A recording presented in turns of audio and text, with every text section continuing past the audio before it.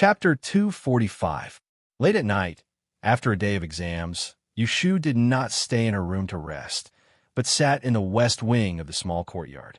The candle on the table had just been lit, and the yellow light shone on the person sitting in front of the table. Yushu was holding a biography of Lu Yi in her hands. After a while, she was still reading the same page that she had just opened. Jing Chun disappeared, and in the blink of an eye, 7 days had passed. Every day, when Yushu woke up, she couldn't help but think about where he went. After the Dian exams, Yushu was able to calm down and think about this question. She had never been to Enling City before, and she only knew a few places: Huixing Street, Qiugue, Fong, Perrin Hall, and the area near Zhao Hui's house. She had looked for him, but no one had seen him. Since people wouldn't disappear in a thin air, then he must have deliberately hidden himself so that she wouldn't find him. Thinking of this, Yushu gritted her teeth. This idiot, no matter what difficulties he had, leaving without saying goodbye, he shouldn't expect her to forgive him. When she found him, she would see how she would deal with him. In the past, she treated him too well, so he had the courage to run away. Closing the book and smoothing out the wrinkles, Yushu thought that she would go to Huixing Street tomorrow. Holding the candlestick, she slowly walked back to her room. On New Year's Eve, Yushu didn't sleep because she was going out. As usual, she woke up early. As soon as she left the room, she was stopped by the little maid. "Yindo, Miss, Madam wants you to come into the room." After setting up a stall for a living for many years, Zhao Hui had developed the habit of waking up early and sleeping late. She had changed her habit, but waking up early didn't change. She woke up at dawn and didn't sleep for even a moment. Yushu had to turn around and go to Zhao Hui's room. She met Dr. He, who was dressed neatly and was about to leave. "Uncle He, where are you going? Aren't you going to eat breakfast?" He Fangji said, "Your Aunt Hui has a bitter taste. I'm going out to buy some persimmons for her and a few pounds of sweet candies for you and Xiao Xiao. I forgot to buy them before. Is there anything else you want? I'll bring them back." He Fangji treated Zhao Hui very well.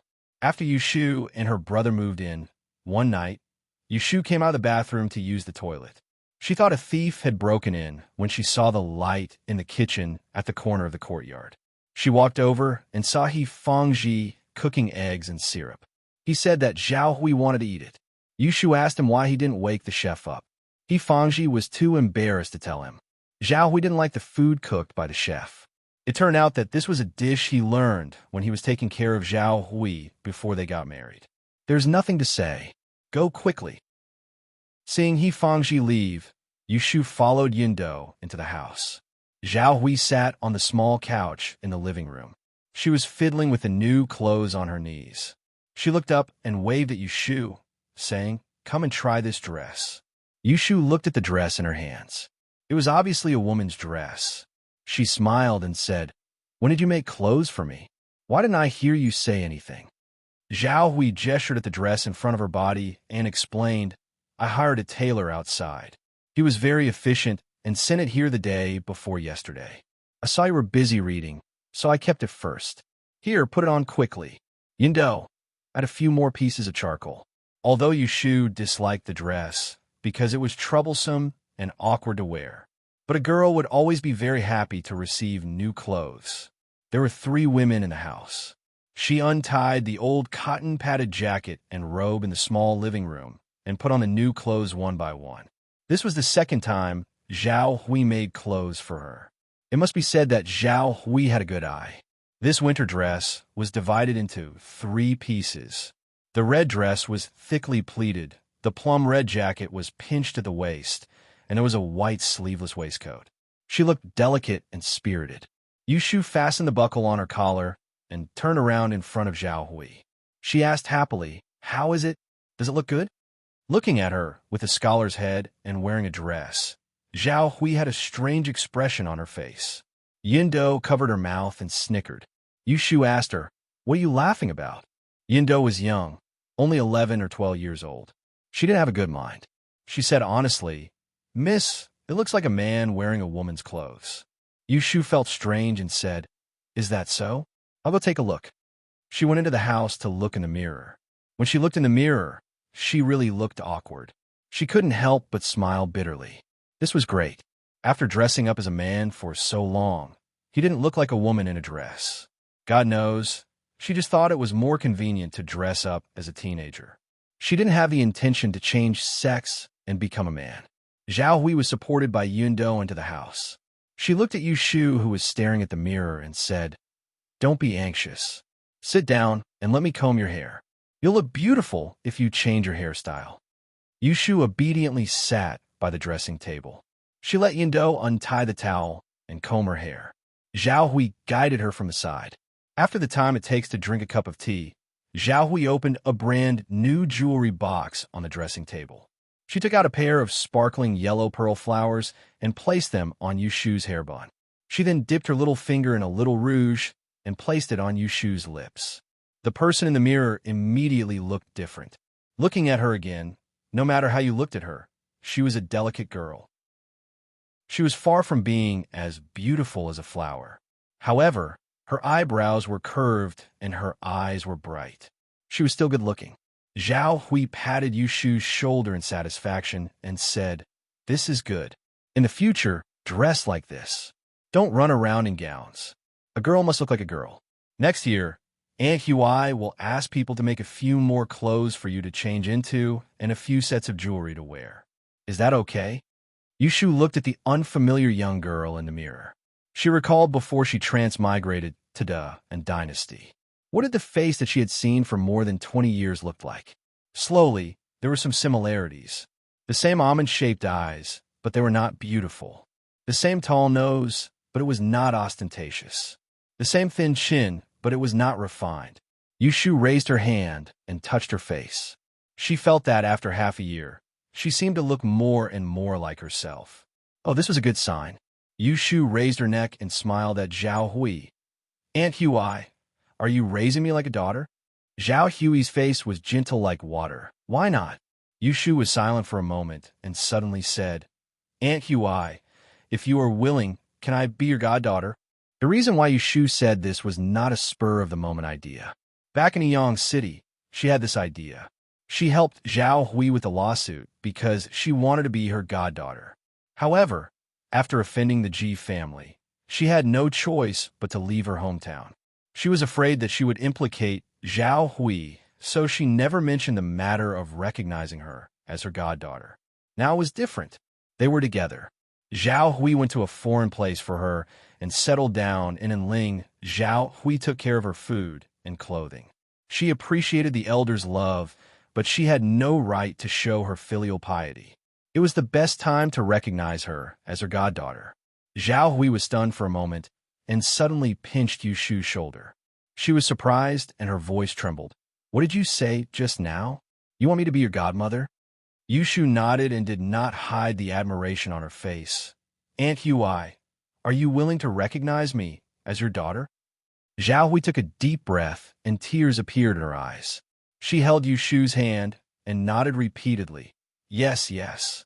Then she cried tears of joy and bent down to hug Yu Shu. She cried, "This day only happened in my dream.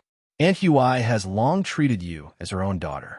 However, when you went to court to complain on my behalf, I waited for you. Who knew that you never mentioned it again and said that you wanted to go to the capital? You left as you said. Aunt Hui couldn't stop you no matter how reluctant I was. Xiao Yu, I'm not afraid of you laughing at me. Aunt Hui felt that we were mother and daughter in our previous life. If we meet again in this life, how can we not kiss each other?" Yu Shu heard the sincerity in her words and felt sorry for herself.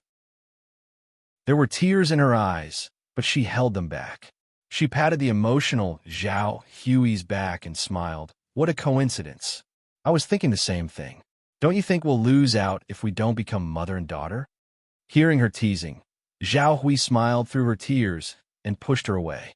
She lovingly cupped her face and said, "Yes, let's do this as soon as possible. We'll send someone to inform your Uncle Pei.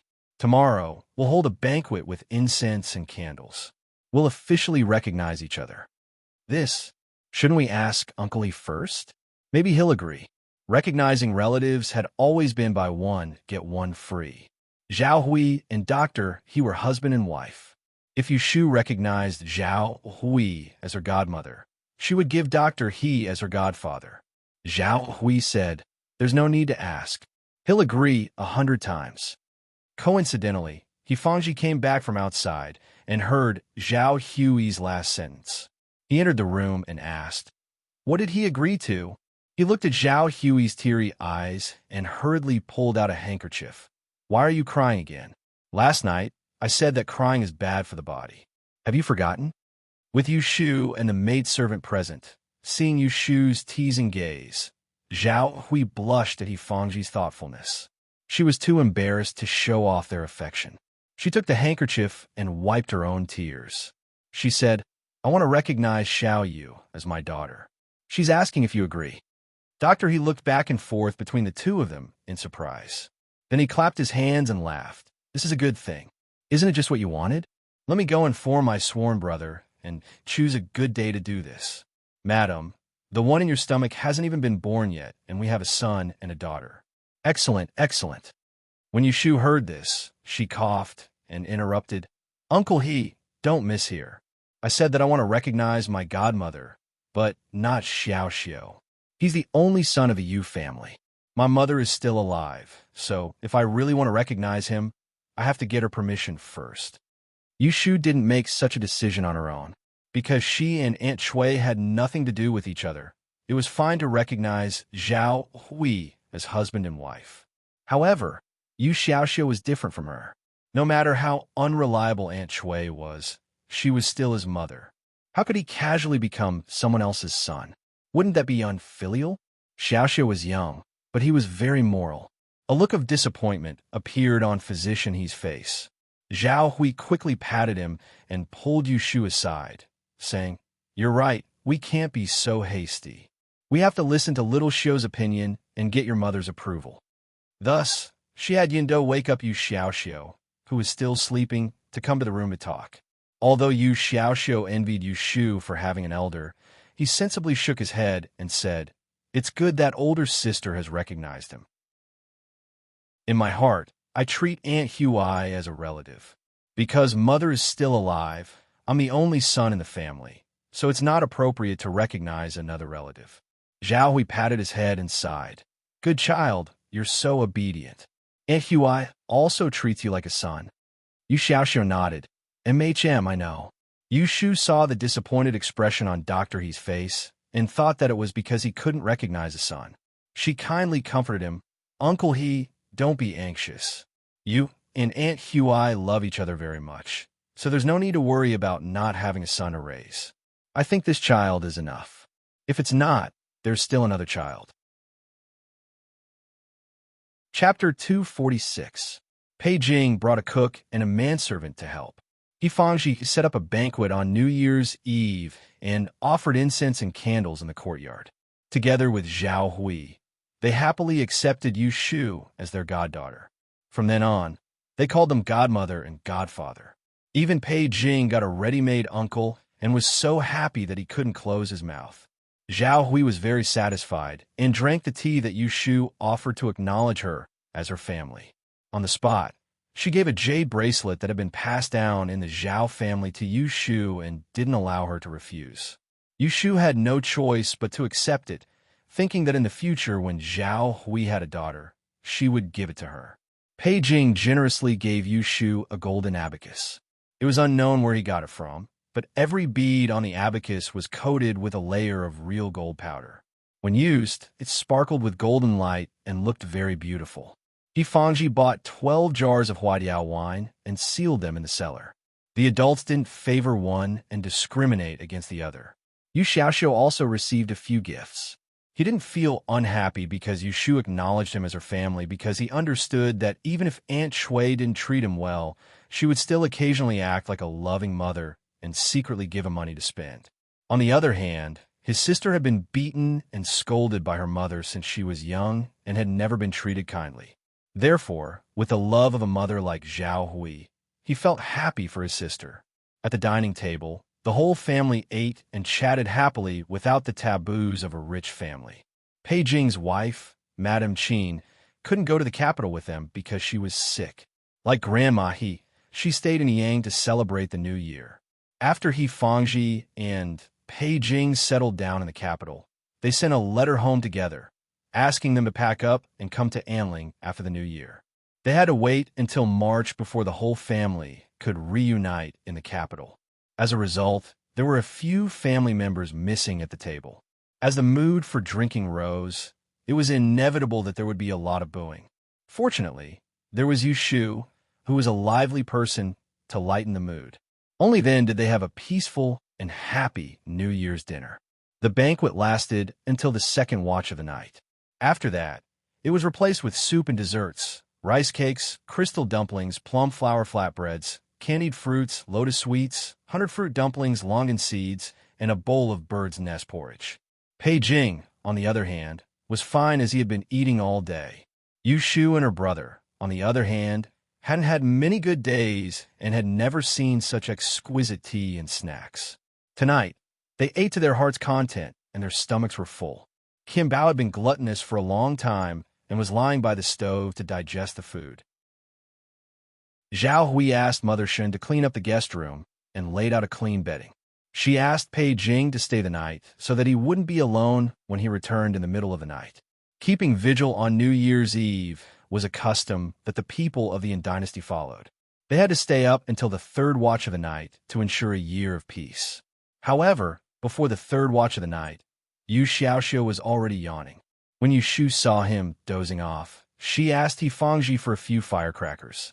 She grabbed 2 handfuls of candied seeds and stuffed them into Yu Xiaoxiu's pocket. Then, she brought him outside to set off the firecrackers. Zhao Hui hurriedly asked Yin Do to carry a lantern and follow them so that they wouldn't bump into each other in the middle of the night. On the streets, there were a few families' children who came out to play. The street was bustling with activity. Just as one spark went out, another one lit up. This was Yu Shu's first time playing with these ancient firecrackers. When she looked closely, she saw that it was gunpowder wrapped in paper. It was made from thin hemp stems and tied together. The longer ones had 100 of them, while the shorter ones only had 40 to 50 of them. She had seen He Fangji light it twice in the morning and afternoon. Seeing that it wasn't very powerful, it was like throwing a firecracker. She was so bold that she didn't even pick up a bamboo stick. She used the incense to light the fire and twirled it twice in her hand. When the sparks flew, it scared Yu Xiaoxiu so much that he cried out in pain. "I'm going to throw it away. Don't be afraid. I'll hold it for you." "I don't want it." Yu Xiaoxiu was really a quiet child. How could he be as naughty as her? Being chased by Yu Shu in her new dress, he ran all over the street with his head in his hands. In the blink of an eye, he was no longer sleepy. Later, after playing for a while, the children in the neighborhood gathered together. Yu Shu was the oldest, so she deserved to be the king of the children. She led a group of little farts to set off firecrackers and catch ghosts. They competed in running and jumping, and also gave out candies. She pulled Yu Xiaoxiu and ran all over the street. It wasn't until the middle of the night when all the families came out to look for each other. Only then did they disperse and return to their homes. "Xiao, shall you come home?" Hearing the shouts of Zhao Hui and He Fangji, Yu Shu lit up the last firecracker and threw it far away. She loudly responded to them, pulled Yu Xiaoxiu's hand, and quickly ran to the door with the lantern hanging in the distance. Amidst the sound of firecrackers, Yu Shu ushered in her first new year in the prosperous Daoan city. It was the spring festival, but many of the Celestial Commissioner's officials could not go home. They lived in the West Courtyard with more than 20 grade E masters who came up with this year's questions to mark this year's examination papers.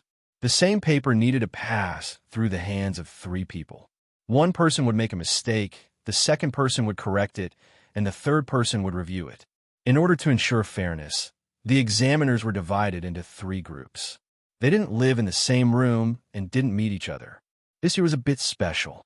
The answers to the uncanny technique section would be sorted out by the officials and presented to the Great Tiandao for a look. Then, someone would be sent to inform the Xiang Wang Fu to send servants to various places to search for the Xiang Wang Fu. In addition, the astrology section was personally set by the Great Tiandao. This section's papers were all sent to the Taishi Palace for the great Tiandao to personally review and select the top 300 yuan. There was no need for others to interfere. On the first day of a new year, there was a banquet in the palace. The great Tiandao returned from the palace in the middle of the night. Riding on an 8-person green silk carriage, he was escorted back to the Taishi Palace by the palace guards. Just then, a sealed scroll was delivered from the west courtyard. 2 officials bowed and waited outside the building. They reported to the inside, reporting to the imperial secretary. The uncanny technique section's papers have been sorted out overnight. After screening, there are a total of 27 places that need to be sent to. There are also a few other topics that require your attention before making a decision. The lights in the Taishi Palace lit up. In the middle of the empty main hall, there was a silver table that was 6 feet long. Beside it were thousands of lotus candles. Bamboo scrolls and books were arranged neatly from the east to the west. Behind the table, there was a person dressed in a moon robe with purple shoulders and a black ribbon. He held a long scroll in his hands as he listened to the report from outside the hall. After the time it took to drink a cup of tea, a voice came from outside the hall. Imperial Secretary, the junior supervisor requests an audience. Let him in. Not long after, a man dressed in embroidered robes entered the hall with his head bowed. The person behind the table waved to him. Qi Ming, come and take a look. Yes, Imperial Secretary. Standing in front of the table, the great Tiandao pointed the scroll in his hands to the person. He pointed to a line on it and laughed softly. Look, there are actually a few people with keen senses in this year's examinations. The person took a look and his expression did not change. He said, Imperial Secretary, what do you want me to do? Do you need me to go to the Dingbo Hall to see Xiang Wangfu? There's no need. Since Xiang Wangfu wants to hide it, it's useless for you to investigate further. If he says that the painting is gone, then it's gone.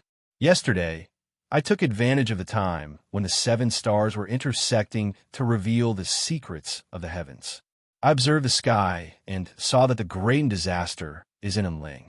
I will enter the palace to report to His Majesty and ask him to be patient.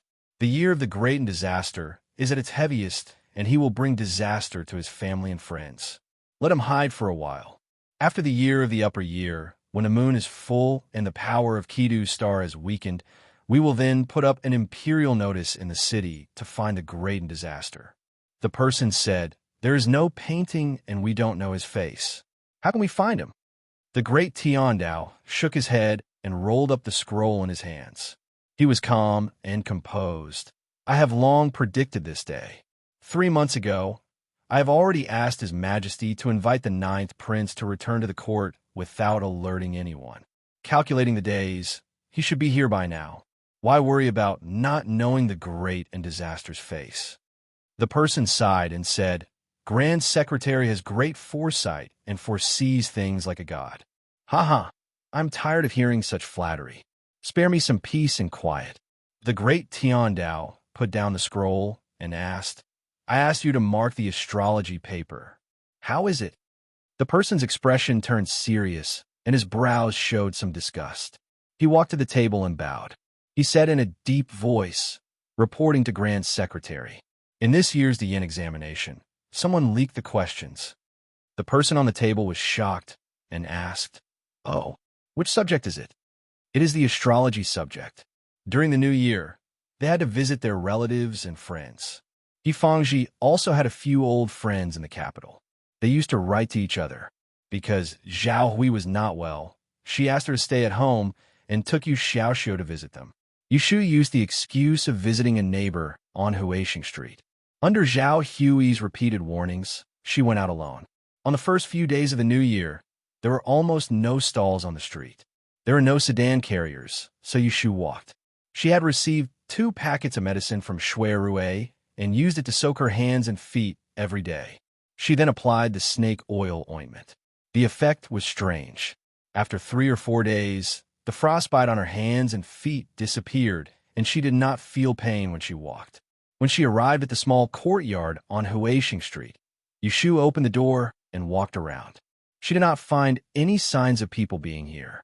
She retreated and was locking the door when she heard someone behind her ask, Miss, Who are you? Why do you have a key to this house? Yushu turned her head and saw Annie Sue opposite the door. She was wearing new clothes and holding a basket. She stood at the door and looked at her. Judging from her expression, she did not recognize her. In the past few days, she had changed into a dress, combed her hair in the morning, and put on some rouge. She looked like a girl, so the neighbors in the alley always thought that she was a young woman. No wonder Annie Sue could not recognize her when she dressed like this. Yushu thought of Zhou Fongfong, so she softened her voice to avoid being recognized by Auntie Sue and thinking that they had not moved out of the capital. Hey, this courtyard was sold to my father. I am here today to take a look. Auntie Sue believed her and nodded. She asked, Then do you know where the you brothers who lived here moved to? I'm not sure about that. Yushu smiled at her and turned to leave. She heard Auntie Sue murmur, How can this be good? I can't find someone to pass the message. Yushu was suspicious, so she turned around and asked, Auntie, what did you just say? Auntie Sue was a straightforward person, so she didn't hide it. It's like this. A few days ago, a madam came to visit and claimed that she was the mother of the Yu brothers. I don't know if it's true or not, but I saw that madam's anxious face, so I wanted to pass a message to the Yu brothers. I don't know where they moved to. When Yushu heard this, she guessed that it was the Ji family who came to look for someone. She didn't come, so she pretended to be curious and asked, What did that madam say? Auntie Sue curled her lips and told her in a low voice. She looked very well dressed, but she kept cursing. I didn't hear what she said, and then she left. Yushu was now sure that Aunt Shui must have come. She tried to get Auntie Sue to say a few more things. Seeing that there was nothing more to say, she left. Chapter 247. On the third day of the Lunar New Year, Yushu went to Huaxing Street and strolled around Autumn Osmanthus Square. She went to the Fu and Escort Agency in the village to pay a visit. Zhao Qinghui's uncle and nephew were both there. When they heard from the front yard that Mr. Yu had arrived, they hurriedly came out to invite him to the living room to talk. Knowing that Yushu had participated in last year's examination, Boss Zhou asked about her situation with concern. Yushu said, I did well. I will tell you the good news on the day the results are released. Boss Zhou saw that she was relaxed when she spoke, so he knew that she had done well in the test. He quietly asked someone to withdraw 50 taels of silver from the cashier. He was afraid that Yushu would be embarrassed to ask for it, so he found an excuse. I will talk to Qing Wei about this marriage. Can I trouble you to check the horoscope of both parties? Are you free now? Since Yushu was here, she was embarrassed to not help, so she said, Yes, let me have a look. Boss Zhou asked the servant to put the paper and ink on the table. He went to get the horoscope and gave it to Yushu. There was a marriage between a man and a woman in the 8 Gates life and death art. Although Yushu was not proficient in it, it was enough for her to see through it. It was not a problem for her to see through it. She calculated it on the spot and told Boss Zhou one by one. Boss Zhou took out a bag of silver and gave it to her, saying that it was a red envelope and a monthly payment. Yushu hesitated, but still accepted it. They stayed for lunch and went back after dinner. Zhao Qingwei asked his uncle, I couldn't find Mr. Yu before. Didn't you ask someone to check the horoscope? Why do you want to check it again? Boss Zhou laughed. This is the way of the world. It will be good if you learn it. With a bag of silver in her hand, Yushu didn't go anywhere else. She went straight home. When she was near the door, she saw Lao Chue waiting by the roadside with a carriage. Yushu passed by him, but Lao Chue didn't recognize her. Yushu laughed and stopped to greet him. Lao Chue, what are you doing here? Only then did Lao Chue recognize her. Seeing that she was wearing women's clothes, he hurriedly gets down from the driver's seat and shouts. Mississippi, he then said, I am waiting for Miss to return. Eldest young master invites you to the north of the city. Please get on the carriage. Yushu thought that she was going to the newly opened restaurant, so she went home and told Zhao Hui that she was going somewhere else. She put the money in the room and went back to the carriage. As expected, Lao Chue took her to the restaurant. Yushu gets off the car. Just like last time, the owner, Lin Fu, comes out from the door and invites her to the backyard. He pushed the door open and entered. As soon as he turned his head to the left and right, he saw Shui sitting by the glass window and drinking tea. Shui turned around, and he was slightly astonished when he saw Yu Shu's delicate and clean female attire. He took a few more glances before he returned to his senses, and he smiled as he said, "I almost didn't recognize you. Why are you suddenly wearing a dress?" Yu Shu heard the teasing in his words. Seeing the smile in his eyes, she felt a little uncomfortable. These 2 days, Zhao Hui stared at her while she was wearing a skirt. She just got used to it. So, she didn't want to change back. "What? Can't I wear a skirt?" Yu Shu retorted. Shui shook his head and said, "No, this is good." The corners of Yu Shu's mouth twitched lightly. She didn't take Shui's truth seriously, so she asked him about the proper business. "Didn't you say that this restaurant will open after the Lantern Festival? I saw that the signboard outside the door is empty. Have you thought of a name yet?" "Don't worry. The plaque is ready. It is placed on the 2nd floor. It will be hung on the day before the restaurant opens." Shui suggested. "Shall I take you to have a look?" "Okay." Shui put down his teacup, stood up, and led Yu Shu out of the backyard. When they arrived at the front building, Lin Fu and the waiter were chatting idly by the counter. When they saw Shui walking towards them, they hastily turned around and stood properly. There was a respectful expression on their faces. Shui pointed at them and asked Yu Shu, "Have you recognized them?" Yu Shu said, "I recognize old Lin. I have seen this waiter before. I don't know his name." There was no need for Shui to speak when he heard this when a young attendant stood out, and he smiled as he said, "Miss, I'm called Lu Gue. Because I'm the 6th in my clan, you can call me Gue Lu Er." "Gue Lu." Yu Shu nodded and asked Shui, "Is there anyone else?" Shui said to Lin Fu, "Find everyone downstairs. I will see them later." Lin Fu agreed. Shui then led Yu Shu to the 2nd floor. There were 2 rows of private rooms.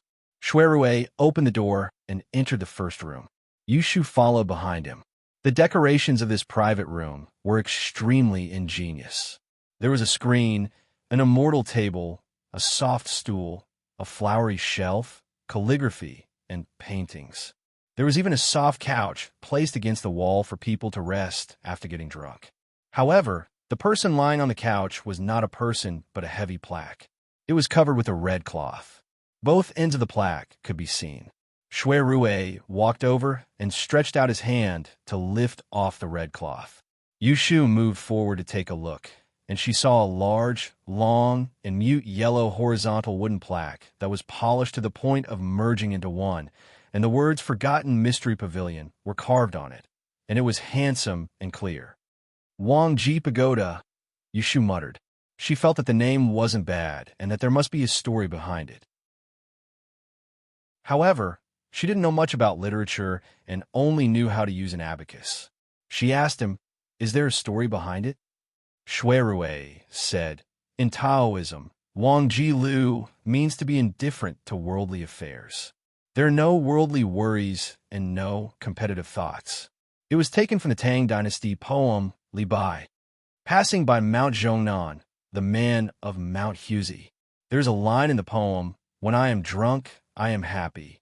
I forget about my plans, but I ask for wine to follow my heart." Yu Shu nodded her head and pretended to be enlightened. However, she was muttering in her heart. She did not know how many people would be indifferent to worldly affairs when this restaurant opened. After looking at the plaque, Shui and Yu Shu went downstairs. Lin Fu was already waiting with more than 10 people.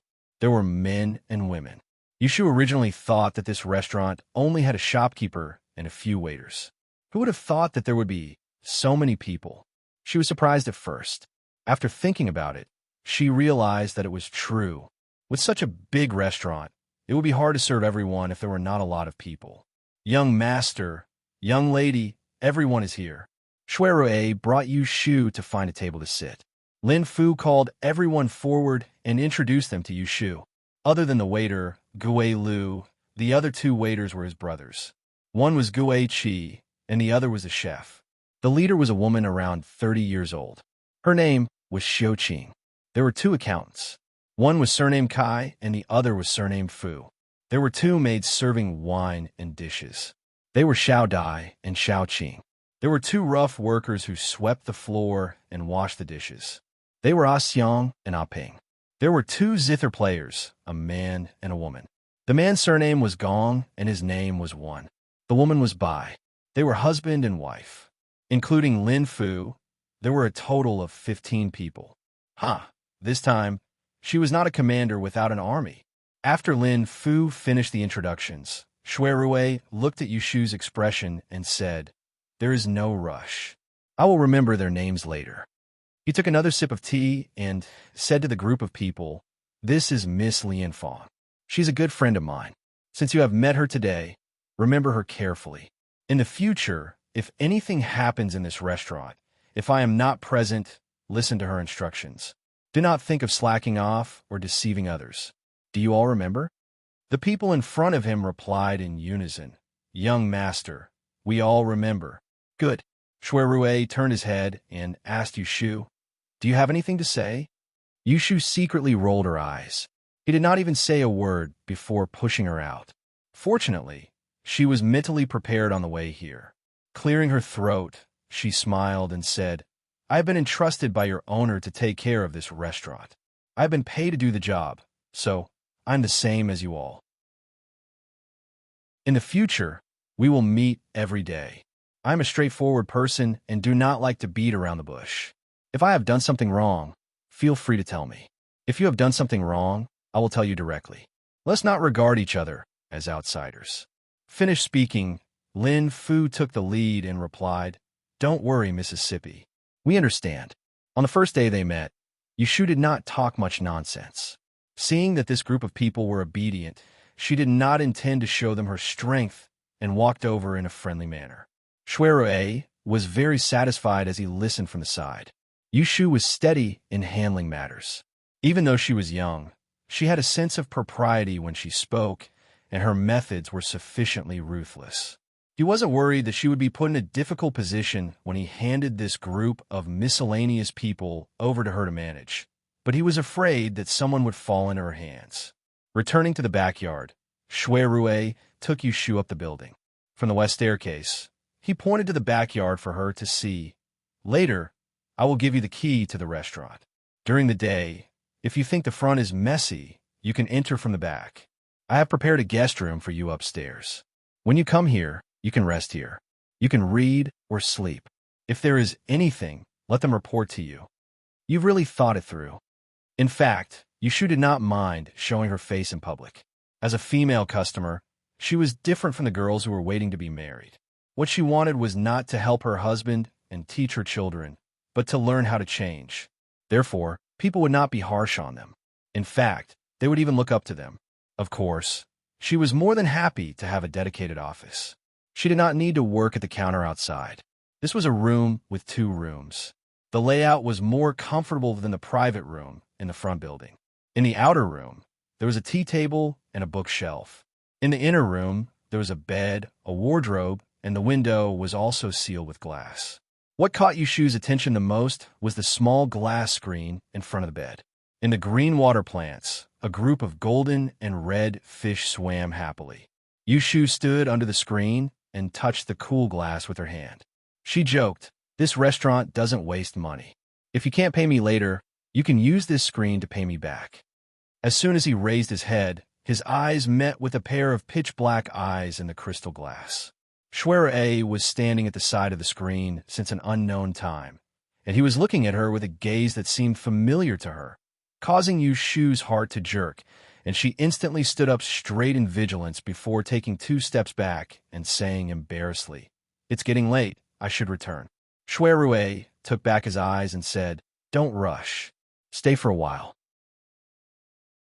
I will take you to try the signature dishes of this restaurant." Yushu hesitated, "But I did not tell my family that I will eat outside tonight. They will be worried if I go back late." Shui Rui was clearly aware that this was her excuse, yet he didn't expose her, and he said in a very reasonable manner, "All right, I'll ask Brother Chui to send you back, and you can come back tomorrow. You have to look through the accounts of this restaurant in detail first." Chapter 248. At night, alone in the room, Yushu moved a small stool and squatted by the stove. She really has no way to burn the turtle shell. In the blink of an eye, Jing Chun has been missing for more than 10 days. She has searched everywhere he could have gone, but she could not find him. Although she has Shui Rue and Pei Jing to help her inquire, she still can't rest assured. She does not know Jing Chen's date of birth and 8 characters, so there is no way to calculate his safety. She can only use the most ancient divination method to see if he is safe or not. The method of turtle divination is very simple. Fire burns the turtle shell, and from the cracks on the shell, you can see good or bad luck. No matter what kind of wish, purpose, or request, you can get a revelation. The book, Turtle Strategy, says so. It seems easy, but if you really want to do divination, the key is to look at the quality of the turtle shell. The shell on the back of an ordinary turtle is almost impossible to use. It needs to be at least 20 years old for it to have a little bit of accuracy. After every 10 years, it will be more accurate. White-headed turtle, red-tailed turtle, and yellow-footed turtle are the most accurate. Usually, a 20-year-old turtle shell can be sold for hundreds of taels of silver. After burning it once, it becomes useless. If you're not rich, you really can't play with this. Therefore, although turtle divination can predict everything, few people rely on it. After all, a 100-year-old turtle is much harder to find than a master. The turtle shell that Yu Shu bought is about 30 years old, but relatively speaking, it is not easy to burn. She carefully roasted it for almost an hour before she saw a crack, making a pu-pu sound. Using a pair of pliers to hold the burnt turtle shell under the lamp, Yu Shu carefully observed the lines on it. It is not difficult to see the hexagram. She distinguishes the most obvious characters and writes them down on a piece of paper. Then she matches it with the turtle divination incantation in the book. After struggling for a long time, she can only vaguely guess that Jing Chun is safe and sound. As for whether this speculation is mainly based on the hexagram or her mood, only she knows. In any case, Yu Shu felt much more at ease. She put away the broken turtle shell, extinguished the stove, washed her hands, and went to bed. She thought to herself that she would buy another one the next day and calculate where Jing Chun was so that it would be easier to find him. In the morning, Yu Shu goes to Wangji Tower. Shui Rue gives her a few detailed accounts and leaves in a hurry. Yu Shu spends half a day to check the accounts of Wangji Tower, including the price of food and drinks, the monthly purchasing quota, including taxes, and the expenses of a group of employees. Yu Shu had never been involved in business in her previous life, but she was not called the senior sister in the actuary industry for nothing. Especially in the insurance industry, she had developed a pair of sharp eyes. After flipping through the account book twice, she found a few loopholes. Firstly, the restaurant's monthly cash flow for purchases was 1,000 strings of coins. If it was insufficient, it could be made up for, and if it was excess, it would be handed over. Lin Fu was responsible for all of this. Purchasing was a lucrative job, and it was risky to hand it over to one person. In addition, there was no fixed price for the ingredients and pots and pans. It was up to one person to decide the price. If Lin Fu was not greedy, it would be fine.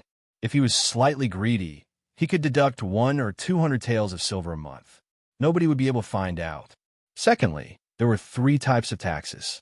The first was the land tax, the second was the head tax, and the third was the sales tax. The land tax depended on the land.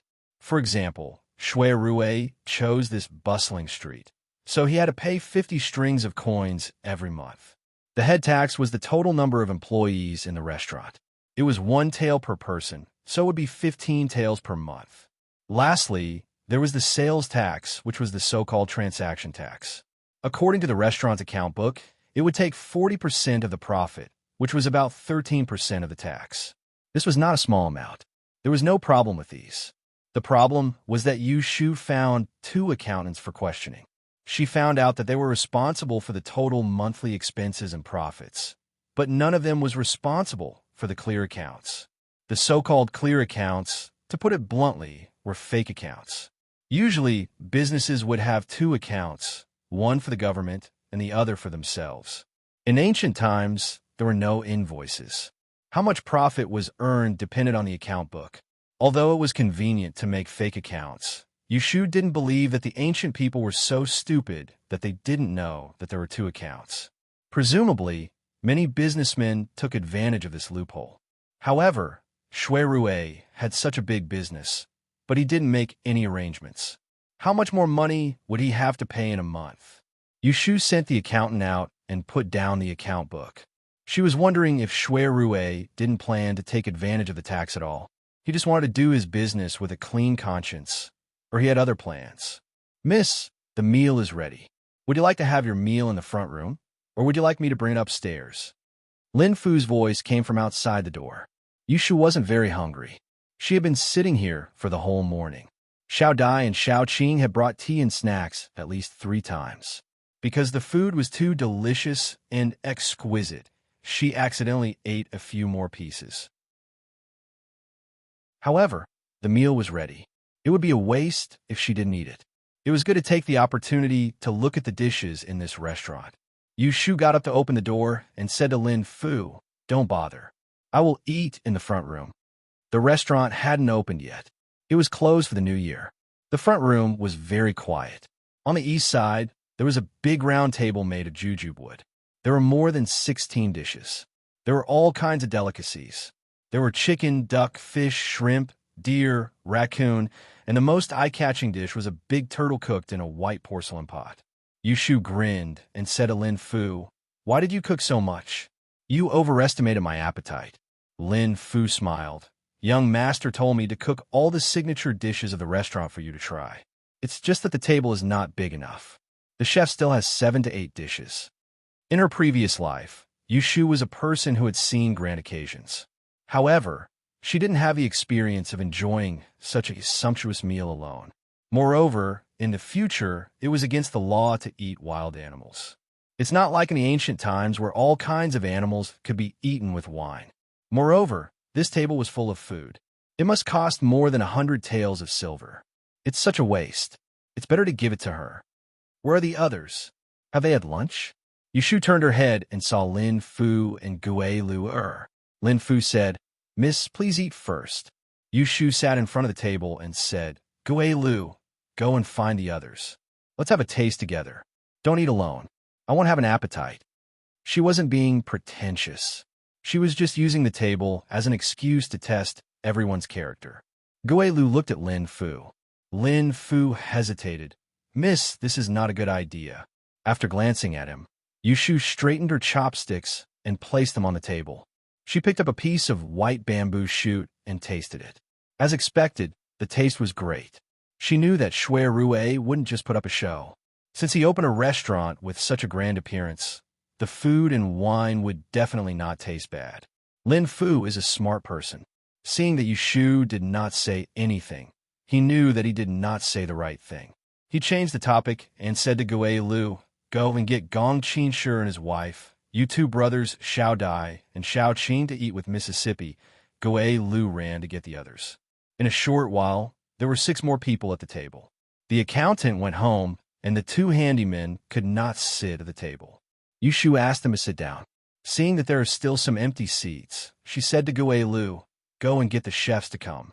Tell them to stop cooking. This table is enough for us."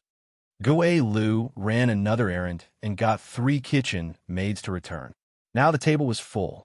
On Yushu's left sat Lin Fu, and on her right sat the cook, Xiaoqing. She picked up the wine pot and filled their cups first. Lin Fu hurriedly picked up his cup, but Xiaoqing's expression was indifferent. She thanked Yushu in a neither humble nor humble manner. "Come, pour the wine. Let's drink a cup to celebrate today's gathering." Yushu stood up and raised her cup. Everyone gave him face, and they all stood up to raise their cups and clinked glasses with each other. Gue Lu giggled and said, "Thanks to Miss Lotus Room, I haven't had the chance to drink with so many people." "He sit." Yushu put down her cup. Seeing that no one moved their chopsticks, everyone looked at her and waited for her to give orders. She was instantly happy. She realized that she was a leader now. This feeling was not bad. Don't just stand there. Start eating. The chefs are on the table. If you eat less, you will offend them. Ha! Yushu made a joke. There was laughter at the table, and the atmosphere became more relaxed. As they ate, Yushu would raise her cup from time to time to get them a drink. After 3 rounds, someone showed signs of being drunk.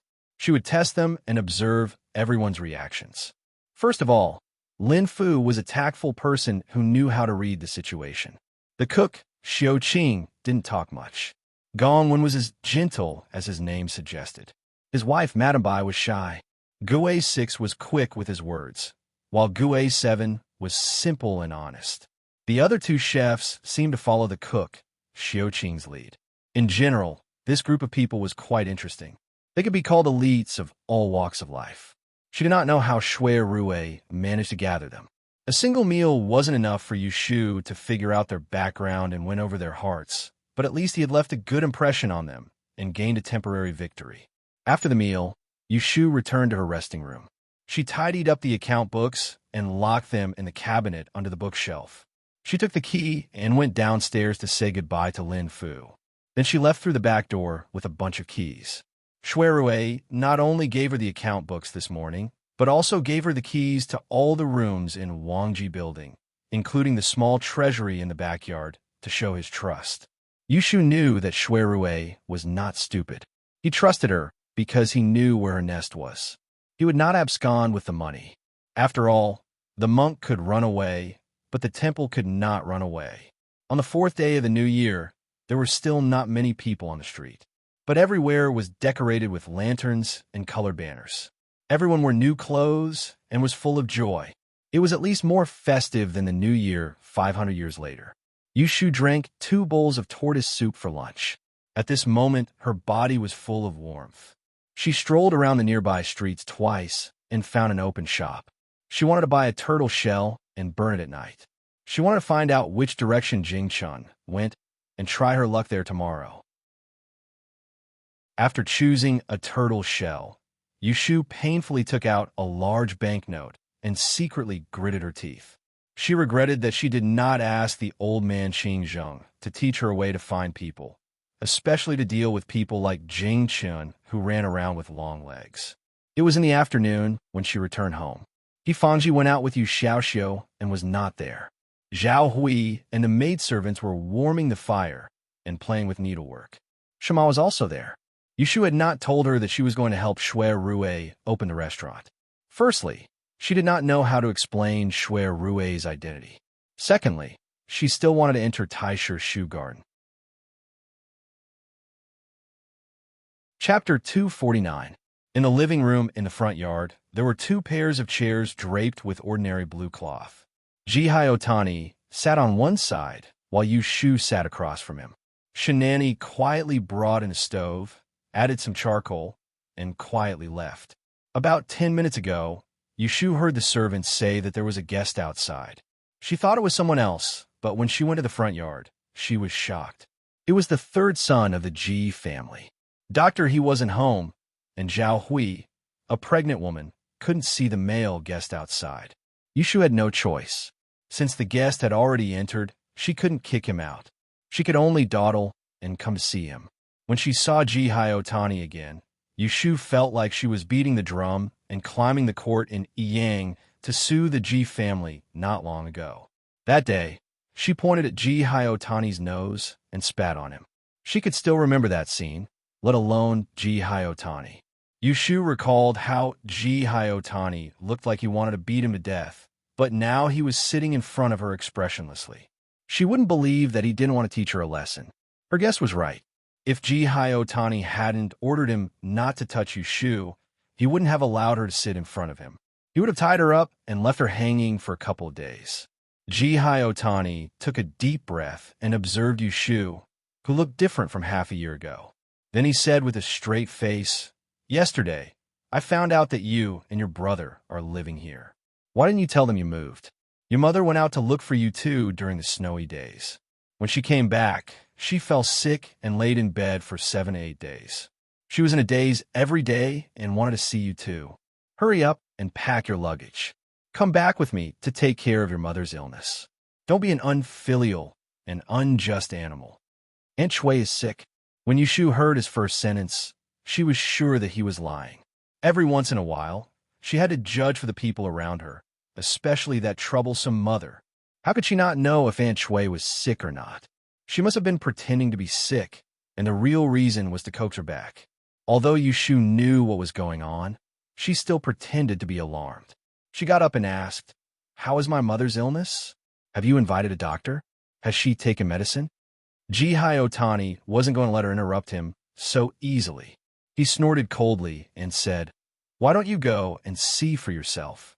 I only have one piece of advice for you. If I don't see you and your brother again, your mother's illness will be incurable." Yushu sneered inwardly. He had only said a few words, and he was already threatening her. Was he warning her that if she didn't go back with him obediently, Aunt Shui's life would be in danger? If it wasn't for Yu Xiaoxiu, Yushu definitely wouldn't care about Aunt Shui's life. She had already predicted that the Ji family would harm her.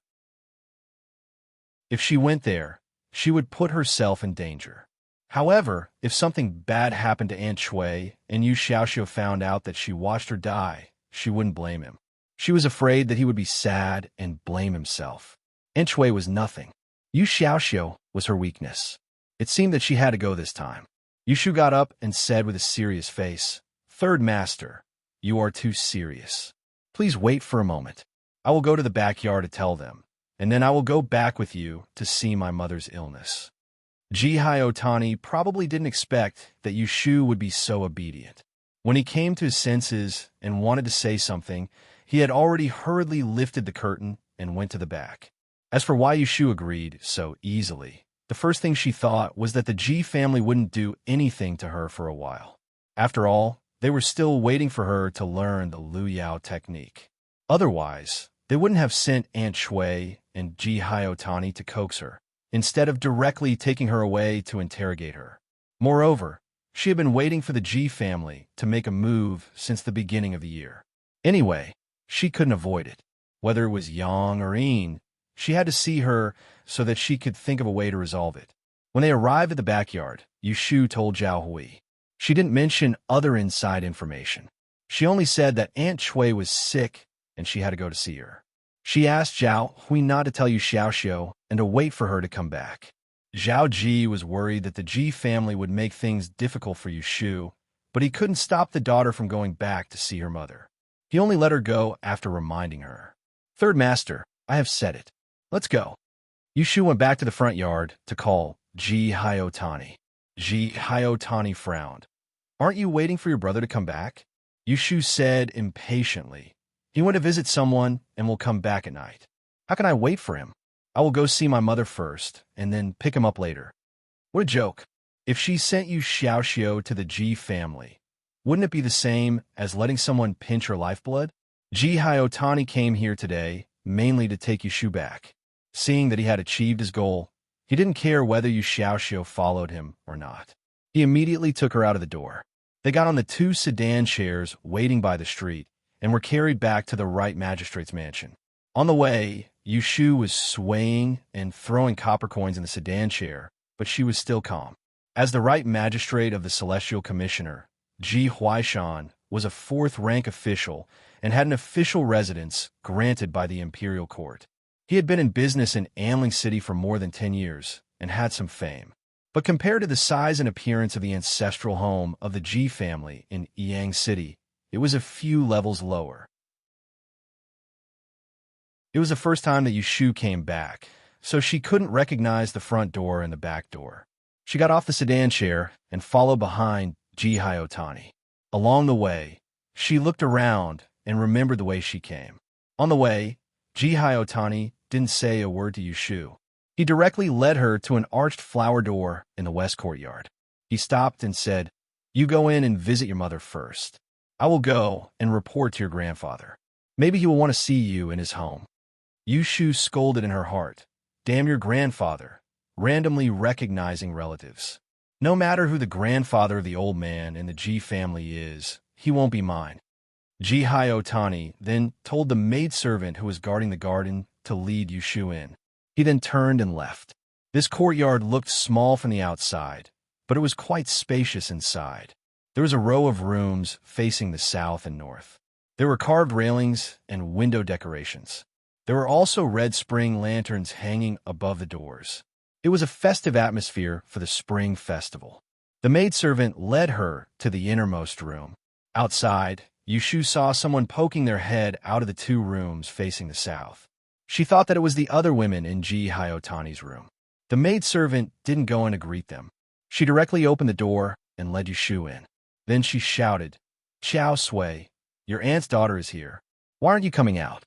Then, she heard clanking sounds coming from the bedroom. A young maidservant ran out. Yushu took a closer look and recognized that it was the maidservant who had been serving Aunt Shui. "Goo! Miss!" Xiao Sui screamed as if she was frightened. She left Yushu and turned around to go back into the room. "Aunt Goo! Miss is back." The maidservant who led Jean Shu pouted and said unpleasantly, "You're so careless." Yushu secretly sighed and walked in by herself. As soon as she arrived at the bedroom door, she heard coughing and talking. It was Aunt Shui's voice. She walked around the folding screen and saw Aunt Shui lying on the bed with a quilt covering her forehead. Her face was pale and her eyes were red. She stared at Yushu, who came in. Huh? Yushu was puzzled. Why did she look like she was really sick? Did she miscalculate again? Before she could figure out, Aunt Shui opened her mouth and scolded. "You heartless bastard. You said you'd come home after the exam, but in the end, you ran off to somewhere unknown. You even said you wanted me to wait and enjoy your happiness. I think you've really forgotten who gave birth to you, who raised you, and who raised you. You actually want to leave me alone. Cough, cough, cough, damn girl, damn lamb." Hearing her scolding happily, Yushu didn't feel angry. Instead, she found it funny. She looked around the room and took a stool under the window. She put it on the bed and sat down, calmly watching her scolding. With such a strong voice, it wouldn't be a big deal if she was sick. Concubine Shui grumbled a few more times. Seeing that Yushu wasn't embarrassed or annoyed, she probably thought it was pointless, so she snorted and stopped talking. Yushu then opened her mouth to explain. Her face was full of helplessness. "Mother, you also know that I was busy with the exam before the new year. How could I think so much? It's my fault that I forgot to inform you when I moved. You should calm down first. You were originally sick, and this anger made it worse." Cough, cough. Aunt Shui held her chest and coughed twice. But after hearing Yushu's words, she calmed down a lot. She turned her head and glanced at the maid standing outside the door.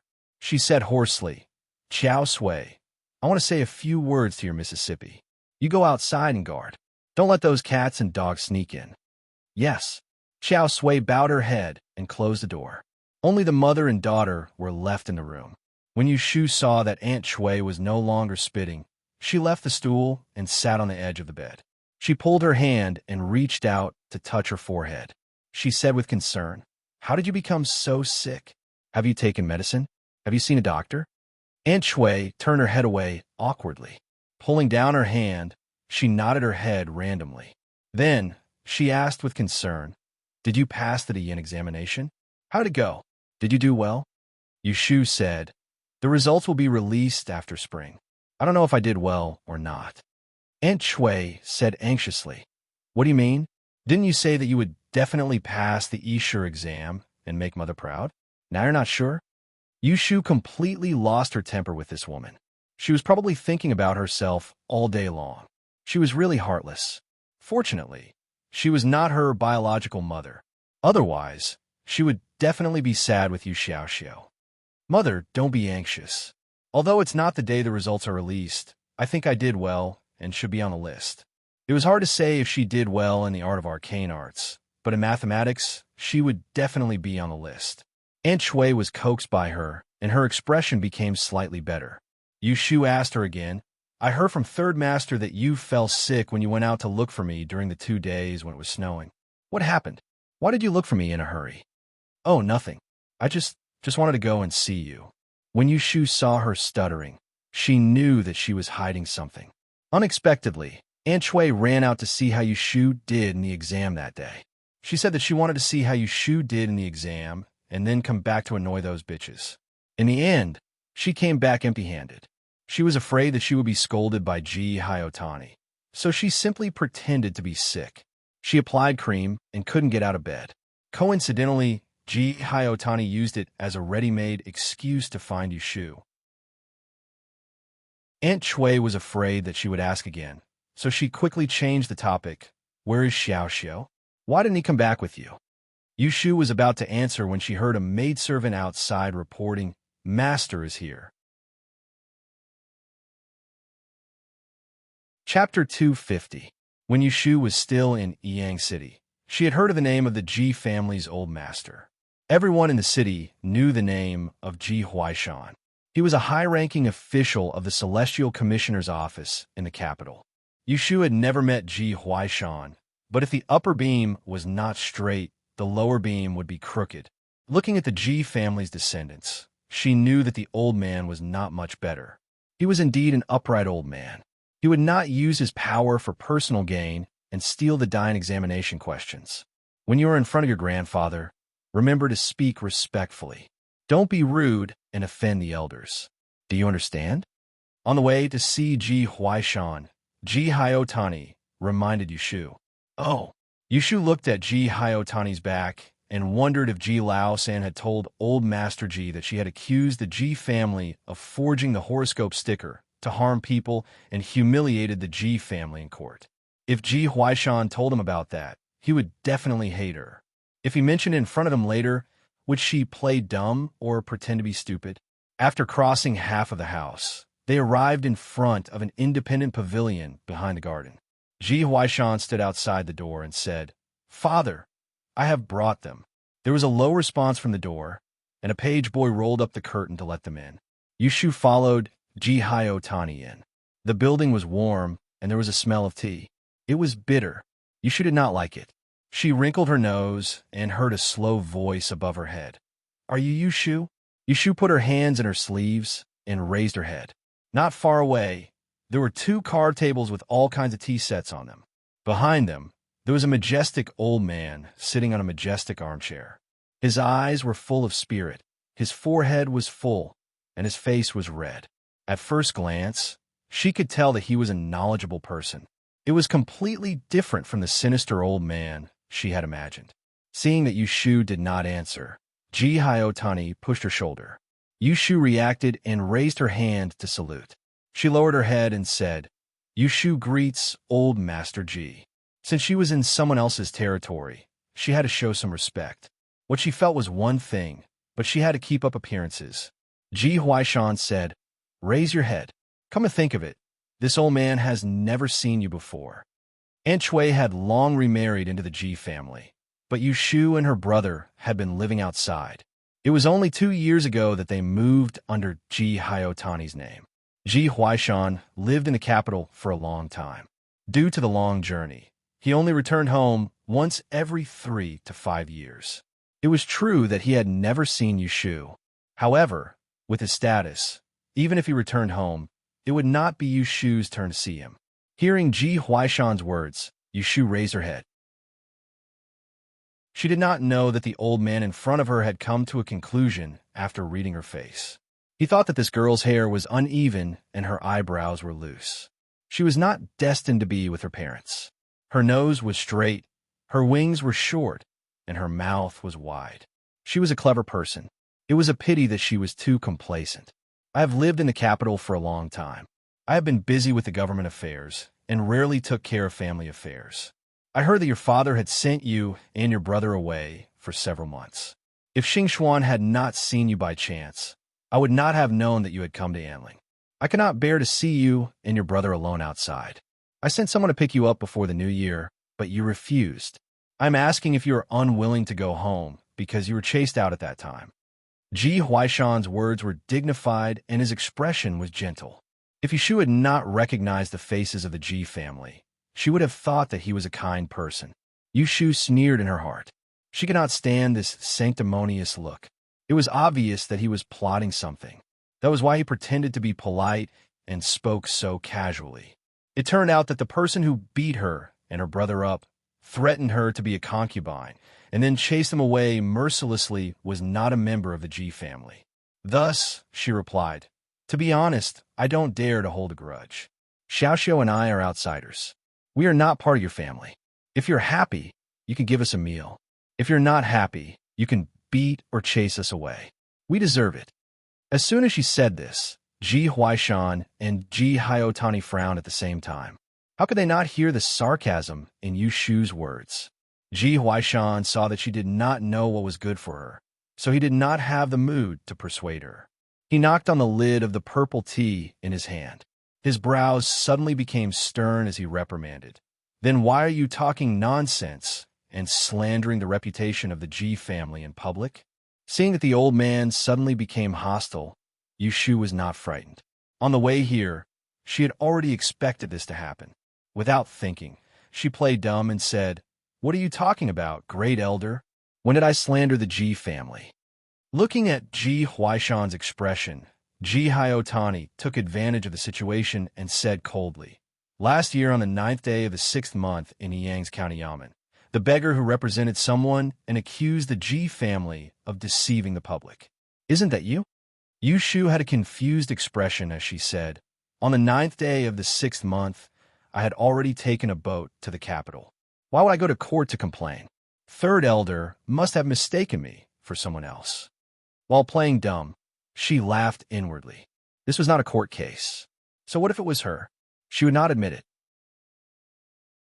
Ji Hyotani saw that she would not admit it no matter what, and suddenly remembered the scene of her pointing at his nose and cursing him in public. He could not suppress the anger in his heart and reprimanded her on the spot. "You ingrate. My Ji family provided for you and your brother to eat, live, and go to school. You are a scoundrel who can't be fed well. In the end, you bite back. I really regret being soft-hearted that day and bringing your brother and sister to our home. Even feeding 2 scoundrel dogs is better than feeding you." Hearing this insult, Yu Shu's face fell. If she was still living under the Ji family's charity, then it would be fine. But now that she was independent and had enough to eat and drink, she did not take advantage of the Ji family.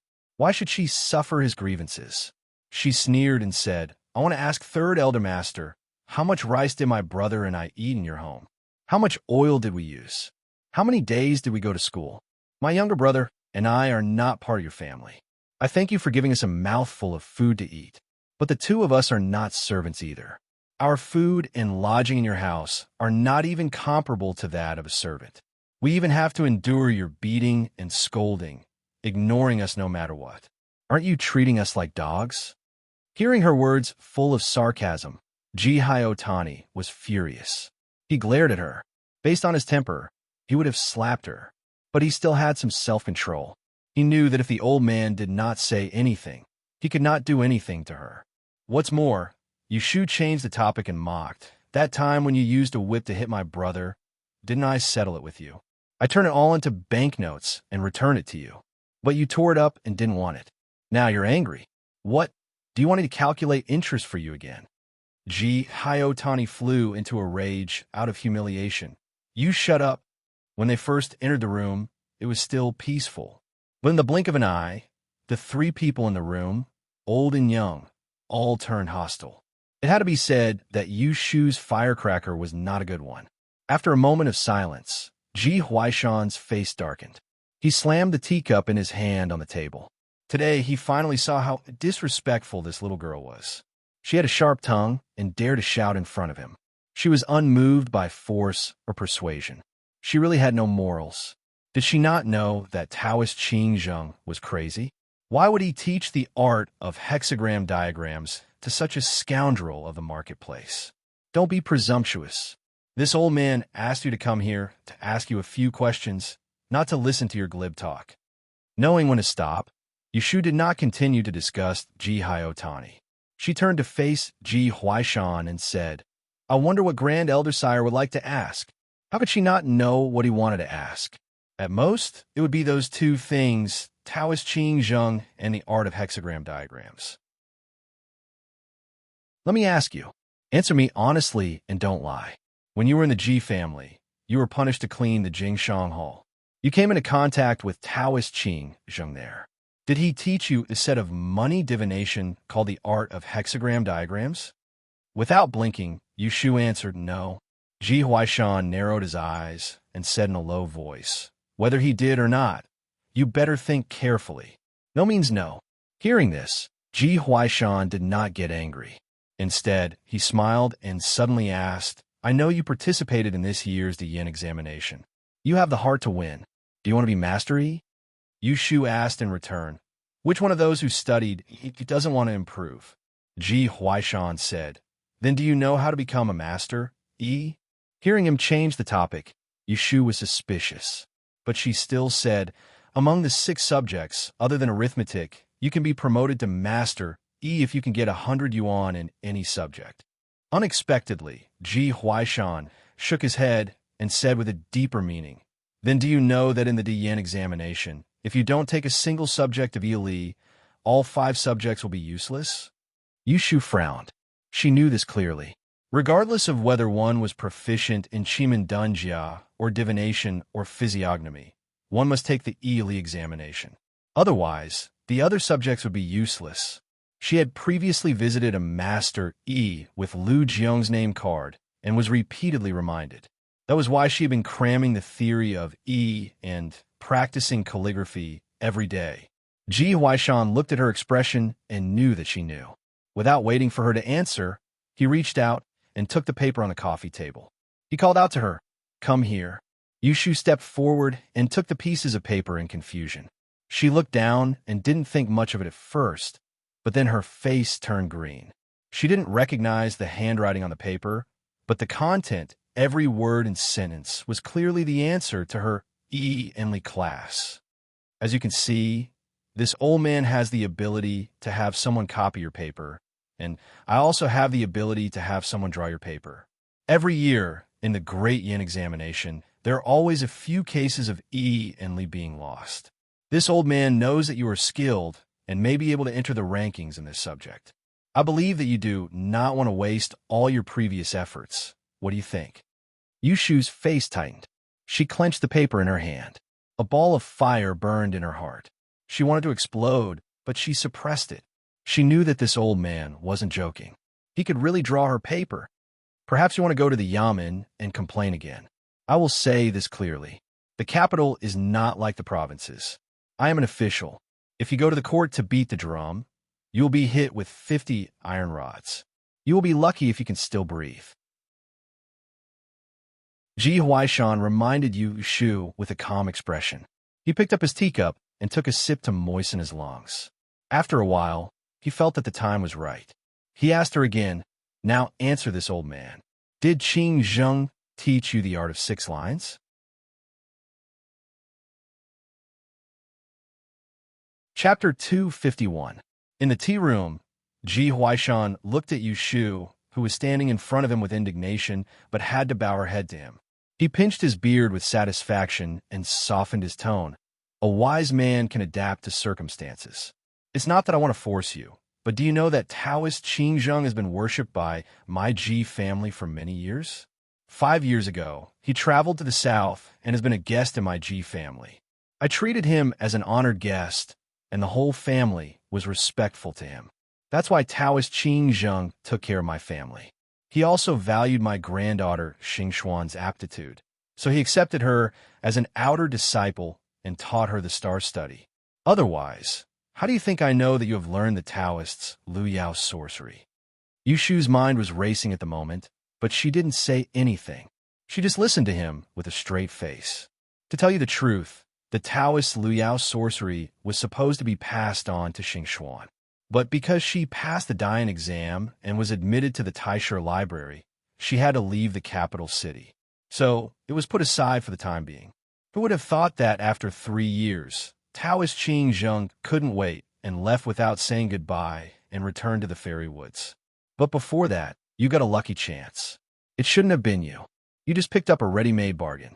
I told you the reason for this today. I have no other intention.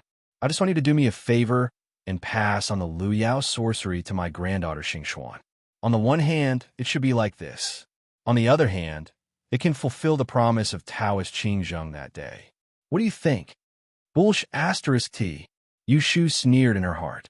The old man Qing Zheng did praise Ji Xingxuan's aptitude in front of her. But when did he accept her as an apprentice? When did he say that he would pass on the Lu Yao sorcery to Ji Xingxuan? According to the old man, he only had 2 apprentices. One was the eldest apprentice brother whose life or death was unknown, and the other was her. She was the one who formally kowtowed to him, but she became the one who secretly learned from him. It was as if she had spent money to buy a sesame seed cake on the street, but someone grabbed her by the collar and said that he had taken a fancy to it first, forcing her to spit it out. The Ji family was really reasonable. Ji Huaishan looked at her silence and knew that she was unwilling.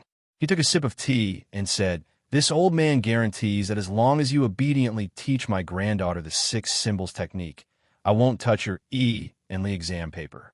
Not only that, my G mansion will also treat you as a guest and allow you to temporarily live in our mansion. You won't be restricted from entering or leaving. When you finish learning the Star Jade technique, I will give you 500 taels of silver as a reward." In this situation, Yushu had no choice but to say no. She was too angry. Instead, she calmed down, analyzed the current situation, and thought about countermeasures. Ji Huaishan was determined to get the Lu Yao sorcery. Since he dared to threaten her with the Dian examination paper, he must not be afraid that she would report him. The Ji family might not be able to cover the sky with one hand in the capital, but it was easy for them to control a nobody like her. Unless she had a stronger background, she was not afraid that Ji Huaishan would play tricks and secretly take her paper. Yushu thought of asking Shui Rue for help, but she immediately got rid of this idea. There was a saying that one shouldn't do things out of one's position. Not to mention that Shui Rue was an official of the Supreme Court and had nothing to do with the Celestial Commissioner. Even if he could help her, he would have to go against the Ji family. What good would it do him? She was not so wicked as to drag an unrelated person into trouble when she was in trouble herself. In this way, she only had 2 choices now. Either she taught the Lu Yao sorcery to Ji Xingxuan and let the Ji family take advantage of it, or she fought with the Ji family to the end, giving up this year's Dian examination and waiting for another 3 years. However, no one knew what would happen after 3 years. Maybe by then, the Ji family would be even more powerful. Old Ji could still drag her in front of him and throw her paper to threaten her. 3 years after 3 years, just to take a gamble. Was it worth it? Yushu closed her eyes. Thinking like this, she quickly made a decision. Opening her eyes, Yushu didn't show any thoughts on her face. "How do I know if what you said is true or false? What if I taught her, but you still destroyed my paper behind my back and made me fail? Wouldn't I be wronged?" Ji Huaishan saw that she was about to let go. He laughed in his heart and shouted coldly, "How can I not keep my words?" Yushu put on a fake smile. "I don't know what kind of person old Master Tai is. Why don't you make an oath to the heaven now? I will promise you." Seeing that she insisted, Ji Huaishan frowned and sighed. "Well, since you are so suspicious, I will make an oath. I, Ji Huaishan, will do as you say today. If I break my promise in the future, I will repay you." Yushu snorted and shook her head. "You can't say that. How can you make an oath like that? Then how do you say it?" Yushu slowly retracted her hands into her sleeves, a sinister glint flashing across her eyes. She cleared her throat and said in a clear voice, "You, Ji Huaishan, swear today that you will not obstruct me in the Grand Yin examination. If you go back on your word when you die, you will be reincarnated into the path of a beast. And in your next life, you will be a bald, lame, and blind dog." There was silence in the tea room, but there was still a faint echo. Yushu looked at Ji Huaishan's face, which had turned from black to green in an instant, and felt a surge of satisfaction in her heart. Today, she had no choice but to take revenge. "How dare you, you evil creature!" Ji Hyotani had been listening for a while. Since his father was talking, it was not convenient for him to interrupt. Now that he heard Yushu's words, he finally couldn't help but curse. He strode forward with a fierce expression and raised his palm to hit. Yushu quickly dodged and circled behind Ji Huaishan. Bending down, she grabbed the expensive purple clay teapot on the table in front of the old man and threw it at Ji Xiaogu's feet. The teapot exploded, startling Ji Xiaogu and causing him to stop in his tracks. Pointing a finger at Ji Xiaogu's nose, Yushu spat, "Try and mess with me. If you dare to hurt even a strand of my hair, I won't teach you anymore. If worst comes to worst, I won't take the Yin examination. I'll spend the rest of my life as a fortune teller. Don't even think about learning my 6 lines.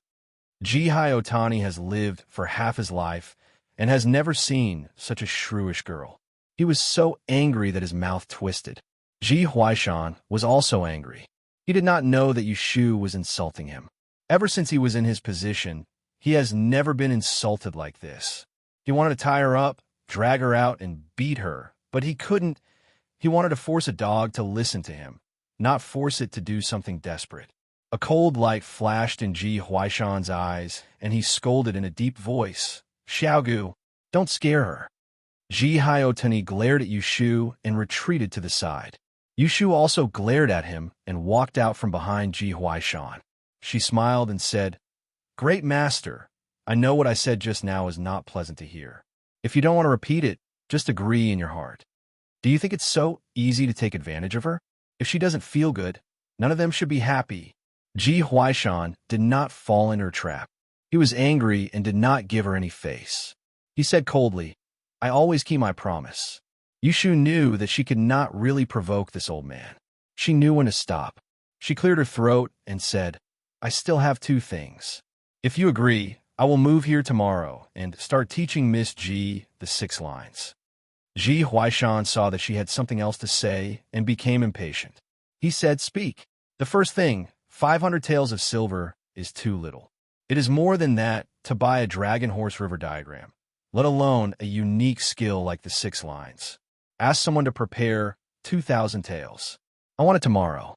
Hearing her demand, Ji Huaishan only hesitated for a moment before he agreed. So what if he gave it to her first? She was an Amling, where could she run? What about the other thing? As for the second matter, I will have to ask Third Master. Yushu turned her head and looked at Ji Xiaogu, saying, "I have just seen my mother and heard from her that Third Master does not like her at all. Moreover, he often harshly beats and scolds her. My mother is timid by nature and has the thought of leaving but does not dare to bring it up. As his daughter, I am overstepping my bounds and asking Third Master for a favor. Please write a divorce letter and allow my mother to leave." This was what Yushu had planned. Keeping Aunt Shui in the Ji family would always be a weakness. She could use this opportunity to get her out and cut off all ties with the Ji family. Hearing her words, the father and son of the Ji family knew what she was planning. Jihai Otani snorted coldly. He said, "How can you think of this? Your mother is a concubine that I formerly took home. If I divorce her, how can she live with dignity in the future?" Yushu said, "Third Master does not need to worry about this. My mother has us, as her children, to be filial." To be honest, Yushu really didn't think about whether concubine Shui would be willing to leave the Ji family or not. However, with Yu Xiaoxiu around, she guaranteed that he would have a house full of children and grandchildren and could enjoy his old age in peace. Wasn't it 100 times better than being a cowardly and unfavored concubine? Jihai Otani looked at Ji Huaishan. He does not want to let Aunt Shui go, but it depends on Master Ji's opinion. The old man was silent for a moment. He said, "You have yet to teach my granddaughter anything, and you are already raising these conditions. If I agree to all of them, wouldn't it be a joke? How about this? You move in tomorrow. When Xing Xuan is almost done learning, then your mother can leave the residence." Yushu saw that he has no intention of stopping her. She thought that there was no hurry and nodded. "Fine. I will move in tomorrow. This matter has finally been settled." Ji Huaishan secretly breathed a sigh of relief. He looked a bit tired and didn't want to look at this annoying thing in front of him anymore. He waved his hand and said, "Xiaogu, take her away. We will talk about the rest tomorrow." "Yes." At this time, someone reported from outside the door. "My lord, 4th young miss is outside." Ji Huaishan looked at the 2 people in the room and changed his mind. He thought that it would be better if he gave his orders in one go. So he said, "Xing Xuan, come in." Yushu stared at the door and saw the curtain move. A blue figure, the culprit who caused her to be trapped today, walked in. "Grandfather, 3rd uncle." Ji Xingxuan first bowed to the 2 elders. When she turned her head and saw Yushu, she was not surprised. Obviously, she knew that she was here. "Miss you." Yushu smiled mockingly and didn't respond.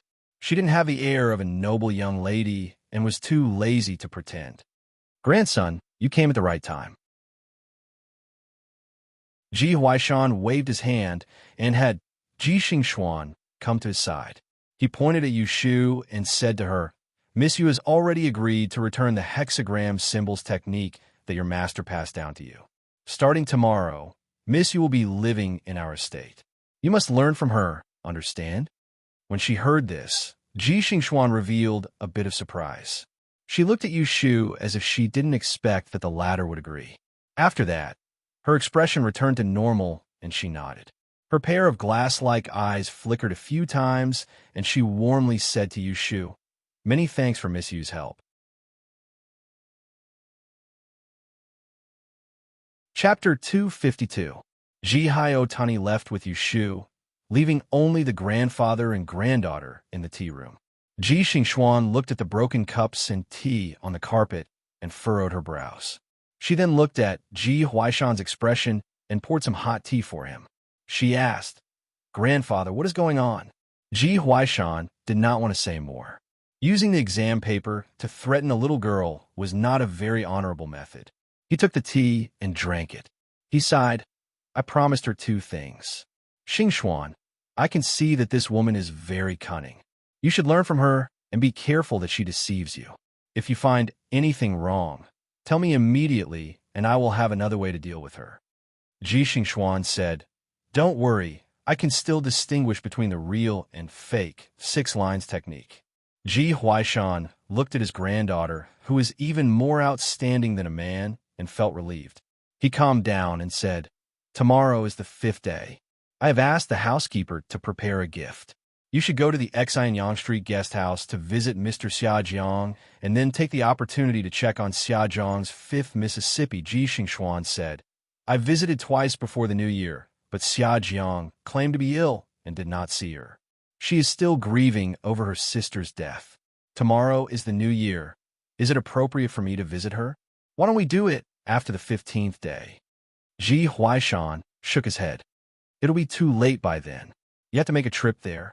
Help me take a look at her physiognomy." "Marriage?" Ji Huaishan saw that she did not understand and explained, "Previously, the palace sent a celestial commissioner's 8 characters to check on women's fate. His Majesty wants to take advantage of the Mid-Autumn Festival to bestow several marriages. I secretly matched the names. Xiajiang's 5th miss is one of them. The 8 characters are sealed with a golden seal. 9 characters will be given to one of the princes. You can check on her face so that I can have an idea. In the future, if you make friends with her, it may not be a bad thing." Ji Liangxian suddenly understood and nodded. "In that case, your grandson will make a trip tomorrow." Ji Huaishan's anger had subsided. He spoke a few words to Ji Xingxuan and dismissed her. "It's not dinner time yet. Go and talk to your gugu. Don't be cooped up in your room all day. Dian has passed. You should be given some time to rest. Now we just have to wait for the 6 subjects' results to be announced." Ji Xingxuan smiled when she heard the old man's concern. "I heard that cousin got into trouble again yesterday, and is still angry.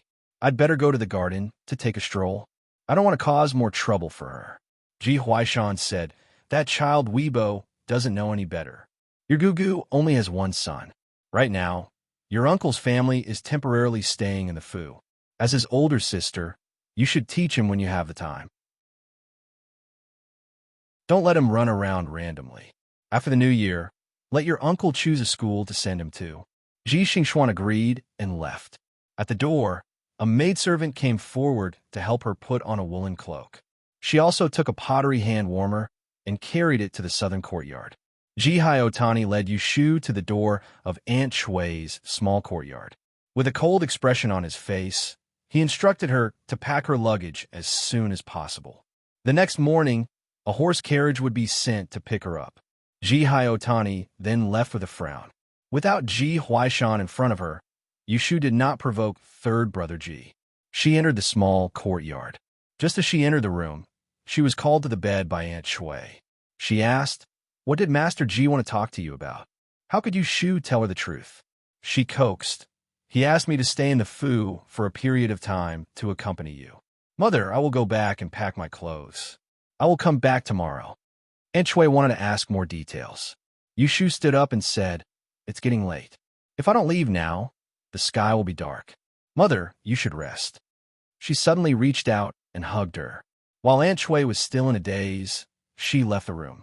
When she went outside, there would be servants to escort her, but when she left the mansion, there wasn't even a sedan chair to send her off. Yushu sighed. She didn't have much hope for the Ji family's character. Forget it. She would just take it as a stroll home. As soon as she took a step, Yushu heard someone calling her from the other side of the street. "Miss." Yushu turned her head. She saw Lao Chue's carriage parked on the side of the road. She was surprised. She hurriedly ran forward and said, "Lao Chue, why are you here?" Lao Chue grinned and pointed at the car behind him. A hand opened the heavy leather curtain, revealing half of Master Shue's handsome figure. He slightly frowned and looked at her. "Come in first," Lao Chue said to Lao Chue. Yushu was confused. She got on the carriage. She thought, "How did he find me here?" As soon as they got on the carriage, Shui Rue didn't wait for Yushu to ask. He said, "I finished my business. I went to your house in the afternoon. I heard from Aunt Hui that you went to the Ji mansion and your mother was sick. So, I came to see you. How was your mother's condition?" In fact, Shui Rue heard from Zhao Hui that the third master of the Ji family came to take Yushu away. He was worried that she would be detained by the Ji family. Yushu didn't know what Shui Rue was thinking. She was hesitating whether she should tell him about the Ji family. If she told him, he would be troubled with her. But if she didn't tell him, how could she explain to him that she would be living in the Ji family for a period of time? Shui Rue looked at her face. He knew that this girl was thinking of ways to fool him. He said, "You don't need to hide it from me. I heard from Dr. He that you helped Zhao Hui to go to the court and offended the Ji family. If they know about it, they won't let you go. Tell me the truth. Did they make things difficult for you?" Yushu muttered in her heart. They made things difficult, but it wasn't because of the complaint. Cough. There are few things that aren't easy to explain. But if there's nothing else, don't ask. Yushu spoke vaguely. Her tone was slightly impatient. She still planned to hide the part about the Ji family threatening her with the Great Yin examination from Shui Rue. She wasn't a 3-year-old who would complain to her parents after being bullied. Moreover, Shui Rue wasn't her parent.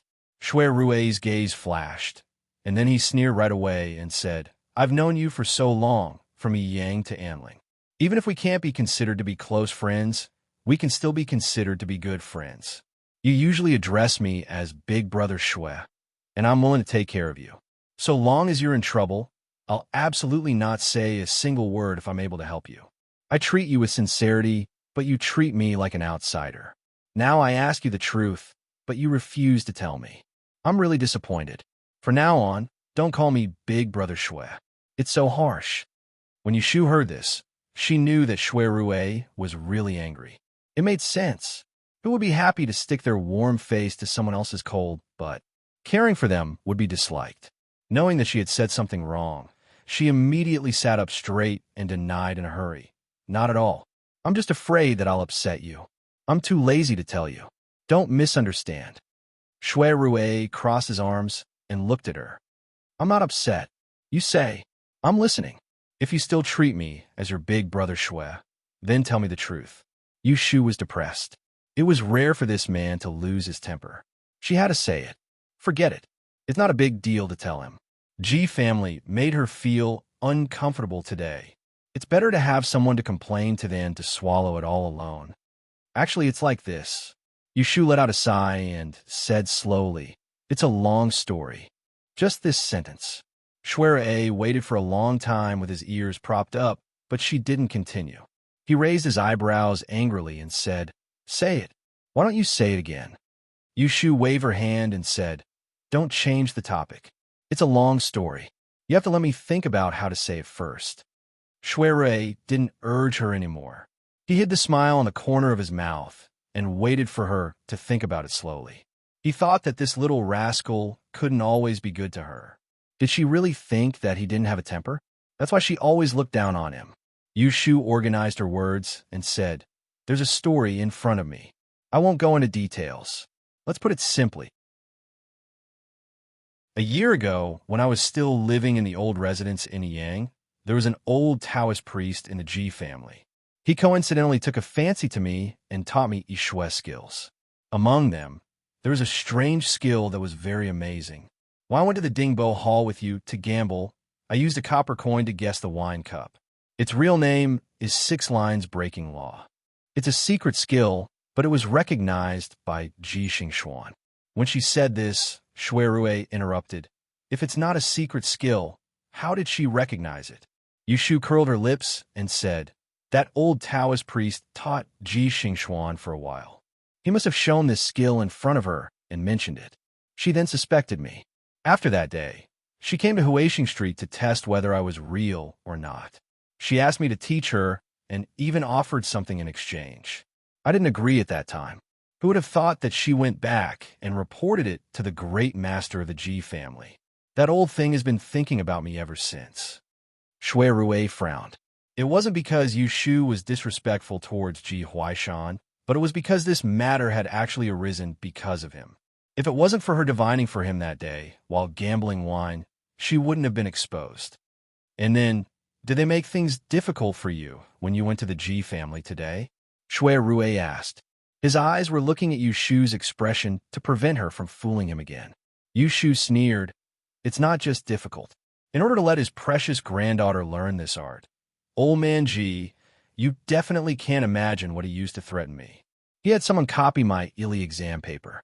If I didn't agree, he would take my exam paper and make me fail in this year's Yin exam. Shui Rui's expression changed instantly. He asked in a low voice, did he really threaten you like this? Yushu reached into her sleeve and took out a crumpled piece of paper. She handed it to him. It was the paper she stole from Ji Huaishan during the chaos. Ji Huaishan asked someone to copy her exam paper. After reading it, Shui Rui knew whether it was true or not. He was really angry now. If the Ji family used other tricks, it would be fine. However, he was the one who encouraged Yushu to take the Dine examination. He was also the one who arranged the whole process of the examination. Now, someone used it to threaten her and force her to submit. How could he not be angry? Did you agree?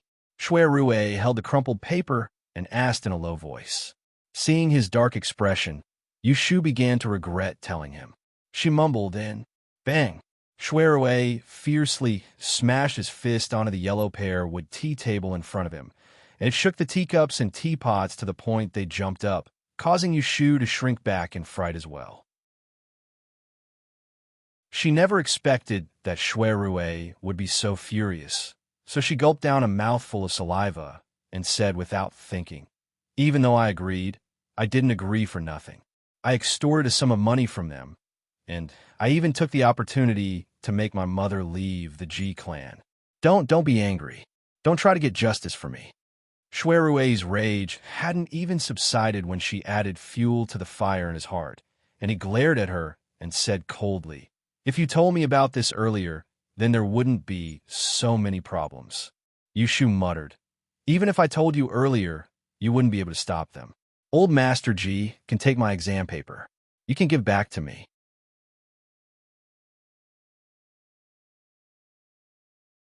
Chapter 253. After Shui Rui lost his temper for a while, he calmed down again. Even though he was angry that Yushu didn't discuss such an important matter with him, he was similarly aware of her personality. Whenever something happened, she liked to stay by herself, and if she could solve it herself, she would rather die than ask for help from others. Now, it was already not easy for her to tell him honestly. After thinking for a while, Shui Rui asked Yushu, then what are you going to do next? Yushu saw that his face was better and told him her plan. The Ji family's old master asked me to pack my things and move over tomorrow. I'm going to teach Ji Xingxuan slowly until the Yin examination results are released. Shui Rui frowned. Are you really willing to teach others what you have learned?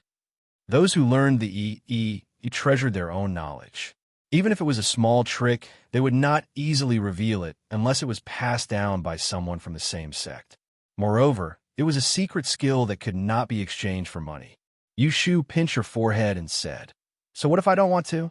If Ji Xingxuan is stupid and ignorant, I can take advantage of her ignorance and fool her. But she is very talented and has a deep understanding of the Book of Changes. If I try to coax her, she will find out after some time.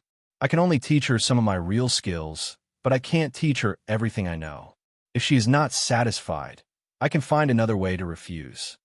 The 6 lines divination method, in addition to the general outline of starting and getting the divinations, was divided into 4 chapters, in order: national affairs, natural disasters, future good or bad, marriage and harmony. Each chapter has a set of incantations. Only knowing the general chapter cannot solve the divination. Only the corresponding incantations can be used to pry into the mysteries of heaven. The last time she was at the Dingbo mansion, she used the exact method of determining whether her future was good or bad. Only then did she know which cup of wine she chose for Shui Rue to drink, and she herself would be safe and sound. Her luck that day was really good. Her usual 60% accuracy was right on target. That was why she was targeted by Ji Xingxuan. Since she knew about it, if he wanted to teach her, he could only teach her this. Otherwise, he could still use the marriage chapter to make up the numbers. Didn't he scare Xiao Mingming like that back then? Shui Rue listened to her words. There was a hint of helplessness in her words, but she didn't mean to ask him for help at all. Shui Rue only treated him as an audience. He wanted to be angry, but he also wanted to laugh. Why bother? Just do what you have to do tomorrow. Don't worry about them. Leave this matter to me. I guarantee that no matter what you do, your papers will stay safely in the Celestial Commissioner's office. No one will be able to move them. Yushu lifted her eyelids and stared at him for a while. She noticed that there was still a trace of anger between his brows.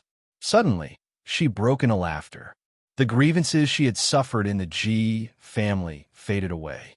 She said, "I know you mean well to stand up for me, and perhaps you really do have the ability to do so, but I have other plans. To tell you the truth, I made a request to the Ji family. I want to take this chance to get my mother out of the Ji family. That's the most important thing. If it wasn't for this condition, she wouldn't have followed the wishes of the Ji family, no matter what she said. If she kept Aunt Shui in the Ji family, she would always have a rope around her neck that she couldn't act rashly. If she had to break it this time, she had to do it cleanly. Come to think of it, this might be an opportunity that Ji Xingxuan deserved. Qing Zheng didn't teach her the 6 recombinant demon lines, but she still wanted to learn it. Today, he had given her an advantage. In the future, he would make her pay double. To Yushu, the 6 Yao lines was just to make up for the missing parts of 8 characters. It wasn't of much use. Her real trump card was the law of algebra that had yet to be developed. When she thought of this, Yushu couldn't help thinking. She had perfected the law of clear rain and the law of time of calamity day by day. So it was time for her to ponder and come up with a new law. When Shui Rue heard Yushu's words, he was instantly surprised. He thought that she wouldn't be able to hold back her anger, but in reality, she was even calmer than him. Because of Yushu's attitude, Shui Rue couldn't help sinking his breath and pondering a little more. Thinking about it, it made sense. He didn't care about the threat of the Ji family, but Yushu couldn't. He was the eldest grandson of the Shui family and the nephew of Imperial Consort Shui. He had a wide network of friends, so even the princes and royal descendants had to give him face. But that was his face. He was willing to protect her, but she still had to think about what she was relying on and what she wanted. She couldn't be fearless just because he was willing to help her. How could she do such a brainless thing? When Yushu saw that Shui Rue was distracted, she knew that he was still thinking about how to help her. It would be nonsense to say that she wasn't touched. It wasn't the first time that she made Shui Rue worry about her matters. No matter how thick her skin was, she couldn't bear it. She couldn't help but feel guilty. She suddenly thought about the night before he left the capital to bid farewell to her, and the words she said when she rejected him. At this moment, facing Shui Rue, she only felt uncomfortable all over. Ahem! When Shui Rue heard Yushu clearing her throat, he came back to his senses. He didn't notice the change in her mind and asked, "Did you forget something when you made this decision?" Yushu said, "What did I forget?" Shui Rue sneered and said, "Did you forget that you signed a contract with me? You have to stay in my Wangji Tower before the dying results are released. Now you're going to the Ji family to teach Ji Xingxuan's strange skill, who will manage the restaurant. Yushu was stunned, and then she blushed. She secretly cursed, "Damn Ji Xingxuan's grandfather. I really forgot about this matter." Seeing her expression, Shui Rue understood in his heart. He snorted and didn't say anything. Knowing that she was in the wrong, Yushu scratched her neck and hurriedly poured tea for him. She apologized. "Brother Shui, don't be angry with me. I didn't forget on purpose. How about this? I will stay at the Li family's house in the morning to teach Ji Xingxuan's strange skill. In the afternoon, I will go to the restaurant to help. It's a win-win situation." Shui Rue looked at the tea she respectfully held in front of him. He had never seen her flattering him before. It was very fresh. He felt that in the future, he couldn't blindly follow her temper. He deliberately didn't smile at her and didn't take the tea. He just talked to her expressionlessly. "I don't care if you go back and forth like this. Anyway, you don't need to go to the Wangji Tower every day. But will the Ji family allow you to disappear every day? How about this? Tomorrow when you are ready, wait for me at home. I will wake up early and personally send you to the Ji mansion. I will let them know that you still have a big brother behind you. You can't be bullied by anyone." When Yushu heard him say this, her mind went blank, and she was muddle-headed. Shui Rue still wanted to stand up for her. This was something she understood. But what did he mean by big brother? Shui Rue saw her every move. He knew that she was confused. So he took the tea in her hand and said seriously, "When you were sick before the new year, didn't I say that I would talk to you after the Great Yin test? I have been busy recently and didn't have time to talk to you. Do you still remember what you said when I went to Huixing Street to find you the night before the exam?" Yushu never thought that he would suddenly mention this. She hesitated for a moment and then said slowly, "I remember." At that time, because she'd noticed that Shui Rue had other intentions toward her, she'd told him to stop wasting his time, and she'd even said that she had someone she liked, so she wanted to stop him from having any thoughts about her so that it wouldn't be difficult to deal with him in the future. Who knew that so many things would happen later on, and he'd never given her a reply. Up until now, she wasn't sure if he'd actually stopped having any thoughts about her. Shui Rue took a sip of tea and said indifferently, "You don't have to guess. You guessed it right. I did have feelings for you at that time, but before I could open my mouth, you rejected me. Later, I thought about it and felt that it was meaningless. You have known me for so long. You should understand my character. Am I the kind of person who can't let go?" Yushu shook her head.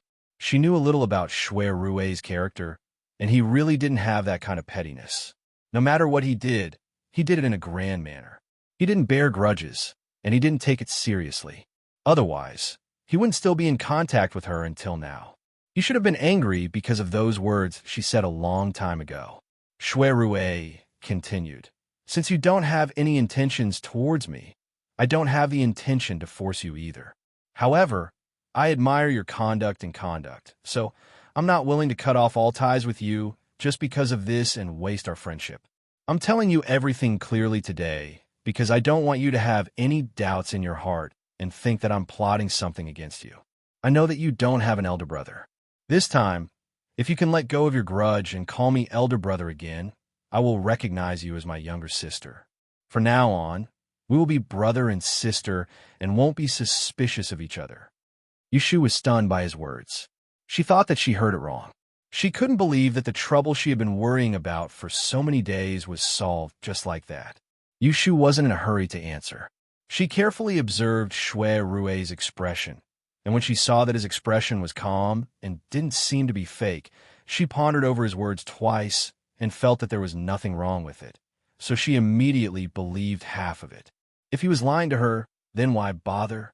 When she thought about it more deeply, she realized that she and Shui Rue did not have any true feelings for each other. They were also not like the feelings she and Jingchun had for each other every day. Even if Shui Rue was interested in her at that time, he was still too far away to reach the level of deep feelings. It was not difficult for him to say that he wanted to let it go. Everything should be left with an inch of doubt. Only if it was 80% true would it be believable. Yushu made up her mind. She felt like a heavy weight fell back to her heart. Then she heard Shui Rue ask, "What? You still don't want to?" "Yes." Yushu's face was glowing. She nodded heavily and grinned. Brother. Shui Rue raised his thick eyebrows and restrained the short-sightedness in his eyes. He curled the corners of his mouth and showed a very natural and unrestrained smile.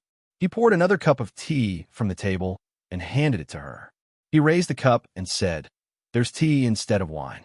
Don't worry about the red tape. If you have any difficulties in the future, just tell me. I won't be polite to you." Yushu's eyes lit up. She clinked the cup with his and drank it up with a smile. At this time, she felt carefree and the previous depression was swept away. She respected Shui Rue's character and was grateful to him. She really didn't want to be on bad terms with him. It couldn't be better that they could call each other brother and sister. After the conversation, the atmosphere in the carriage became relaxed. Shui Rue even mentioned that he would help her find Jing Chun. He comforted her not to be anxious and told her that he would inform her if there was any news. They arrived at the door of Zhao Hui's house. Lao Chui stopped the carriage. Before Yushu got off the carriage, Shui Rue told her to wait at home tomorrow morning. Yushu was also worried that the Ji family would restrict her freedom these days and she couldn't work in the Wangji building. So she simply agreed and asked Lao Chui to go to the Wangji building for her tomorrow. Shui Rue leaned against the window rail and watched Yushu enter the door. He caressed the corners of his lips with his fingers and smiled in a profound manner. He gave an order in a happy mood.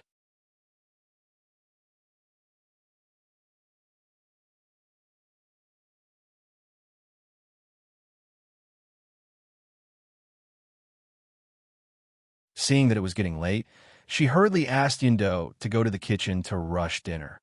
"Then let's eat early so that we can pack your luggage." After dinner, Zhao Hui sat in Yushu's room with her belly propped up. She instructed Yindo to help her pack things, put the books and ink separately, wash the inkstone later.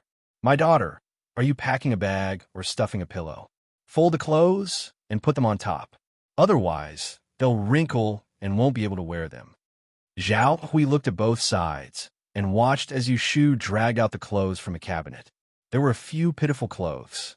They were all men's clothes, but they were all gray and black. They didn't have the tenderness a young girl should have. Zhao Hui frowned and said, "There's no tailor to work during the new year.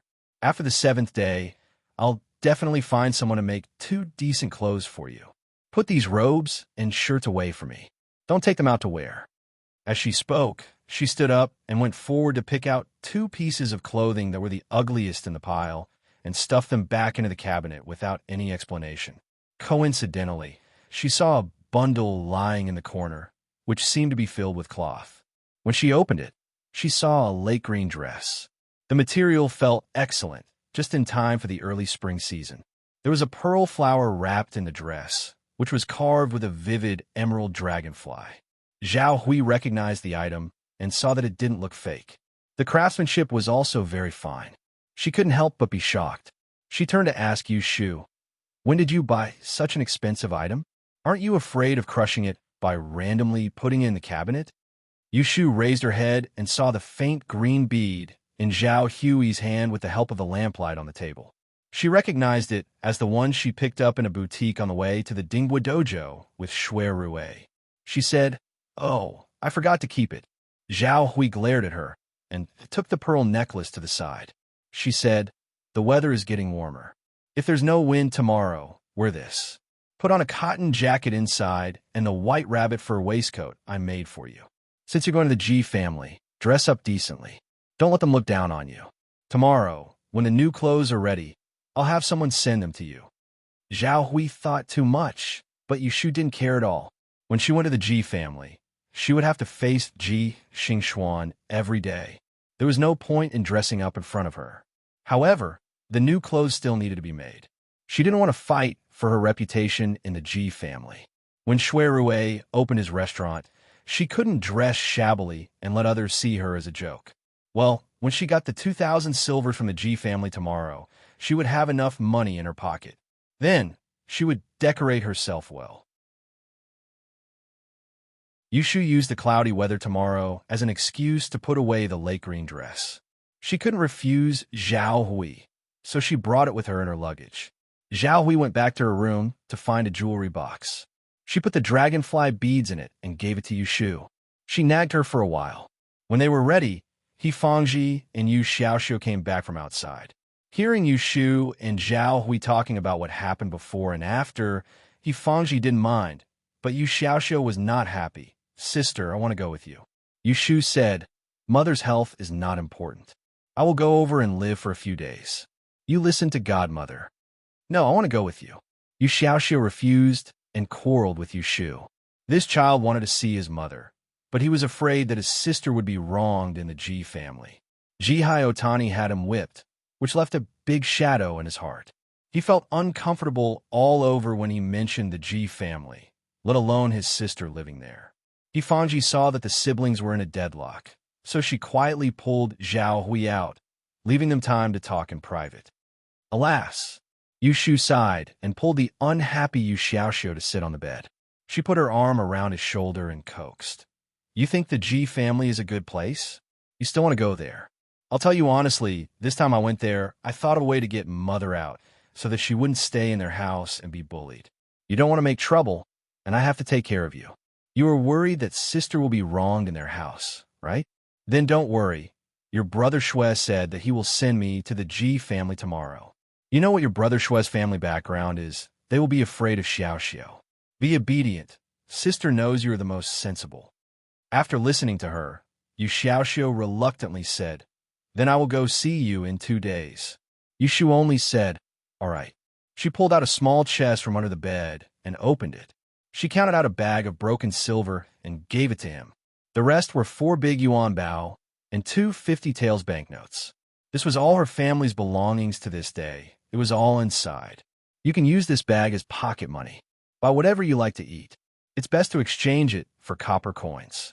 Remember not to take it with you, lest you lose it. I will accompany you to see Academician Song in a few days when school starts. You can pay your tuition then. When Yu Xiaoxiu saw that Bai Ji gave him 7 or 8 silver coins as pocket money, he was dumbfounded. Sister, we still have to live in the future. Yushu snorted and stretched out her hand to scratch his nose.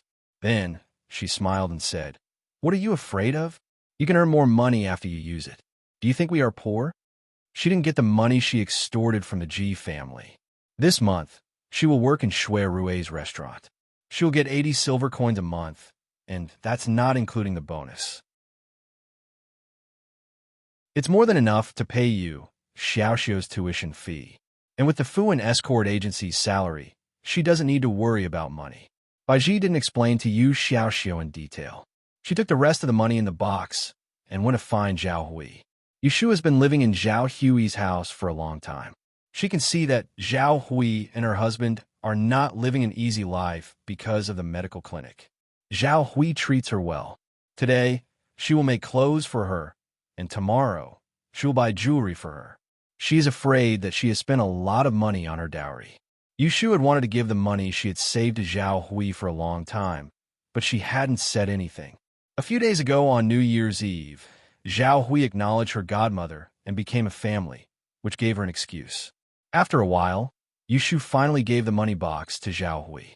It was up to her whether she wanted to use it or not, so she decided to leave it with her first.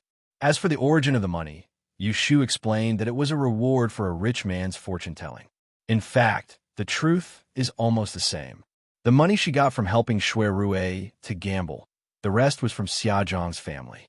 It was because she saved Xia Mingming's life. After everything was settled, Yushu went back to her room to calm down and take a few deep breaths. She felt tired all over and her eyes were sore. She rummaged around in her bosom and took out the turtle shell she bought earlier that day. She gestured at the stove and put it away without burning it. This divination is very exhausting, especially with the help of divination tools. If one spirit is not good, the accuracy will drop from 50% to 20%. She is really tired today, so is not suitable for divination. Tomorrow, she will do it again to see which direction Jing Chun is. Before making a divination, Yushu turned off the stove, took off her shoes, and went to bed. She covered herself with the quilt and rested her head on the cotton pillow with a rosin smell.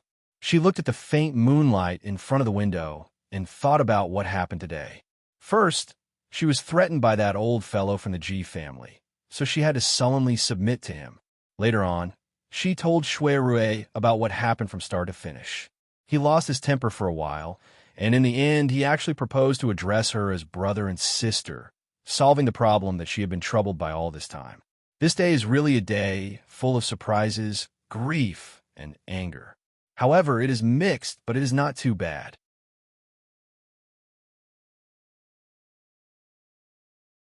Chapter 255.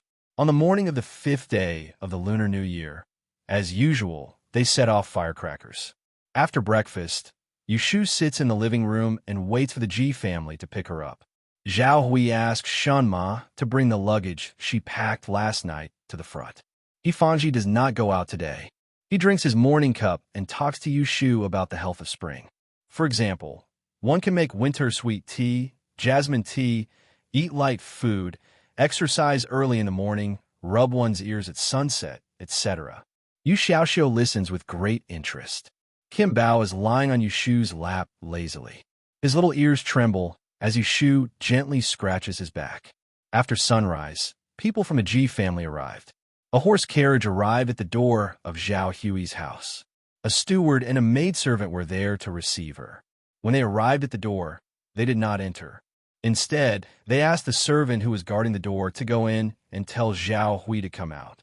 Yushu sees that it is still early and Shui Rue is not here yet. She asks the servant to go out and say that she is not ready yet.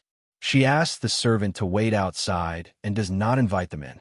Zhao Hui is puzzled and asks, "Why are you not leaving?"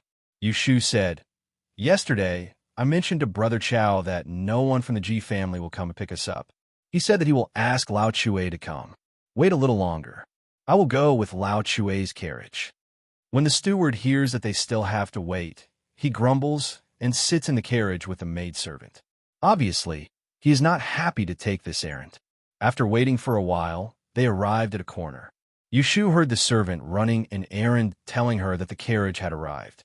She bade farewell to her godmother and godfather, but Zhao Hui insisted on sending them to the door. Yindo and Shin Nanny each helped her carry a bundle. When they arrive at the gate, they see two carriages parked side by side. They are not eye-catching, but it is easy to distinguish them because of the people standing beside the carriages. When Lao Chue sees Yushu, he jumps out of the front seat, grabs the rope with one hand, and pulls up the curtain with the other hand. He smiles and says, "Miss, please get in the carriage. I'm at a wedding party on the East Street, so I took a detour." Yushu noticed that Shui Rue was not sitting in the car. She muttered in her heart and turned to the Ji family. "I'll take this car. You can follow behind." The man from the Ji family was still unwilling and said, "Master has ordered us to pick you up. It's better for Miss to come with us. Otherwise, what if there's a fork in the road? Do we still have to turn back to look for you?" Yushu is too lazy to care about them. She asks Shanma to put the 2 bags of luggage on Lao Chue's carriage. Then she turns back and touches Zhao Hui's belly to remind her to take care of her 3 meals. Finally, she pats Yu Xiaoxiu's shoulder and says, "Listen to your godmother. I'll take you to see your mother later." Yu Xiaoxiu nods his head and looks at her eagerly. Yushu almost can't bear to leave. She hands the warm ball of Kim Bao to him. However, the little guy hooks her sleeve with its claws and screams. She can't get rid of it. Yushu is amused. This little bastard is usually afraid of her, but today it is pestering her. She doesn't care if it understands or not. She strokes its fur and says, "I'm not going to a good place. You should live a good life here." The man from the Ji family sees her playing with a mouse. The maidservant almost screams. She's frightened and hides behind the steward. Yu Xiaoxiu sees Kim Bao hanging on her sleeve shamelessly. He can't help but laugh. He suggests, "Sister, you take it with you. At least it could be a companion." Yushu is worried that she can't get rid of Kim Bao. When she hears him say this, she smiles and says, "Okay." So she puts Kim Bao in her sleeve and gets on the carriage. She waves to Zhao Hui and the others. Lao Chue puts down the curtain and urges the horse to leave. The people from the Ji family have to follow. Lao Chue drives the carriage. He doesn't care where the people from the Ji family are going. He drives the carriage from the south of the city to Qianyuan Street. He stops in front of the gate and asks Yushu to get off the carriage. The Ji family's coachman saw this from afar and hurriedly told the people in the carriage. The steward stuck his head out to take a look and saw Yushu moving from one carriage to another. He was somewhat knowledgeable and recognized the newly arrived luxurious carriage with a vermilion crown. It was a carriage used by a court official. He was surprised and urged the coachman to catch up, wanting to see who it was. But before he could catch up, he was left behind again. As for Yushu, she changes the carriage and sees Shui Rue in the carriage. He is wearing an embroidered jade crown, his hair is neat, his brown coat is buttoned on his shoulders, his collar is spotless, and his waist is decorated with embroidered pouches, jade rings, green ribbons, and gold tassels. From head to toe, he looks like a handsome and dignified young master. He is even more elegant than usual. She guesses that he is trying to support her image. She can't help but laugh. "Big brother, you don't need a dress like this. Just tell me your name. People will know that you are the young master of the Shui family. They won't dare to neglect you." She called him Big Brother very naturally, so Shui Rue smiled as well. He glanced at her and said, "This is my usual attire.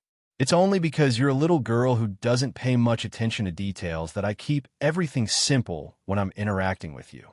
Today is the 5th day of the new year, so it's time for me to wear new clothes and a new hat to celebrate the festival. Do you think that everyone is like you who doesn't follow the rules?" As he says this, he glances at what Yushu is wearing. It is still the same dress that he saw 2 days ago. Nothing has changed. Hearing the ridicule in his words, Yushu unhurriedly says, "I was about to say that I will buy some clothes in a few days so that I can dress decently in the future." When Shui Rue saw that she was actually in the mood to dress up, he came up with a plan. "Why do you need to wait for a few days? You can go to Wangji Lu tomorrow, and I'll look for 2 tailors to take your measurements with the cloth and picture books. We'll see what style you like, and we'll make them together." At first, Yushu wants to say that there is no need to trouble her. But on second thought, she just became brother and sister with him yesterday. It would be boring to be unreasonable. So she nods and says, "Okay." She remembers to bring enough money tomorrow so that he won't have to pay for her. At this moment, Jean Bao chirped twice and peeked out from Yushu's sleeve. Shui Rue was not surprised when he saw that little Goldie. He already knew that the siblings were raising a little thing that looked like a mouse. He had heard Yu Xiaoxiu talk about its origins. Shui Rue was born in a wealthy family, so he had seen a lot of playthings since he was young. Flowers, birds, grass, and fishes were all common to him. There were even people who kept tigers and wolves in captivity, so it was not a big deal for a mouse. Moreover, he did not make a fuss when he saw that they had raised it cleanly. Yushu knows that Kim Bao smells the fragrance of the desserts on the tea table. It is hungry, so she breaks a little and feeds it. Seeing that Shui Rue is looking at it, she says, "I will take it to be a companion. Otherwise, it won't be able to sleep at night." Shui Rue reminds her, "Be careful of being scratched by the cat." Yushu pokes Kim Bao's head and warns it, "Did you hear that? Don't run around. If the cat catches you, it will swallow you in one bite. You won't even have time to call for help." Shui Rue sees that she is reasoning with the mouse. He just smiles and doesn't say a word. While they are talking, they arrive at the door of the right magistrate's mansion. The carriage that is chasing after them has been left behind. Shui Rue is not in a hurry to get down.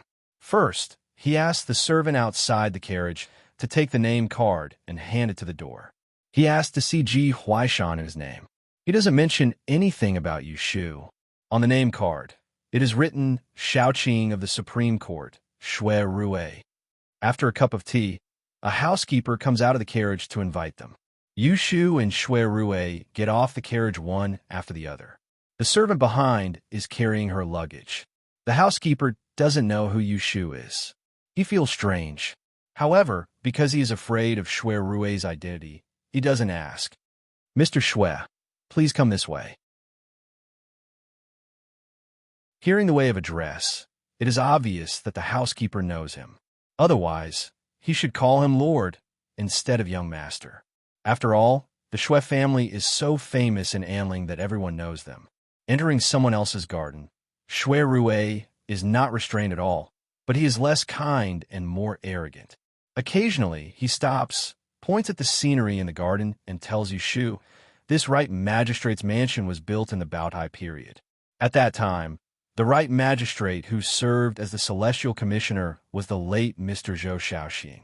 He was born in the 3 rankings of Dian in the early Baotai period. He was famous for his feng shui.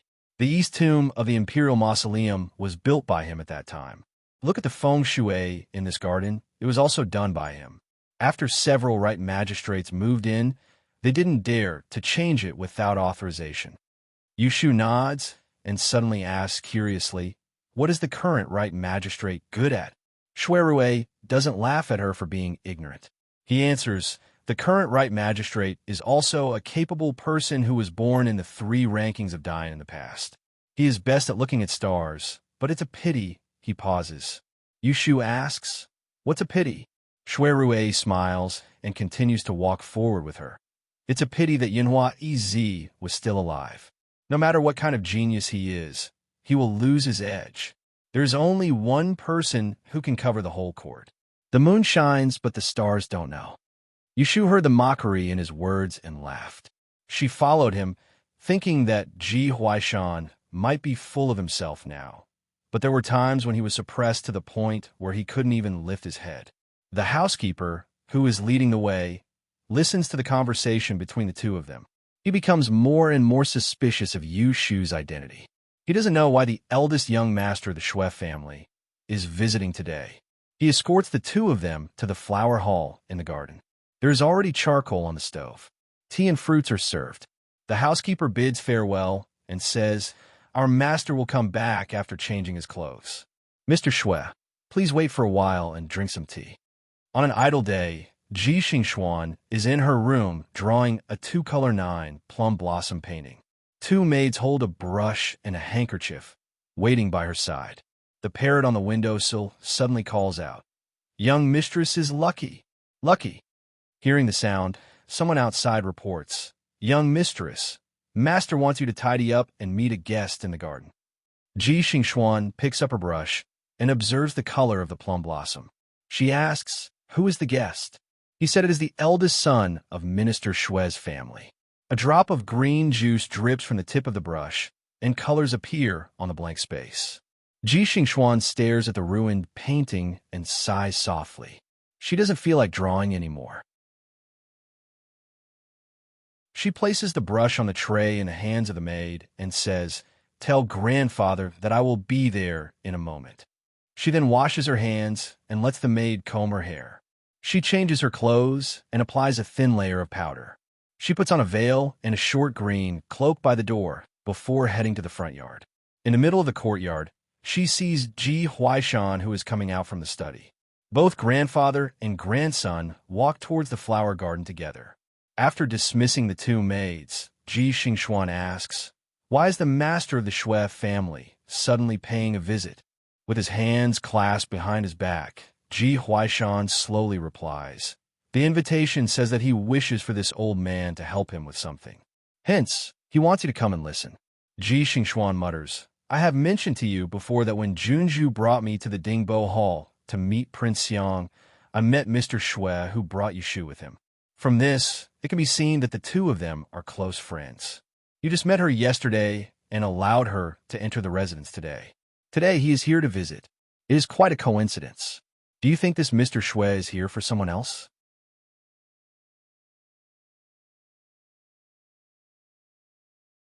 Chapter 256. When Ji Huaishan heard Ji Xingxuan's speculation, he did not think much of it and only thought that Shui Rui's visit today was a coincidence. However, when he arrived at the entrance of the tea house in the garden and saw Yushu drinking tea with Shui Rui, he realized that he had underestimated this girl's temper. Although Ji Xingxuan had her suspicions, when she saw that Yushu had really invited Shui Rui to visit with her, she was somewhat surprised and could not help but take a few more glances at Yushu. Ji Huaishan was older after all, and he was a 4th-rank official as well. So Shui Rui stood up to greet him. Because it was the new year, both parties first congratulated each other and greeted each other. After both of them sat down, Ji Huaishan swept a glance at Yushu. Yet he acted as if he didn't see her at all, and he said to Shui Rue in an amiable manner, "May I know why young Master Shui has come here today?" Shui Rue was not in a hurry to mention Yushu's matter, and said, "A few days ago, I happened to see the unusual phenomenon of the night stars. I did not understand its meaning and could not sleep well at night. Yesterday, I went to the Celestial Commissioner Xing Lu to ask, but did not get an answer. Today, I took the liberty to come and ask the right judge to dispel my doubts." "Oh," Ji Huaishan looked curious. "What kind of unusual phenomenon is it? Please explain." Shui Rue then described it to him, as if he was here today to ask for an answer. Yushu looked at Ji Huaishan, who was listening attentively, and her mind was filled with the image of him bullying others yesterday. She could not help but reveal a trace of mockery. Suddenly, she felt a gaze on her and turned to see Ji Xingxuan sitting opposite her. The other party only glanced at her for a few moments before looking away. Every time Yushu saw the veil on Ji Xingxuan's face, she would mutter to herself. It was understandable for a beauty to cover her face, but she always felt that there was another reason why Ji Xingxuan always covered half of her face. At the time of Xia Jiangying's death, she had seen Ji Xingxuan's true appearance. She was beautiful, but not to the point of being peerless. Among the people Yushu knew, Xia Mingming did not lose to her. She also did not see Mingming always covering her face with a handkerchief, afraid to meet anyone, no matter how she thought about it. Ji Xingxuan might not have been hiding her face, but her physiognomy. This was even more strange. It was rumored that Ji Xingxuan was born in a starry summer night, accompanied by cicadas chirping for 100 miles. It was a sign of great fortune. Naturally, her facial features were excellent. Why was she still hiding her face? Unable to figure it out, Yushu withdrew her thoughts. At this time, Shui Rue and Ji Huaishan had already reached the end of their conversation. Yushu only heard the end. So that's how it is. This is an auspicious sign. Thank you, Right Judge Darren, for dispelling my doubts. Shui Rue had a smile on his face. He did not look at all like he had brought Yushu here to pick a fight. Yushu did not know what he was selling in his gourd. She only waited for him to continue. Ji Huaishan originally thought that Shui Rue had been instigated by Yushu to question him about yesterday's matter and denounce him, and he'd already prepared a method to deal with Shui Rue in his heart. But when he saw Shui Rue was amiable and didn't have a single nail in his words, Ji Huaishan couldn't help but be suspicious of the reason Shui Rue came here today. Could it be that he did not come to stand up for this little girl? While he was still guessing, he heard Shui Rue say, "It's the New Year's Day. It's not good to come empty-handed. Here, I have a treasure that I just obtained this morning. I'll take it as a meager gift to thank Right Judge Darren for dispelling my doubts. I hope you will kindly accept it." Following that, Ji Huaishan saw an attendant walk out from behind Shui Rue. The attendant took out a slender embroidered box from his bosom and offered it to him. Ji Huaishan said, "You're too polite." He received the embroidered box. Originally, he wanted to hand it over to the steward behind him, but he heard Shui Rue say, "There's no harm for Darren to open it and take a closer look. See if it's to your liking." Ji Huaishan felt that there was something wrong with his words, but it was not good for him to refuse to give him face. Therefore, in front of him, he opened the embroidered box. Yushu and Ji Xingxuan both looked at Ji Huaishan's movements. They saw him take out a folding fan from the embroidered box. He slowly opened it, revealing the painting on the back of the fan. The painting was green, red, and green. It was very beautiful. However, when Ji Huaishan looked at the fan for a moment, it was as if he had seen a ghost. This time, Yushu was very curious. She really wanted to know what was inside the fan that could make this old thing from the Ji family change his face. Ji Huaishan's expression changed. A moment later, with a schwa sound, he closed the fan and put it back into the box. He raised his head and looked at Shui Rue. In a stiff voice, he said, "Mr. Shui, this gift is too heavy. I'm afraid this old man cannot accept it." Shui Rue was calm and composed. He said, "Why can't I accept it? I still have a matter that I would like to ask Right Judge Darren to take care of. Mr. Shui, please speak. Shui Rui maintained a smiling face. He said, half a year ago, I went to the south. By chance, I met a friend. After that, I didn't say anything. Who would have thought that a few months ago, we would meet again in the capital? We hit it off very well. Because of my age, I recognized a younger sister. I was about to bring her back home to report to the elders when I suddenly heard her say that she was invited to stay for a period of time at another residence. She couldn't go with me, so I had to put this matter aside for the time being. Today, I brought her here to ask, right, Judge Darren, to find some convenience. My younger sister will be disturbing your residence. I hope that Darren will take good care of her for me. If she is naughty and causes trouble, please don't blame her. This was the reason why he came today.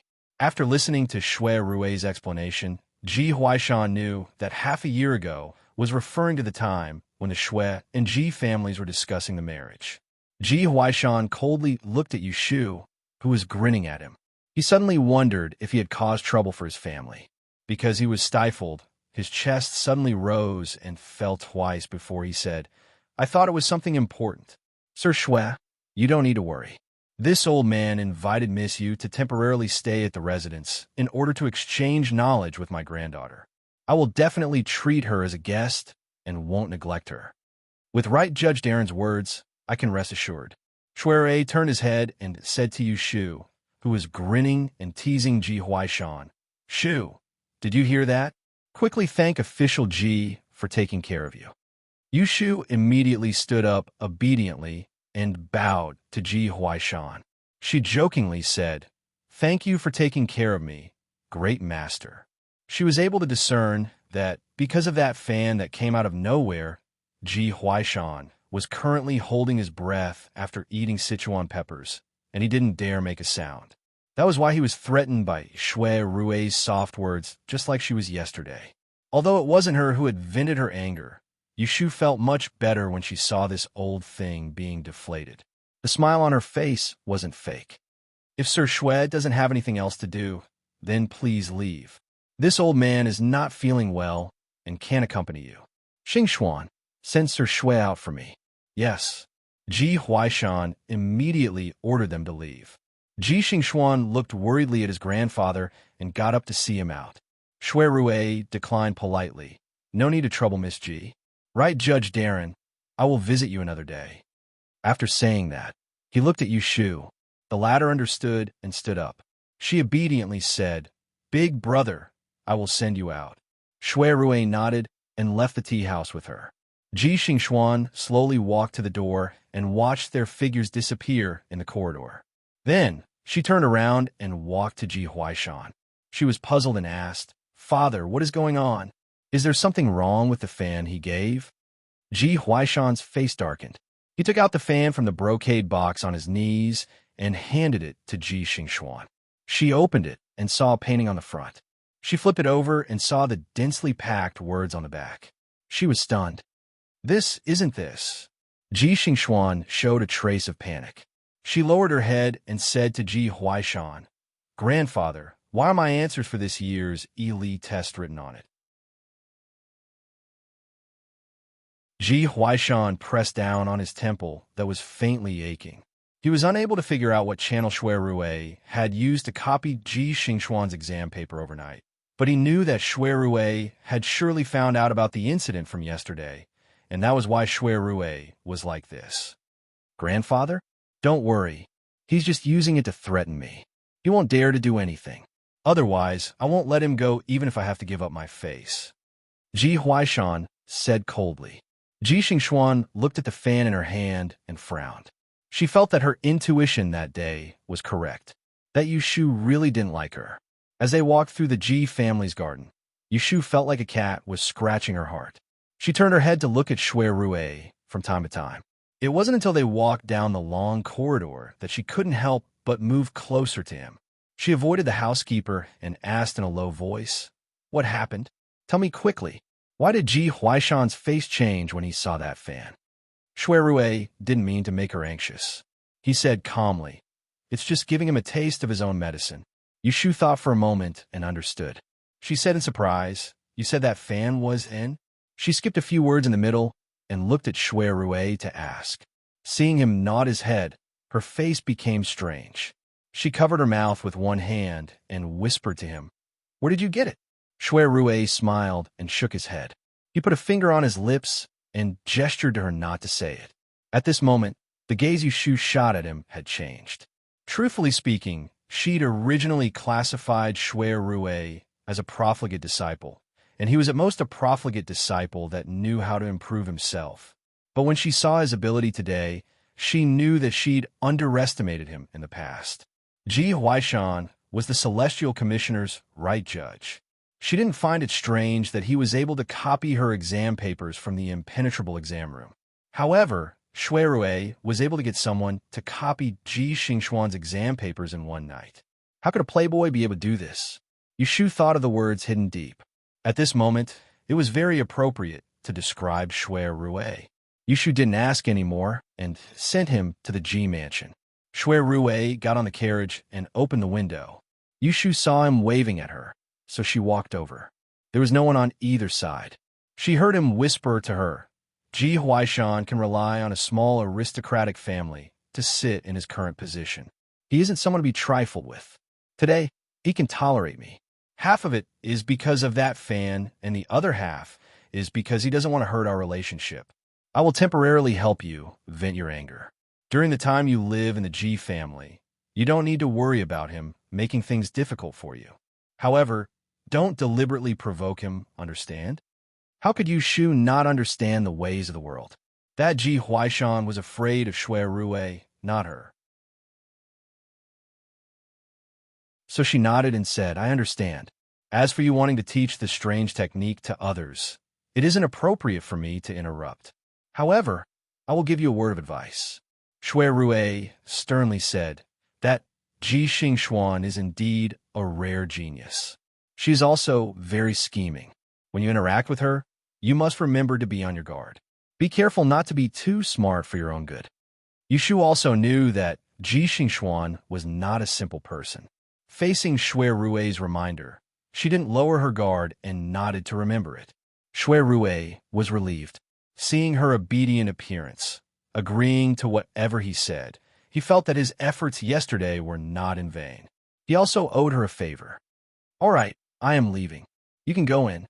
Tomorrow afternoon, remember to go Wang Ji Lu Inn." Yushu waved her hand at him and retreated back to the stairs. She watched as Shui Rui's carriage went far away. Then, she turned around and looked at the two words Ji Mansion above her head. She walked in with a relaxed body.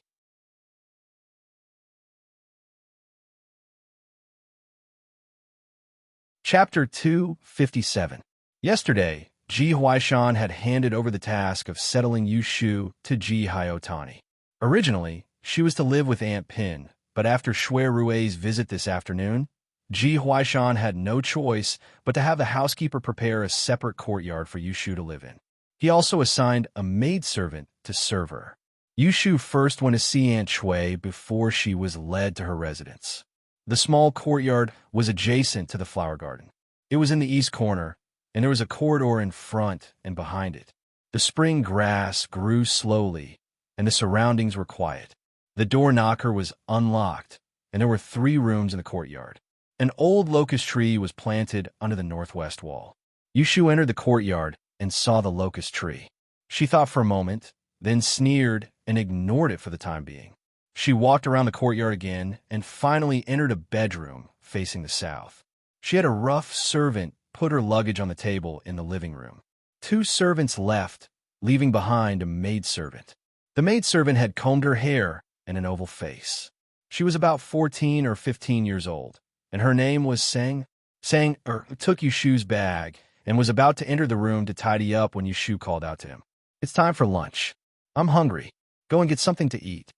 Sanger said, "Miss, it's about 15 minutes before lunch is ready. The housekeeper told me that someone will bring it over." Yushu said, "Then go and get a pot of tea. There's no water in this room." Sanger looked around the room and saw that the teapot and teacups were empty. He had no choice but to take it out to find a place to make tea. Yushu let Kim bow out of her sleeve and let him roll on the table. She opened the bag and took out a pair of scissors. She walked around the room and saw the curtain on the bed. She cut off 2 pieces of cloth and spat into it. She twisted the cloth into a rope and moved a stool to the courtyard. She placed it under the old locust tree and found a hidden branch. She stepped on it and tied the rope to a dead, not before jumping down. Because she had heard from Shui Rue that the right magistrate's mansion was the work of a feng shui master in the past, she paid special attention to the layout of the G mansion. Everything looked good on the outside, but the locust tree in the small courtyard was a hidden danger. If 2 locust trees were planted at the entrance, it would be fine. But since there was no well or stove in the courtyard, it would become a hiding place for ghosts. If one lived here for a long time, even if he didn't fall sick, he would get moldy. Fortunately, she had learned a lot about feng shui, so it wasn't difficult to break it. The old locust tree was a hanging tree, so it was already very sinister. She twisted a rope and wrapped it with a mouthful of spit to temporarily stabilize the tree. Later, she would find a bowl of rooster's blood and scrape the bark off the tree. As for whether Ji Huaishan arranged for her to live here on purpose or not, only God knew. After Yushu was done, Sunny came back with tea. Yushu left the box with the brush and ink and brought the rest into the bedroom. She could pack them up as she pleased. Anyway, there was nothing important. When it was time to eat, someone came with a food box. There were 3 dishes and 1 soup, including meat and vegetables. Yushu took Kim Bao out from under the table. The little maid was startled and trembled as she stood in the corner. "Don't be afraid. It's not a mouse. It doesn't bite," Yushu kindly explained. She divided a plate and put a little of each dish on the floor for Kim Bao to eat. Seeing it sniff and start to taste the food, she washed her hands and picked up the chopsticks with relief. Ever since she fainted on by Qing's boat and escaped, Yushu discovered that Kim Bao had the same ability. After trying it a few times, she was sure that the little Goldie didn't eat anything poisonous or bad. Its nose was better than a dog's. She had to be vigilant. Who knew if they would put some slow-acting poison in her food or something like that? Or if Ji Laosan hated her and had a sudden brain cramp, he would poison her. Sunny was afraid of Kim Bao, so he waited for Yushu to finish dinner before he cleaned up the dishes and ran out. Yushu yawned, grabbed Kim Bao, and went into the bedroom to take a nap. As soon as she sat on the bed, she heard a voice outside. "Miss you, are you inside? Our young miss invited you over after you finished eating." It was Ji Xingxuan who had sent a maidservant to invite her over. When Yushu heard this, not only did she not get up, but she also laid down on the bed. She kicked off her shoes and covered herself with a quilt. She used her arms as a pillow and lazily said, "Go and tell your young miss that I don't have the energy right now. When I wake up, tell her to come over herself. If she wants to learn, why would she be afraid of running around? Have you ever seen a teacher condescend to a student?" After she finished speaking, there was no more sound outside the door, as if the person had left. Yushu didn't care how the maidservant would go back and teach Ji Xingxuan. She yawned and grabbed the little Goldie, who was trying to sneak out of the bed, and warned, "Stay in this room. If you dare to run around, I will starve you for 3 days." Squeak! Kim Bao cried out in pain as his tail was grabbed by her. Listlessly, he lay down on the side of her pillow. Only then did Yushu close her eyes and fall asleep. When Ji Xingxuan heard the maidservant's report, she copied exactly what Yushu had said. The head maidservant, Yinhe, sneered. "She really thinks she's someone important. Young miss, I will go and call her over." This Yinhe was someone Ji Huaishan had specially sent to stay by Ji Xingxuan's side. She was skilled in both literature and martial arts. She had served for 3 years and was very loyal. There was practically nothing the master and servant didn't talk about. For example, before the Great Yin examination, when Ji Xingxuan went to Huaixing Street to ask Yushu for advice, she was the one who went to the alley and knocked on the door to call her. Also, when Aunt Shui came to the capital and was ordered to find Yushu and her brother, she was also the one who led the way. Thus, she was very clear that Yushu was only the daughter of one of the concubines of the third master's branch. In the afternoon, when the eldest young master of the Shui family came to visit, she had also heard about it. Thus, She thought that Yushu's current attitude was one of bullying others. How could she stand it? Yunyi Ji Xingxuan called out to her and shook her head. Right now, I have a request to make of her. Logically speaking, I should go see her. You haven't seen this Miss Yu before. She has a stubborn temper and is a bit strange. If she doesn't like it, who knows what kind of torment she'll make. Wait for a bit. I'll go over in the afternoon. I'll send someone to watch over her first, and we'll talk when she wakes up. Young miss, you can't always have such a good temper. Yunyi complained. Ji Xingxuan said, It's not that I have a good temper. What's there to be angry about? They waited until the afternoon. When a maidservant came to report that Yushu had woken up, Ji Xingxuan brought Yunyi over. Ji Xingxuan's courtyard wasn't far from the flower garden. It was only about the time it took to brew a cup of tea to reach Yushu's residence. Sang was waiting outside the courtyard. When he saw Ji Xingxuan, he hurriedly bowed. Yunyi asked what she was doing.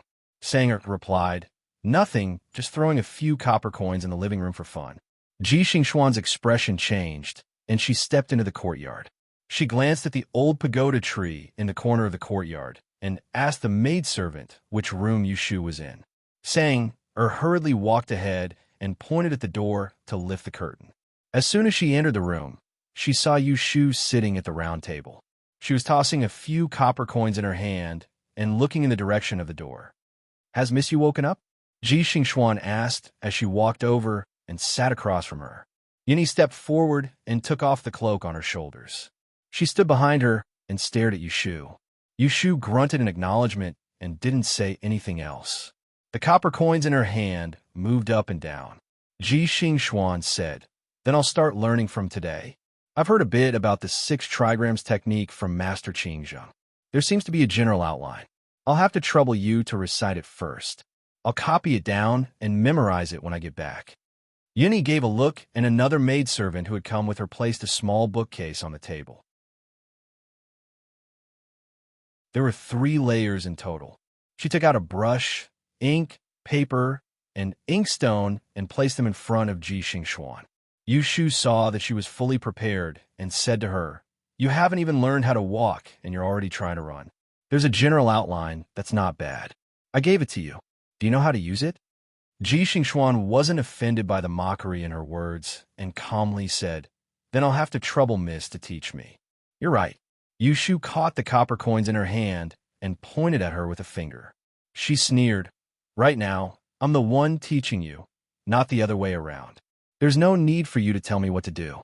Since I promised your grandfather that I would teach you the 6 trigrams technique, I will do my best to teach you. You just need to obediently listen to my arrangements. Otherwise, don't blame me later if you can't learn it. Ji Xingxuan looked at the finger dangling in front of her and frowned. I can listen to your arrangements. However, you must first write down the general outline for me to see. I don't think this has anything to do with how you teach me. All right. Yushu stretched out a palm and opened it in front of her. First, give me the 2,000 taels of silver that we agreed on the other day. I'll immediately write down the general outline. Yushu had only remembered this after a nap. The 2,000 taels of silver that Ji Huaishan had promised her had yet to appear. She hadn't even paid for the school fees. How the hell was she supposed to teach her? 2,000 taels of silver? Ji Xingxuan was stunned. She didn't know about this. She remembered that her grandfather had promised Yushu 2 conditions that day and treated it as one of them.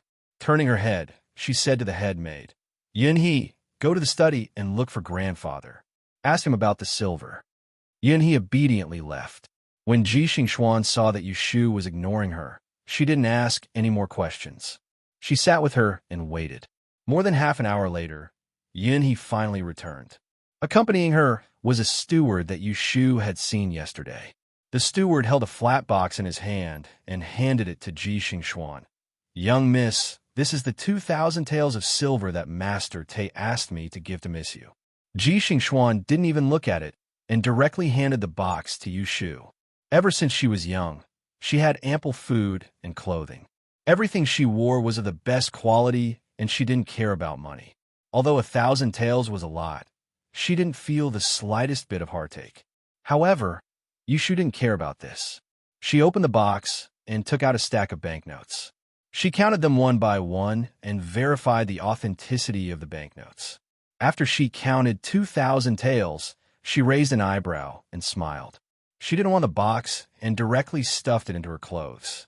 She raised her chin and said to Ji Xingxuan, "All right, I'll say it and you write it."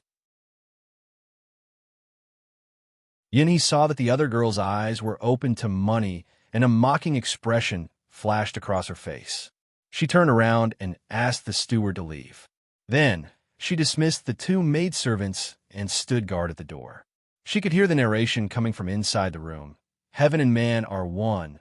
Heaven and earth are two. Heaven and earth are three. Mistakes are three. Earth and man are one in the same world are four. Earth and man are one in the same world are five. After the time it took to drink a cup of tea, Ji Xingxuan looked at the copied outline on the paper, and a smile finally appeared in her eyes. She blew dry the ink and carefully put it into her sleeve.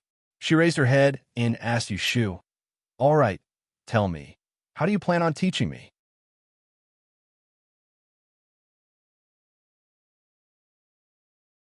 Chapter 258.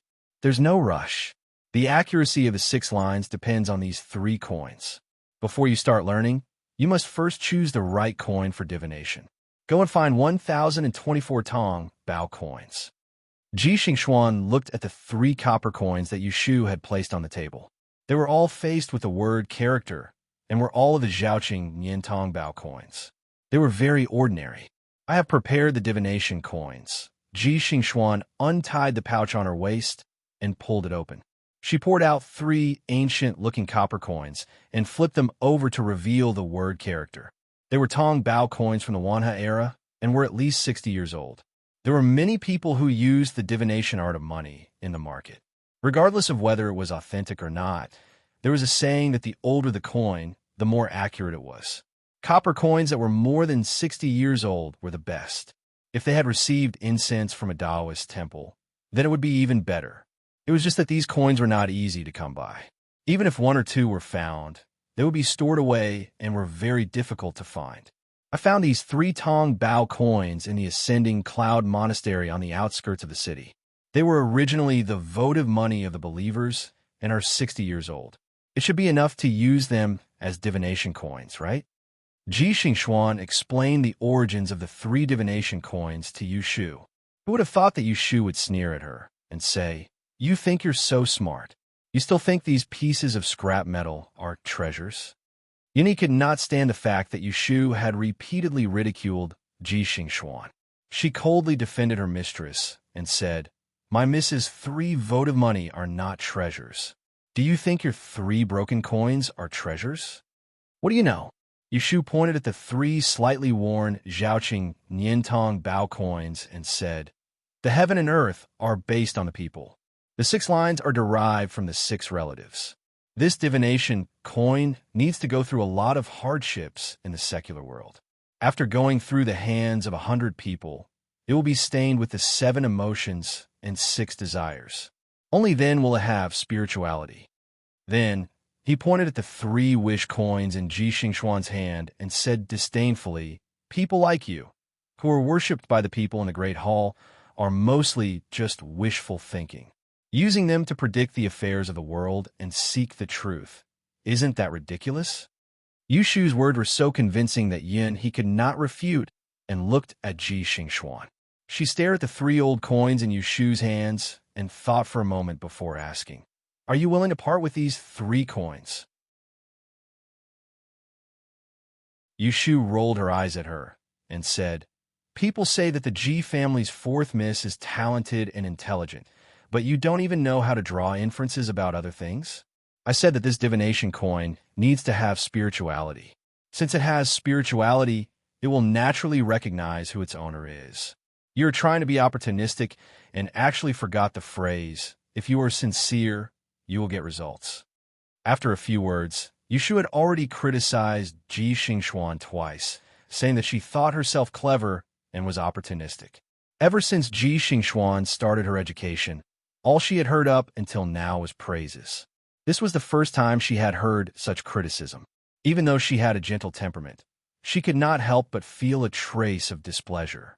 Her face darkened as she said, "Then tell me, Where should I get this divination coin from? I just said it. You forgot it so quickly.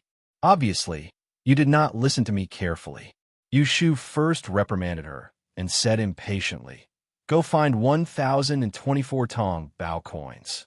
You must get them from the marketplace. I don't care what method you use. You must obtain them with your own hands." Ji Xingxuan heard her speak halfway and could not help but ask in detail, "What happens after you have found them all?" "After you have found them all, from these 1,024 Tong Bao coins, choose the 3 that are fated with you." "How is it fated?" Yu Shu stroked her chin and said unhurriedly, "First, remove 1 coin and turn it into 1,023 coins. Throw every 3 coins. Clasp your hands tightly. You must have no distracting thoughts in your mind and your ears clear. Then, throw on the plate. Take the coin with 1 back up. If there are 2 or 3 backs up, throw again. Choose 341 coins. Add the first coin you removed. Throw again. Choose 114 coins. Throw again. Choose 38 coins. Remove 2 coins first. Throw again. Choose 12 coins. Throw again. Throw again. Choose 4 coins. Including the 2 coins you removed, you can throw them twice. If you get 3 backs in 1 throw, it will be a success. You can use these 3 coins as divination coins." That maidservant Yunhe listened to her eloquent speech. In the end, she only remembered 2 sentences. On the other hand, Ji Xingxuan had already written it down on a piece of paper. "What, there are no 3 backs in the last 2 throws?" Ji Xingxuan questioned. The corners of Yu Shu's mouth curled into a mischievous smile. "Of course, there is no success. You just have to throw the 1,024 coins again. If there is still no success, throw again until you get 1. According to this method, even if you can get 1 back every time, you will have to throw at least 500 times. Even then, there is no guarantee of success. If your luck is bad, you can throw 3 to 5,000 times." With such a complicated and difficult method, Ji Xingxuan couldn't help but be suspicious. She thought that Yu Shu was trying to trick her. However, after thinking through the method carefully, there were no loopholes. Everything she added or subtracted was correct. Half of her suspicions were gone, but the other half remained. She turned to look at maidservant Yunhe.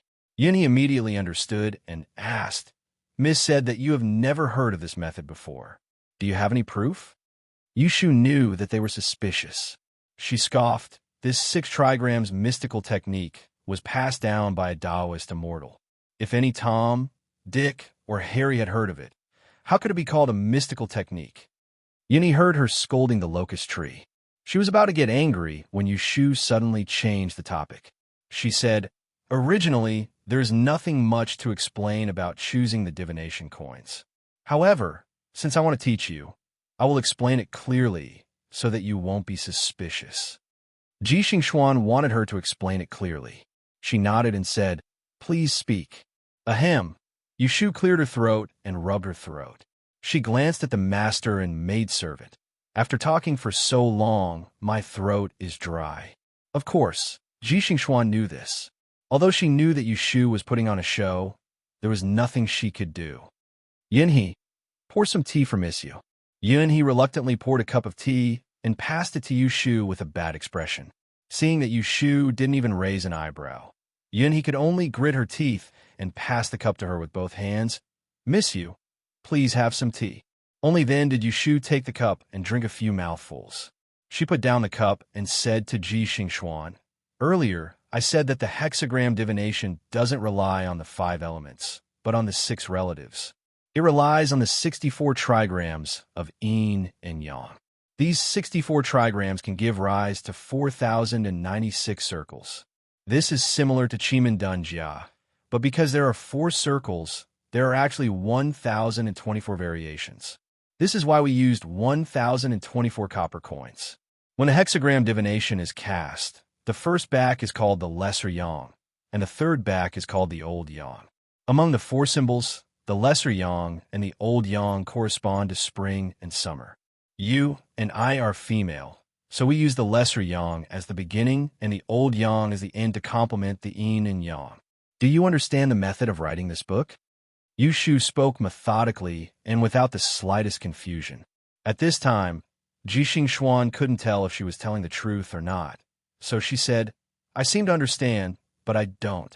Can you explain in more detail? Yushu waved her hand and said, Daoist Qing Zheng told me this at the beginning. If you don't understand, then I don't either. Jixing Xuan guessed that her aptitude was limited, so perhaps it was possible. She believed her a little more and didn't pursue the matter. Instead, she said, then I'll go back to find the divination money. I'll come back tomorrow to ask you. Yushu shook her head and looked at her with a faint smile. Let's wait until you find all of them first. She didn't believe that she would be able to pick one without 3 to 5 days of hard work. Jixing Xuan wanted to learn the hexagram as soon as possible. After receiving advice, she didn't want to waste any more time with Yushu and left with her maidservant. Yushu watched them leave. She stretched her hand under the table and touched Kim Bao, who was sleeping on her lap. She snorted and said to herself, How can it be so easy for you to learn it? I'll let you suffer a little first. It was a quiet night. It was not easy to sleep in someone else's house. Kim Bao started to make noises before dawn. When Yushu woke up in the morning, the first thing she did was to flick its head twice. Only then did it behave. The maidservant assigned to her, Sunny, was afraid of Kim Bao and didn't dare to get close to Yushu. She fetched some water to wash her face and brought it into the room, then ran away. Yushu ate breakfast and packed a few important things. She put them in a pencil case and the stack of banknotes in her pocket. Sunny was waiting at the door of the courtyard. When he saw her coming out, he stepped back and asked, Miss, where are you going? Yushu said, I'm going out for a walk. Sunny hurriedly said, Miss said she was coming yesterday.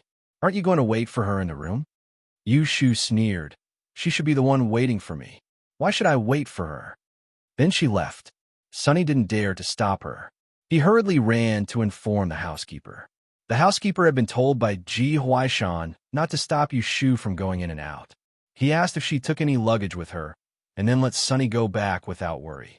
Yushu came out of the main gate of the right magistrate's palace. She looked around and found her direction. Then she walked towards Horse Street, where Wang Ji Lu was located. Today was the 6th day of the Lunar New Year. It was time to send off the poor and offer sacrifices to the poor. On the way, Yushu met 2 groups of troops that sent off the poor. They were dressed in fancy clothes, with oily hair and powdered faces. They held up banners and signs, and they were blowing and beating drums as they crossed the street. They attracted many passers-by to look at them. It was the first time she saw such a rare sight. She turned around and followed them. Horse Street was located in the busiest part of the northern part of the city. Most of the passers-by on the street were dressed in fancy clothes and were arrogant. Some people joked that if a sign fell and killed 5 people, 4 of them would be from the families of officials. Yushu entered Wang Ji Lu from the back door. Ah Xiang, who was doing rough work, was sweeping the floor. When he saw her, he quickly put away the broom and greeted, Miss, good morning. Yushu nodded her head. She looked around the empty backyard and asked casually, Where are the others? Ah Xiang stood up straight and said loudly, The shopkeeper and brother 6 are eating breakfast in front. Gong Qinshi and his wife went out to watch the puppet show. Xiao Dai and Xiao Qing are in the room. Sister Xiuqing is making soup in the kitchen. Gue Qi and Gue Ba are in the wine cellar. The 2 accountants are not here. Yushu looked back at him. She was a little happy. She thought that he missed out one person.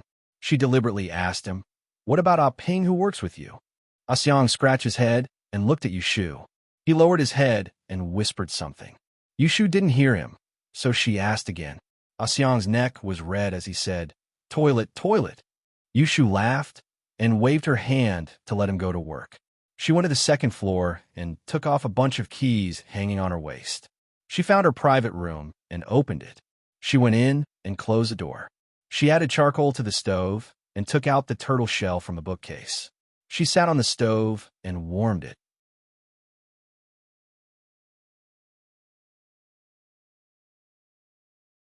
Chapter 259. Back at Wang Ji Lu, Yushu was halfway through cooking the turtle board when Lin Fu knocked on the door. He stood outside and asked if she had eaten breakfast and if there was anything else.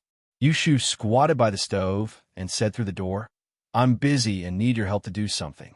Miss, please speak. I heard that there are live chickens in the woodshed behind. Look for one that often crows in the morning and has a rosy crown. Put a bowl of chicken blood for me, and I'll take it when I go back." Lin Fu did not ask what she needed chicken blood for and left to carry out the order. He came back in a moment and said that it was ready. Yushu then let him go. Perhaps it was because of the strong fire in the stove that this piece of turtle shell burned faster. Yushu's forehead was covered in sweat. Looking at the cracks, she hurriedly picked it up and studied it. There was a small study room in her room. Mo Ju Quan memorized the hexagram, took it apart, and put it back together. Finally, he had some clues. "Looks like he's headed south," Yushu muttered to herself. She put the broken turtle shell aside and wrote down a few places in the south of the city that he might go to, but she couldn't write any more after a while. The area to the south was huge. The south of the city was also south, and Jiangnan was also south. She could not help but wonder if Jing Chun had already left Amling and returned to Mount Longhu in Jiangxi. When this thought came, Yushu could not help but feel inferior. If he really returned to Mount Longhu, then what was the point of her searching blindly? "Miss, the kitchen made lily perch soup. This servant has brought it for you." A voice came from outside the door. There were two servant girls in Wang Jilu. The slow one was Xiao Dai, and the fast one was Xiao Qing. Yushu put down her pen and paper and went to open the door. She saw Xiao Qing carrying a wooden tray with a porcelain bowl in pink and green glaze on it. The lid was painted with a small cluster of plum blossoms, looking very exquisite. On the side was a small plate of the same color with some shallot foam. Xiao Qing covered the bowl with a handkerchief and handed it to Yushu. She removed the lid and said, "Be careful, it's hot." Yushu smelled the aroma of the fish and tasted 2 spoonfuls. It was indeed delicious. After drinking half a bowl, she suddenly put down the spoon and asked little Qing, "According to the menu, this fish soup cost 20 taels of silver per dish." Xiao Qing said, "That's right. These Song River bass were delivered fresh yesterday morning. There are only 20 of them in the fish tank." Yushu sighed and said, "Later, go tell the kitchen that I don't have to go through so much trouble every time I come back, steaming snacks and boiling soup. Just send tea." She was here to help Shui Rue with his work, not to enjoy herself. She had probably only eaten 17 to 18 taels of silver worth of pastries the last time. If this went on, she would have already lost over 100 taels of silver before she even started her business. If this restaurant was opened by her, she could eat whatever she wanted. But now, she was also a worker, not a boss. Xiao Qing showed a troubled expression and said, "Miss, you don't know. This is what the shopkeeper told me. When you are here, you only need to serve them with fresh soup and delicious food. We can't neglect you." Yushu frowned and said, "Go and find old Lin. I will tell him." Yushu originally thought that Lin Fu wanted to please her, so he served her well. Who knew that when she called Lin Fu, he actually explained, "Miss, you misunderstood. This is all young master's instructions. Otherwise, I wouldn't dare to make decisions on my own." Yushu was speechless. She didn't feel that Shui Rue's way of doing things was very useful. Instead, she felt that he was a fool. Lin Fu looked at Yushu's expression and knew that she didn't buy it. He rolled his eyes and said, "Miss, you don't have to mind it. The dishes are expensive, and our cost is less than 30%. Moreover, you can taste every dish that the chef makes. If you find something lacking, you can improve it, right?" How could Yushu not discern that he was speaking pleasantries? But it wasn't appropriate for her to make things difficult for them because it was something that Shui Rue had instructed her to do. So she thought that she had to tell Shui Rue face to face. So she asked them to leave.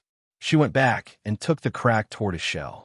She sat on the soft chair under the glass window and was lost in thought. Knock, knock. There was a knock on the door. Yushu thought that it was Xiao Dai and Xiao Qing who came to bring tea. She said, "Come in." After a while, she felt that something was wrong. She looked up and saw young Master Shui standing at the door of the small study. She quickly stood up and said with a smile, "Why are you here at this time?" I have something to tell you. With one hand behind his back, Shui looked at her and said, there is news of young Master Jing. Clatter. The tortoise shell in Yu Shu's hand fell to the ground. She hurriedly went forward and asked, there is news? Where is he? Seeing that she was surprised and happy, Shui Rui's eyes flashed. He walked over her and picked up the tortoise shell on the ground. He turned around and sat on the soft chair that she had just sat on. He said, on the morning of the 22nd of the 12th lunar month last year, the guards of the Xianqing Gate in the south of the city saw a young man in white go out of the city. He seemed to be carrying some kind of sharp weapon. It seems that he is young Master Jing. I have sent people to inquire along the way outside the city, but I don't know which direction he went. It is difficult to find him.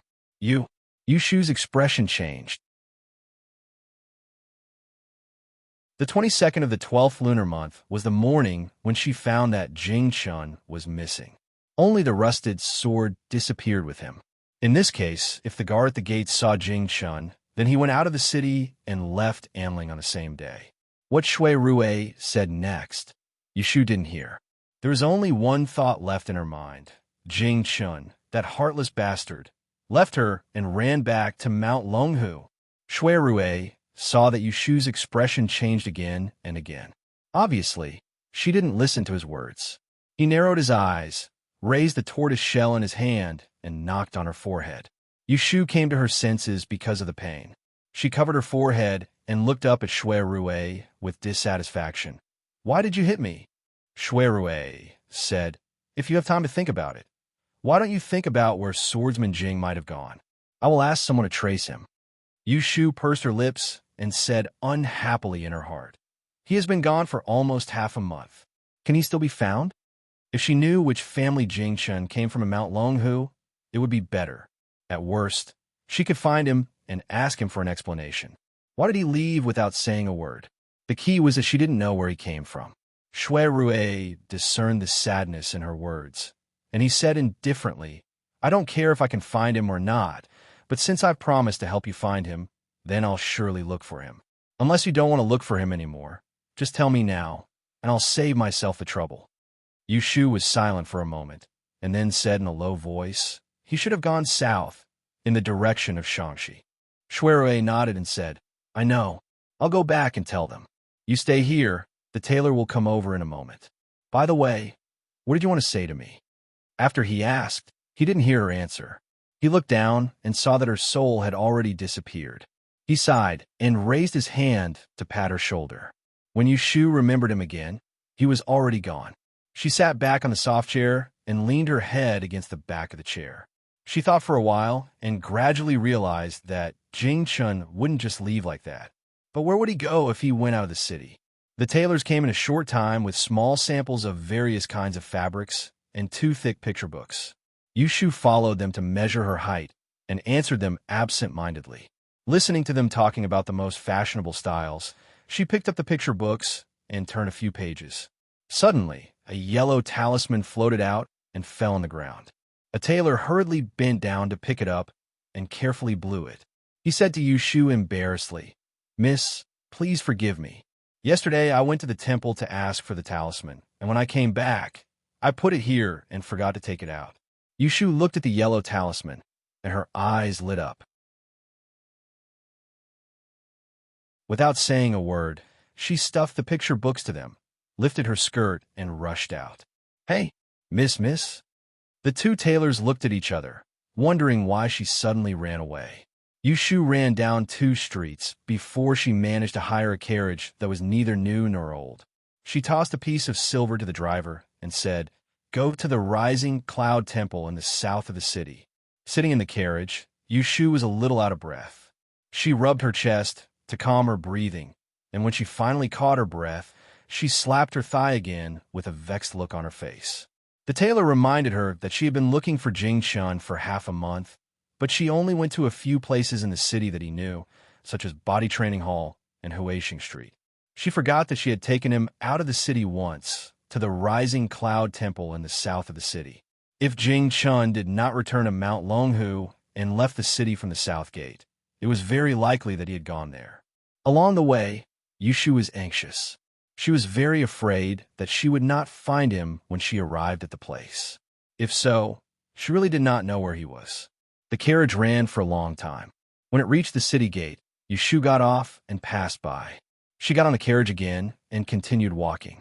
Outside the city, the carriage bumped and swayed to a small slope at the foot of the rising cloud temple. Before the carriage stopped, Yushu couldn't wait to jump off, which attracted the attention of several pilgrims on the side of the road. Yushu went into the temple and asked around. She knew that if Jing Chun had regained his memory, he would definitely avoid the crowd, so as not to implicate others. However, if he had appeared here, someone might have seen him. The Taoist priests in this temple were aloof and did not like to talk to people. Therefore, Yushu had to ask them one by one in a kind voice, but she found nothing. She had seen many pilgrims in white, but none of them were as good-looking as Jing Chun and held a sword in his hand. The more Yushu searched, the more anxious she became. After leaving the Taoist temple, she went to the nearby forest. Within a radius of more than 10 miles, it was a large wilderness, overgrown with weeds. She searched around the periphery of the Taoist temple and then went further. At first, she could still see a few woodcutters. Later, as the sun set and the sky gradually darkened, there was no one nearby. Only the occasional sound of birds could be heard. Yushu was afraid that Jing Chun had the intention to avoid her, so she did not dare to shout. She only hated that her legs were not long enough, so she quickened her pace. However, because she ran too fast, she fell on the ground twice. She did not even notice that her hands were scratched. When she heard the faint howling of wolves in the distance, she was startled to realize that the sky had turned dark. The cold wind blew and woke her up a little. She shivered and turned her head to look at the road she came from. She saw the shadows of towering trees and birds flying past. In the darkness, she did not know where she was.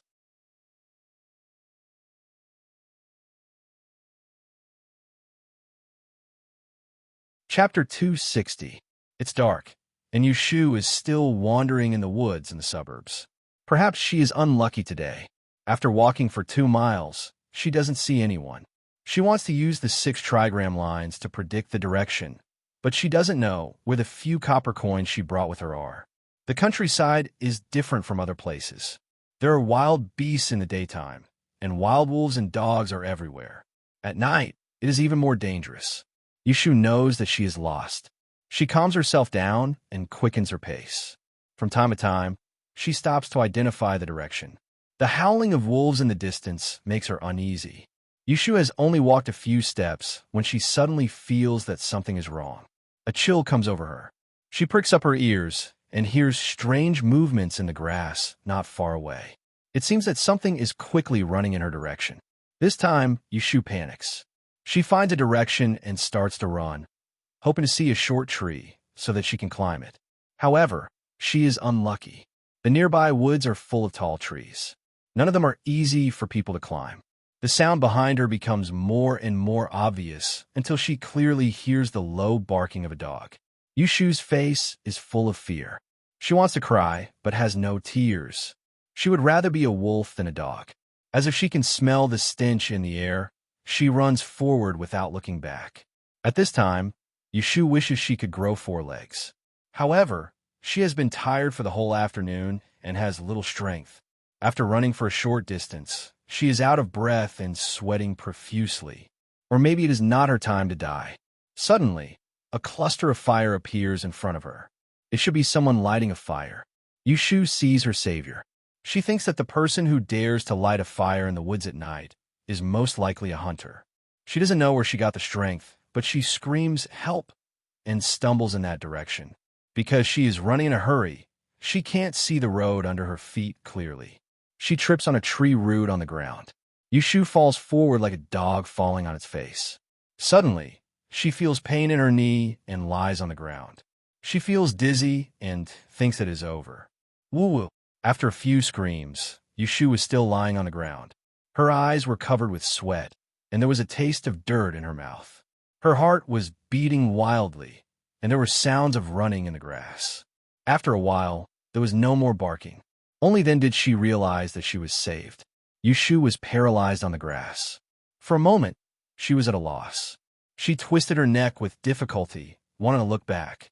She heard light footsteps, and a faint light flickered in her eyes. A pair of black boots stopped in front of her, and a calm voice came from above her head. "Young lady, get up. It's all right now." Yushu blinked her eyes and took a deep breath, holding back the sourness in her nose. She tremblingly reached out to grab the calf of the person in front of her. She grabbed the hem of his clothes and scolded in a choked voice, You bastard." She felt her legs stiffen. The person in front of her suddenly squatted down and hurriedly went to help her up. "Xiaoyu?" Yushu was helped to sit up from the ground. She grabbed the hem of his clothes and looked at the panicked person in front of her with her red eyes. Who else could it be if it was not the bastard Jing Chun? Jing Chun held Yushu's arm and helped her limp to the fire. He let her sit against the tree and squatted beside her. He put down the rusted sword in his hand and lowered his head to pinch her ankle. When he heard her gasp, he quickly lightened his movement and whispered, "Bear with it. You've twisted it." As he said this, he twisted her ankle and twisted it a couple of times. Crack! Yushu clenched her teeth in pain, but she didn't make a sound. She stared at the bastard with a gloomy face. They hadn't seen each other for more than 10 days. He was still wearing the white robe when he left, but it was stained with a layer of gray. His long hair was loosely tied behind his back. Because he was squatting, his hair was hanging on the ground. He seemed to have lost a lot of weight. His handsome eyebrows remained the same, but his cheeks were slightly sunken. Yushu felt annoyed and distressed. If she hadn't found this damn place, would he have starved to death in this forest? Does it still hurt? Jing Chun pressed the side of Yushu's ankle and raised his head to ask. He met Yushu's complicated eyes. He looked at her and was stunned. Then his eyes flashed, and he turned his head to avoid her sight. He whispered, "Wait a minute. I'll find some water." As he said, he was about to get up. Yushu saw that he was trying to avoid her. She was furious. She grabbed his wrist and looked up at him. She gritted her teeth and said, "Why did you hide here without saying a word?" Jing Chun lowered his head. His hair fell behind his ears, and his expression could not be seen clearly. Yushu squeezed his wrist and said, "Say something." "I remember." As expected, Jing Chun regained his memory. But Yushu was not happy at all at this time. She was full of anger. She sneered. "You ran away when you remembered?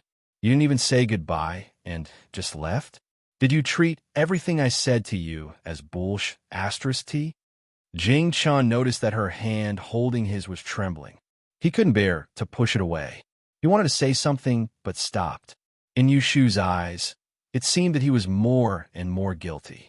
She was so angry that her teeth chattered. She grabbed his arm and stood up. She raised her fist and hit him on the shoulder. She had been holding this anger for half a month. If she couldn't vent it, she would really be angry. Jing Chun didn't dodge. He punched her a few more times and just looked at her worriedly. His heart was full of regret. When she lost the strength in her hands and sat back, he gently pulled her wrist away and said in a low voice, "I'm sorry." Yushu had calmed down a lot at this time. Listening to his apology, she snorted and said angrily, "What did you do to me? Since you remembered, you should know that I lied to you. I lied to you all the way from Jiangzhou to Anling. I should be the one apologizing to you." Listening to this angry words, Jing Chun shook his head and smiled bitterly. "You lied to me, but it was for my own good. If I knew the truth at that time, how could I stay by your side and implicate you?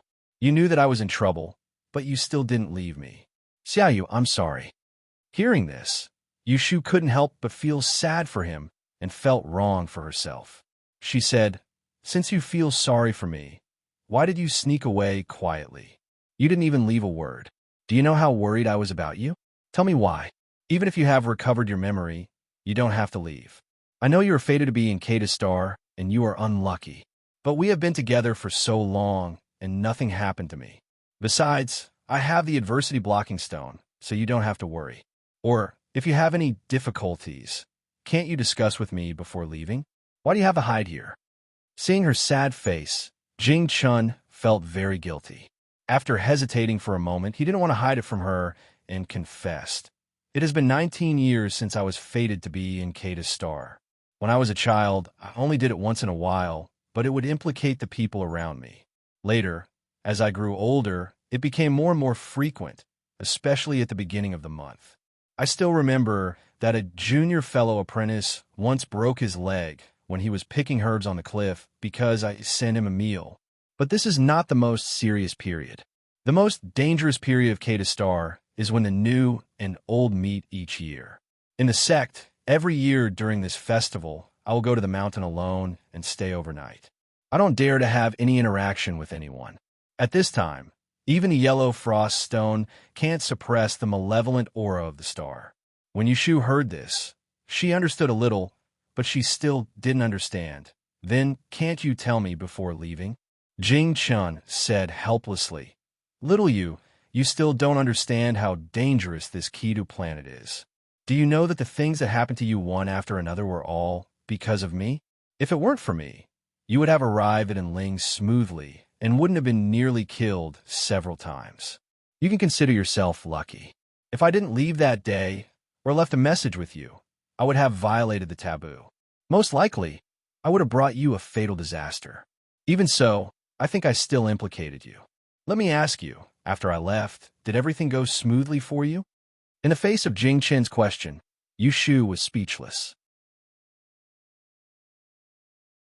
Thinking back, she was indeed unlucky from the end of the year to the beginning. First, she was sick in the snow, then she almost didn't hand in the exam paper of the Strange Arts course, and then she was troubled by the G family. She really couldn't think of anything that could be called smooth. Seeing her hesitation, Jing Chun knew the answer. He sighed and said softly, "Who knew that you still came to find me? Xiaoyu, what should I do with you?" It was still a bad time. If he hadn't seen someone being chased by a beast in the forest, he would never have helped her. He would have stayed far away. He never thought that the person who came would be her. Yushu was no longer angry. It wasn't that she didn't understand things. Speaking of which, she couldn't blame Jing Chun for hiding. She had long guessed that there would be a time when Kata's star would act up, so she had always been on guard. Who would have thought that there would be a big crisis at the end of the year? The yellow frost stone was useless, and Jing Chun had run to the wilderness to suffer. Wasn't it for her? If she didn't have a good life, would he be comfortable? Looking up at Jing Chun, she felt that he was getting thinner. Yushu regretted hitting him just now, so she asked in a muffled voice, "So you mean if I didn't come to find you, you would go back after hiding for a while?" No. Yushu thought that he would nod or answer yes, but he said no. The anger that she had just suppressed came out again. She held back from hitting him and asked, "What do you mean? If you don't go back to find me, where are you going?" Jing Chen didn't dare to look directly at her eyes. He turned his head and hid his eyes. He clenched his fists in his sleeves and said slowly, "Xiaoyu, let's still be good brothers, okay?" Hearing him suddenly say this, Yushu understood what he meant. Her eyes widened for a moment, and she couldn't breathe. Her head was rumbling, and she opened her mouth, but she couldn't say anything for a long time. Jing Chun couldn't help but look back at her, only to see that she was staring at him blankly. There was dust and mud on her face. She looked indescribably embarrassed, and her red eyes were filled with tears. Jing Chun was startled and suddenly panicked. He reached out to comfort her, but just as he touched her shoulder, he was thrown away by her. She took 2 steps back, turned her head left and right, and bent down to pick up the rusted sword on the ground. She raised her hand and put it on his neck, saying in a trembling voice,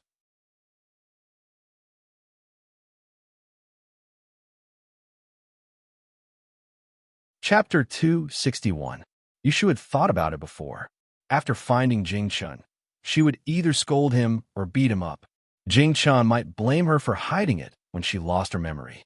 At the same time, he also had his own reasons for leaving. She just needed to make things clear. However, she never expected that this guy would say that he wanted to be her brother again. What did this mean? Yushu was not so stupid that she couldn't understand. What was a brother? It was a very, very good friend. At this point, the previous talk about boyfriend and girlfriend, whether they liked each other or not, all became nonsense. At that time, she used this kind of words to reject Shui Rue. Now she also heard it. How did she feel? She couldn't explain it clearly. Yushu's mind was a mess. It was inevitable that she was sad, but more than that, she was angry and hesitant. She pointed the sword at Jing Chun, not because she was really sad and angry to the point of hurting him, but because this kind of unreasonable rejection made her unable to accept it calmly. Even if Jing Chun had regained his memories and had many difficulties, he couldn't just casually deny their previous relationship. Xiaoyu. Jing Chun tilted his head and looked at the rusted sword on his shoulder. There was a little more sadness in his eyes. It's my fault. I didn't remember anything before, so I offended you and crossed the line.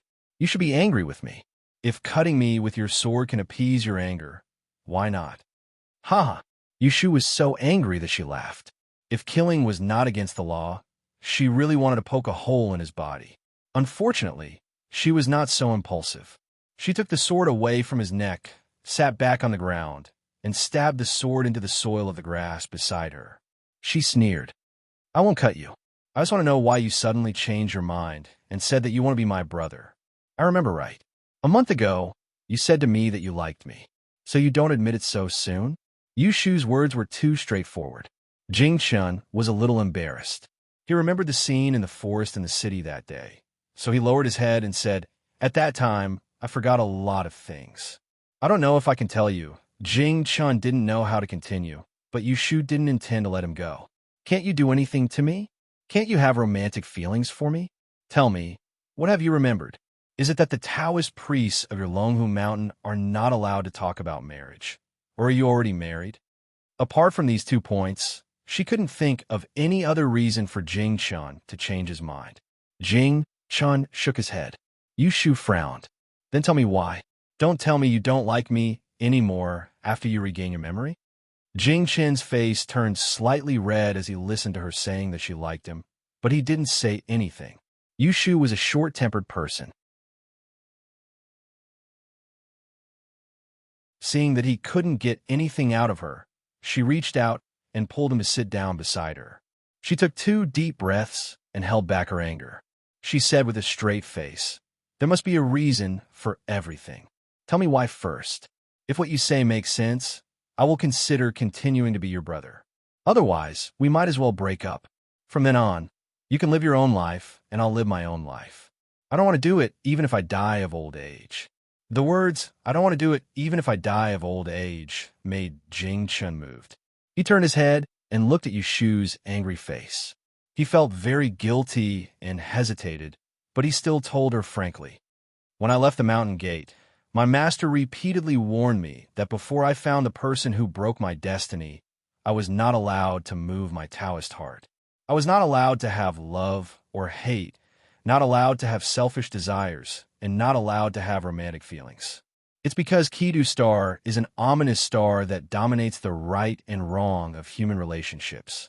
It's in my destiny. Therefore, I've been practicing Taoism for more than 10 years. I've been controlling my heart with Taoism all year round. If my heart doesn't move, my body doesn't move. Everything goes according to my heart. That's why I can't have a romantic relationship with you. Otherwise, as time passes, it will eventually lead to a great disaster. Even with the adversity blocking stone in hand, I won't be able to escape. At that time, not only will you be implicated for no reason, even the people around you will be implicated for no reason. Xiaoyu, I know that you value relationships and righteousness. You also don't want to see Xiaoxiu and Dr. He implicated because of us, right? After listening to Jing Chen's words, Yushu was shocked. She had suffered the hands of Jing Chen's Kidu Star and knew how powerful it was. However, after being with Jing Chun for so long, she used the law of time of calamity to carefully guard against it. Every time she dodged it, it would be more daunting than dangerous. Slowly, her fear of the Kidu Star lessened. She even became somewhat fearless. However, she didn't know that what she knew was only the tip of the iceberg. This thing was actually impossible to guard against. It was pervasive. At this moment, she no longer had the mood to be angry at Jing Chen's change of heart. Instead, she was afraid. If Jing Chun didn't recover his memory and didn't leave alone when the Kidu Star's ominous aura was at its peak, wouldn't she have harmed Xiaoxiu and Zhao Hui's family? Thinking of this, Yushu broke out in a cold sweat. She leaned against the tree trunk in exhaustion. Seeing this, Jing Chen's face became even more ashamed. He raised his hand to comfort her, but when it was about to land on her shoulder, he retracted it. His eyes revealed a determined look, but his voice was apologetic. I've been in the forest for half a month and have calmed my Tao heart. I definitely can't do it again. I know this time I didn't keep my words and went against what I said in the forest that day. I'm willing to apologize to you. However, you and I can only be friends. As for love, that's absolutely out of the question. Hearing this, Yushu's heart was already half cold. She closed her eyes weakly and waved her hand at him, saying, "Don't say anything first. Let me think about it." The fire swayed between the shadows of the trees, illuminating Yushu's dirty and messy body. Her hair bun had long been loosened and hung messily on her shoulders. Some dead branches and leaves were stuck at the end of her hair. The mud on her face was gray and black because of her sweat. Her hands were rough and black. It could be imagined how she found her way here. Looking at Yushu like this, Jing Chen's chest tightened. He knew that his Tao heart was about to move, so he quickly looked away and silently recited the clear heart formula. After calming down, he picked up a dead branch beside him and added it to the fire. He also didn't say anything. The two sat quietly like this for a long time. With a low sigh, Yushu suddenly asked, "Then where is your life destroyer now? Are you planning to hide for a while and look for him?" Jing Chen stopped reciting and said, "I don't know where the life breaker is now, but after the full moon on the 15th, I have to go to the capital first." "Go to the capital?" Yushu sensed that there was something else in his words. "Why? Do you know anyone else in the capital?" Jing Chen slowly turned his head and said seriously, "Xiao Yu, can you promise me that you won't leak anything about my fate and what I told you today to anyone else?" Yushu said self-deprecatingly, "Don't you know how tight-lipped I am? Otherwise, I wouldn't have lied to you all the way without you noticing. Don't worry. If I mention what you said to me today to a third person, I'll be a pauper for 8 lifetimes. There's no need to swear." Jing Chen shook his head and said without doubt, "I naturally believe you." Hearing this, Yushu felt a little better. She asked again, "You just said that you want to go to the capital. Why are you going to the capital?" Jing Chen's gaze was calm in the night. "You should know that there was an EZ in my dynasty 20 years ago. He was called Yinhua." Yushu nodded. "Who doesn't know about Yinhua Z?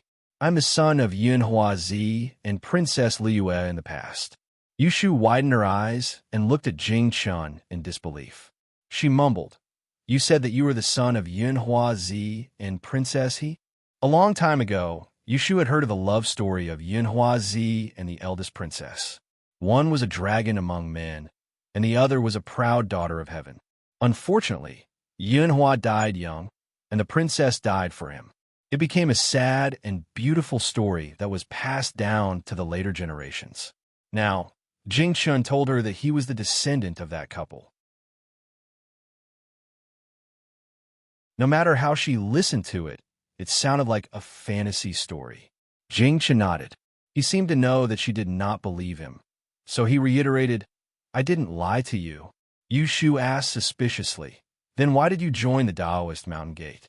Jing Chen said, "I heard from my master that my parents died young. Less than half a year after I was born, I was sent to the Taoist sect by the royal family of Doan. Because my sect's founding master and great ancestor were old friends, he took my life and offended the heavens. Thinking of a relationship between the seniors, the sect head promised to protect my life and help me restrain the ferocious power of Kidu Star until the life breaker appeared. I went down the mountain a year ago because the sect head predicted the birth of the life breaker and ordered me to go down the mountain to look for him. That's why I met you." This time, Yushu couldn't help but believe him. Back then, she had asked Taoist Qing Zheng about planet Ketu, and that old man had told her that if it wasn't for someone with great ability helping to defy the heavens and change one's fate, with Jing Chen's fate, he wouldn't even be able to live to the age of 1. It wasn't strange that Jing Chen had such a strange background.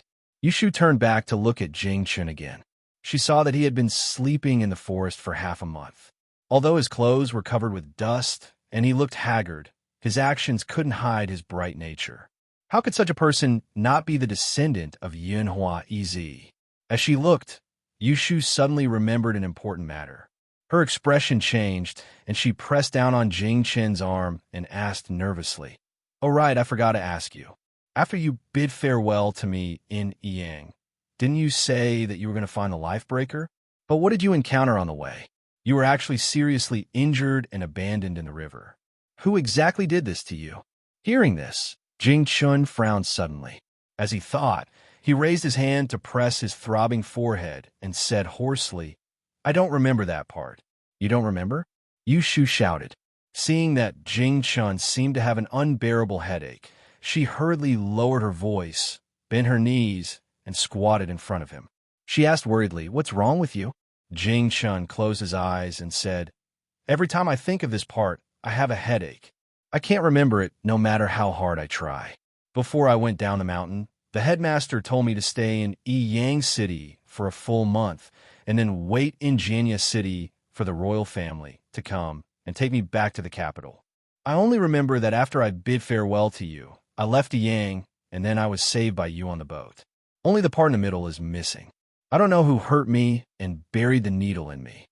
After knowing about Jing Chen's background, Yu Shu thought that he had been killed on the way. She was worried and wanted to figure it out, but Jing Chun had forgotten this part. Seeing that he was really uncomfortable, she did not ask anymore, but comforted him. "It should be that you have just taken out the needle and have not completely recovered your memory. Maybe you will remember it after a period of time." Jing Chun heard that her tone had softened and was no longer angry. He opened his eyes and looked at her worried face. He asked uncertainly,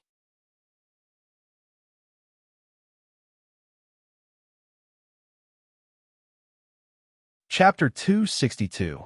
Xiaoyu, I've already told you. Are you still willing to be a brother with me? Faced with Jing Chen's question again, Yushu did not know how to answer for a while. Her heart was stuffy, as if it was tied into a dozen knots, and she could not say anything about it. Although Jing Chen admitted that he liked her before, it was under the situation of her half-coaxing and half-deceiving. Their feelings were not fake. Perhaps at the beginning, she felt more pity for Jing Chun, but later, she really wanted to be with him seriously, especially after Jing Chun suddenly disappeared that morning. She searched outside for him in the cold for a whole day. If she was not sincere to him, how could she be so impulsive, anxious, worried, and afraid? At that time, how could she have known that Jing Chun was not a monk, and he did not have a family, but he could not be involved in love? Otherwise, it would easily harm people's lives. Was the first relationship in her life that had just started going to end like this? Yushu was very unwilling. After all, she and Jing Chun had gone through hardships together. They were affectionate and loyal, and their lives were intertwined. Moreover, Jing Chun trusted her very much. He even told her everything that was related to his fate. Where else in this world could she find a man who was willing to risk his life for her and treat her with sincerity? But what else could she do? She could not ignore the life and death of the people around her for the sake of love. The price was too high, and she could not afford it all. Yu Shu sighed heavily and casually pulled out the rusted sword that was inserted in the grass. Under Jing Chen's worried gaze, she stood up and chopped at the big tree behind her. The trunk shook slightly, and a few new leaves slowly floated down. "Xiaoyu, you're so annoying. You're a man, and I'm a woman. How can we be brothers?" Yushu turned back and shouted at Jing Chun, even though she knew that she did not blame him. Jing Chen's face darkened as he said, "Indeed." Yushu glared at him and said in a muffled voice, "I said we can't be brothers, but I didn't say we can't be friends. How about this? Before you find a life breaker, we'll be friends like before. If you have any difficulties, I'll help you. If I'm in trouble, you can't just stand aside and watch." Hearing this, Jing Chen's face instantly lit up. He nodded and said, "All right, we're still friends." Seeing him so happy, Yushu really didn't know whether to laugh or cry. She rolled her eyes and said, "Do you still remember that you once wrote a promissory note to me? It said that you, Jing Chun, were saved by me and your life was preserved. In the future, when you regain your memories, You are not allowed to leave without my permission. If you break this promise, you'll be a mangy dog in your next life." Jing Chun remembered this and did not go back on his word. He nodded and said, "I didn't keep my promise." Yushu waved her hand impatiently. "For the sake of my sake, this time it doesn't count. But if you dare to leave without saying goodbye next time, don't expect me to find you again. I'll just pretend that I don't know you. Whether you become a cat or a dog in your next life, it has nothing to do with me." Jing Chen's expression changed, and he said seriously, "If I have to, without your permission, I won't leave without saying goodbye again." Yushu was satisfied. She thought optimistically that there was still a long way to go in the future. As long as he did not run away, there was no telling what to do. Yushu's temper came and went as quickly as it came. She felt much better now, so she turned back to the main topic. "I remember you once said that you can sense whether others will be unlucky because of you. Then you can sense it now and see if I've been killed by your Kidu star again." Jing Chun said helplessly, "You came to me at Kidu hour and talked with me for a long time. I don't need to see it to know that you are in trouble." Yushu frowned and said, "Will it hurt Xiao Xiao and Aunt Huai?" Jing Chun could see what she was worried about. He shook his head and said, "They will be fine, but you will be in trouble. But you don't have to be afraid. Now that I have regained my memory, I will definitely find a way to protect you." Yushu clapped her hands when she heard this, and her worry turned into joy. "Yes, you are a Taoist priest from Mount Longhu. You are very capable." Her hexagram technique could predict one's fortune, but she did not have any copper coins with her now. Jing Chun saw that Yushu's face was clear, and he was relieved. He said, "I've learned a lot in the sect, and there are 3 that I am good at. One is astrology, the second is physiognomy, and the third is swordsmanship. I will find some water for you to wash your face first. I will make a decision after I read your physiognomy." Good at astrology and physiognomy? Yushu could not help but think of another person who was also good at it, but she did not know how much worse he was compared to Jing Chun. "You wait here, I will go get some water," Jing Chun said. Seeing that he was about to leave, Yushu didn't even think about it, and pulled on his sleeve. She looked left and right at the dark forest. Thinking about the wild dogs that chased her just now, she was more or less scared and said, "I'll go with you." Jing Chun looked down at her legs and feet. "Does your foot still hurt?" "It doesn't hurt anymore. Let's go." Yushu urged him, and she stuffed the rusted sword in her hand to him, and said, "There are wild animals in this forest. It is safer for us to be together than separately." Jing Chun saw that she was afraid, but he did not expose her. He took the rusted sword, held it tightly, and said, "Follow me." "Okay." Under the night sky, the two walked slowly to the stream in the forest. Occasionally, there was a faint howl of a wolf in the distance, but it was not so terrible. Just as Yushu was looking for Jing Chun near Ascending Cloud Temple, someone in the city was anxious because she did not return late at night. After Shuirue went to Wangji Lu to tell Yushu about the news about Jing Chun in the day, he went back and assigned people to look for him. In the afternoon, he went to Wangji Lu again. He wanted to talk to Yushu about the restaurant, but he was told that she suddenly ran out at noon and left after choosing the clothes. Shuirue felt that something was wrong, so he asked 2 tailors carefully. After listening to their description of Yushu's expression when she left, he guessed that she went to find Jing Chun. He could not sit still and was afraid that she would be impulsive like last time when it snowed. So he sent people to the Ji family to ask if Yushu had returned. At the same time, he sent people to the guards in the south of the city to ask if she had returned. Finally, he heard from the guards in the south of the city that a girl dressed like Yushu went out of the city gate at midnight. When he got the news, it was already evening. The Ji family said that Yushu had not returned.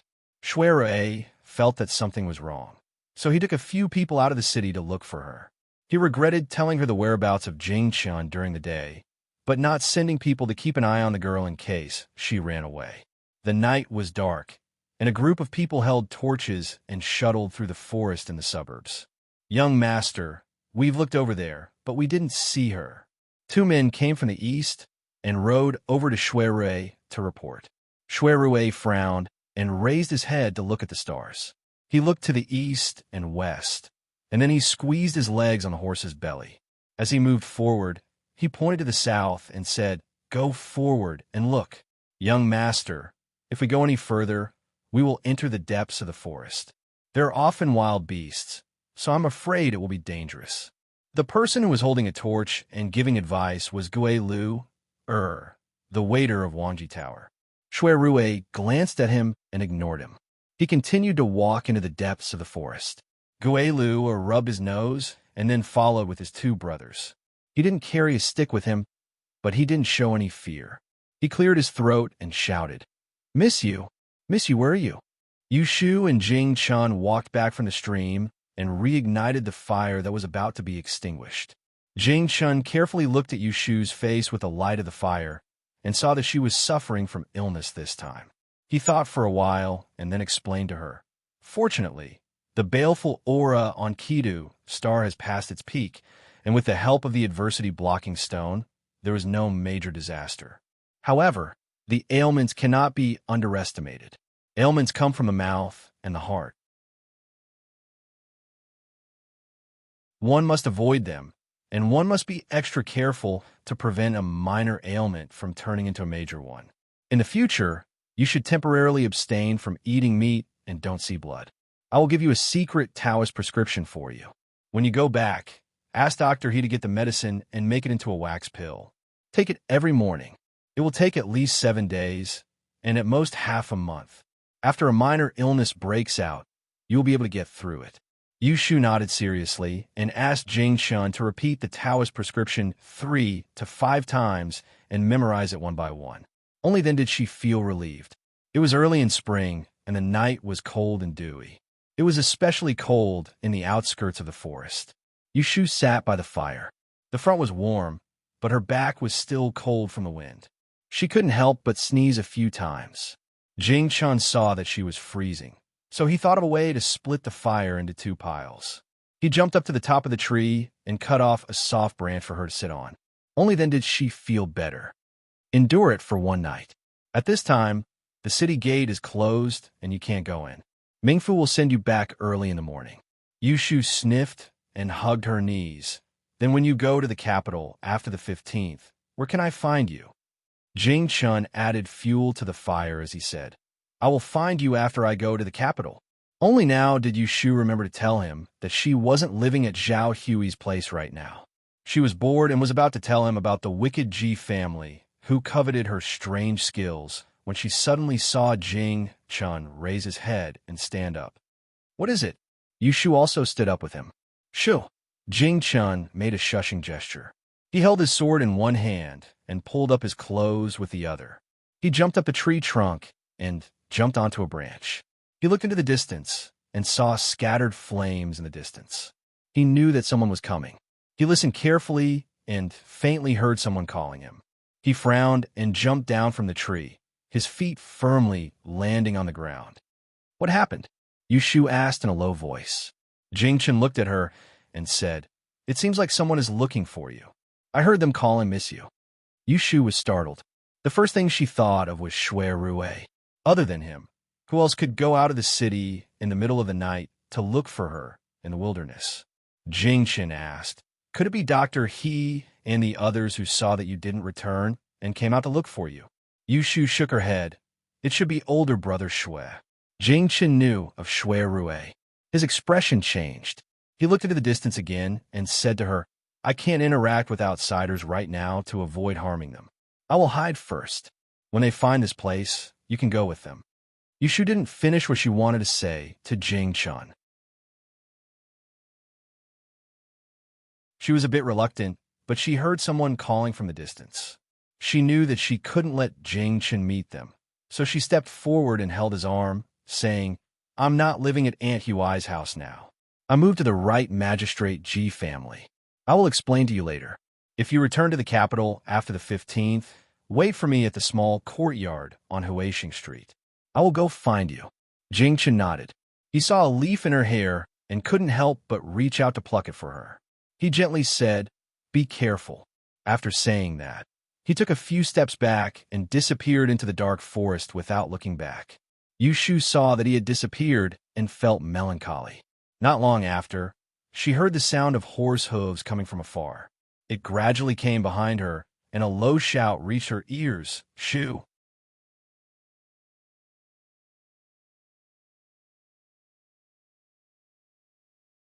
Chapter 263.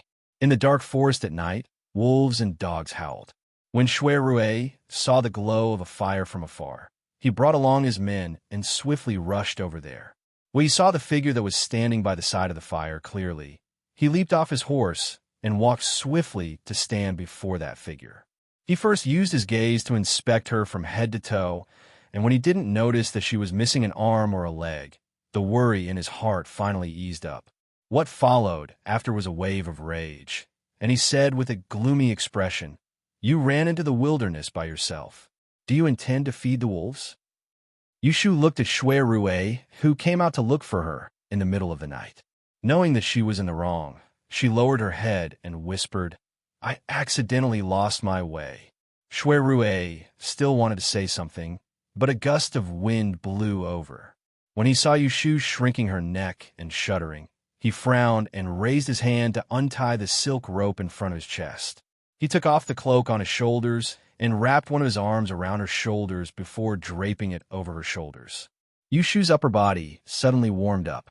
When her gaze landed, she saw a pair of hands tying a knot in front of her neck.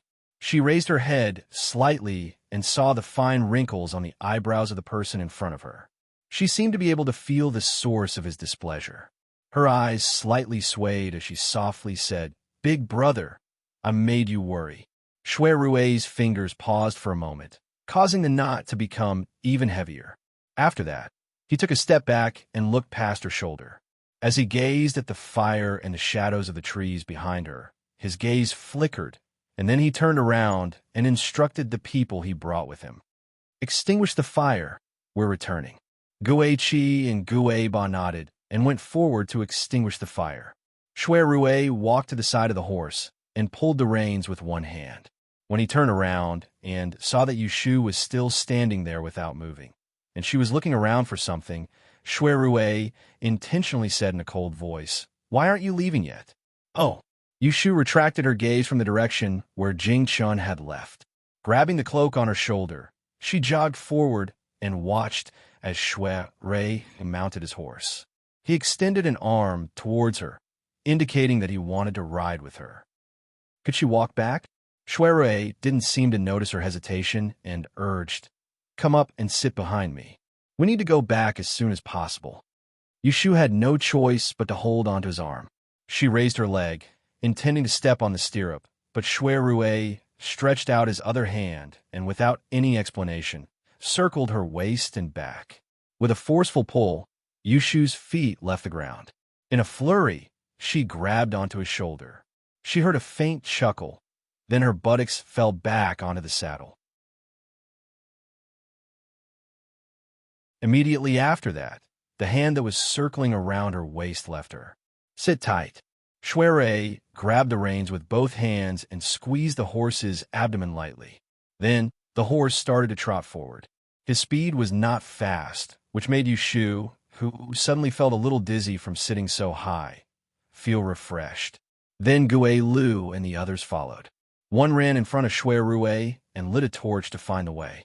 The other two followed behind and didn't move forward. Yushu sat behind Rue with her legs together. Although she wasn't afraid of heights, she was afraid of falling. She wanted to find a place to support herself, but she was depressed to find that other than the person in front of her, she had no place to put her hands. She looked up and down and couldn't find a suitable place to grab. Should she hug his waist? She wasn't that thick-skinned. Should she pull his belt? She was afraid that he would pull it open. Finally, her eyes fell on his shoulder. Her eyes lit up and she put her hand on it. The moment she moved, Rue sensed it and turned his gaze to look at the hand on his shoulder.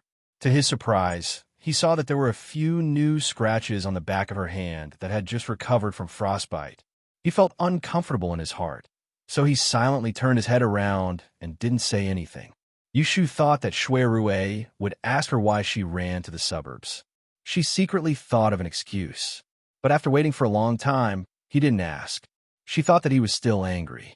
After thinking for a while, she felt that she was in the wrong, so she cleared her throat and took the initiative to say, "During the day, I suddenly thought of a place that Jing Chun might go to. I was anxious, so I hired a carriage to leave the city. I didn't expect the forest to be so big and deep. I got lost after walking too far. Fortunately, you came to find me. Otherwise, I would have to spend the night on the tree." Hee hee. Yushu pretended to be relaxed. Who knew that once she said it, Shui Rue would remember the scene when she went out to find someone in the heavy snow and froze in front of him. He could still clearly remember that pale face until now. Shui Rue clenched the reins in his hand and ignored her. He was afraid that if he opened his mouth, he wouldn't be able to control himself and teach her a lesson. Yushu said a few more words, but when she didn't see Shui Rue responding, she sensibly shut her mouth. She was exhausted from running around for the entire day, and she'd experienced happiness and anger one after another.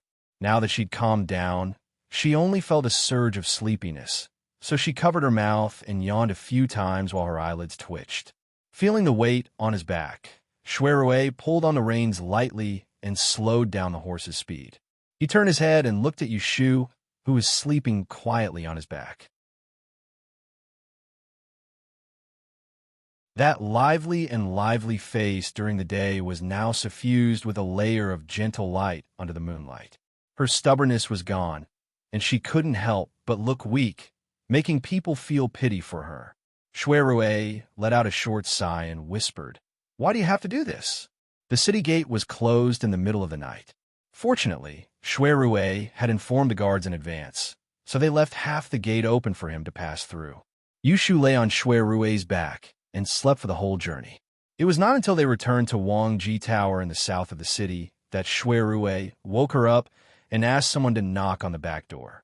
The cook, Xiuqing, came to answer the door and helped the dazed Yushu up to the room on the second floor. She put her on the bed and lit the lamp to take a look. Yushu was filthy from head to toe, so she went outside to call for someone to boil water and prepare a bathtub. Shui Rue sat in the outer room and received the tea that Lin Fu passed to him, and then he said to the cook, "Let her sleep. Just give her a simple wipe, and then check if there are any injuries on her body." "Okay." Xiuqing went inside again and closed the small door of the bedroom. Lin Fu stood next to Shui Rue and asked carefully, "Gongzi, I have asked someone to make the bed. You should go and rest. Let Xionyang take care of this place." Shui Rue looked at the door of the bedroom and felt that it was inappropriate to wait here. He got up and said, "You go down with me." "Yes." Yushu slept until dawn the next day. When she woke up, her back was sore and her bones were cracking. She sat up and smelled a faint musk. She looked at her underwear, and her hands were wrapped with a few bandages. She then rolled up her trousers and saw that her ankles and knees were smeared with medicine. She vaguely remembered that it was the cook who took care of her last night. Yushu found a stack of banknotes under the pillow that she put away when she took off her clothes last night. She stuffed it back and was not afraid of losing it in the restaurant. Hiss! She stretched. Yushu stepped on a pair of new embroidered shoes and walked to the table to pour a cup of tea. The tea was still warm. While drinking, Yushu recalled what happened last night. Her mood suddenly became complicated. After the night passed, they returned to the beginning. Jing Chun was hiding, and the two became friends again. Yushu touched the amulet stuck in her underwear and digested what she heard from Jing Chun last night.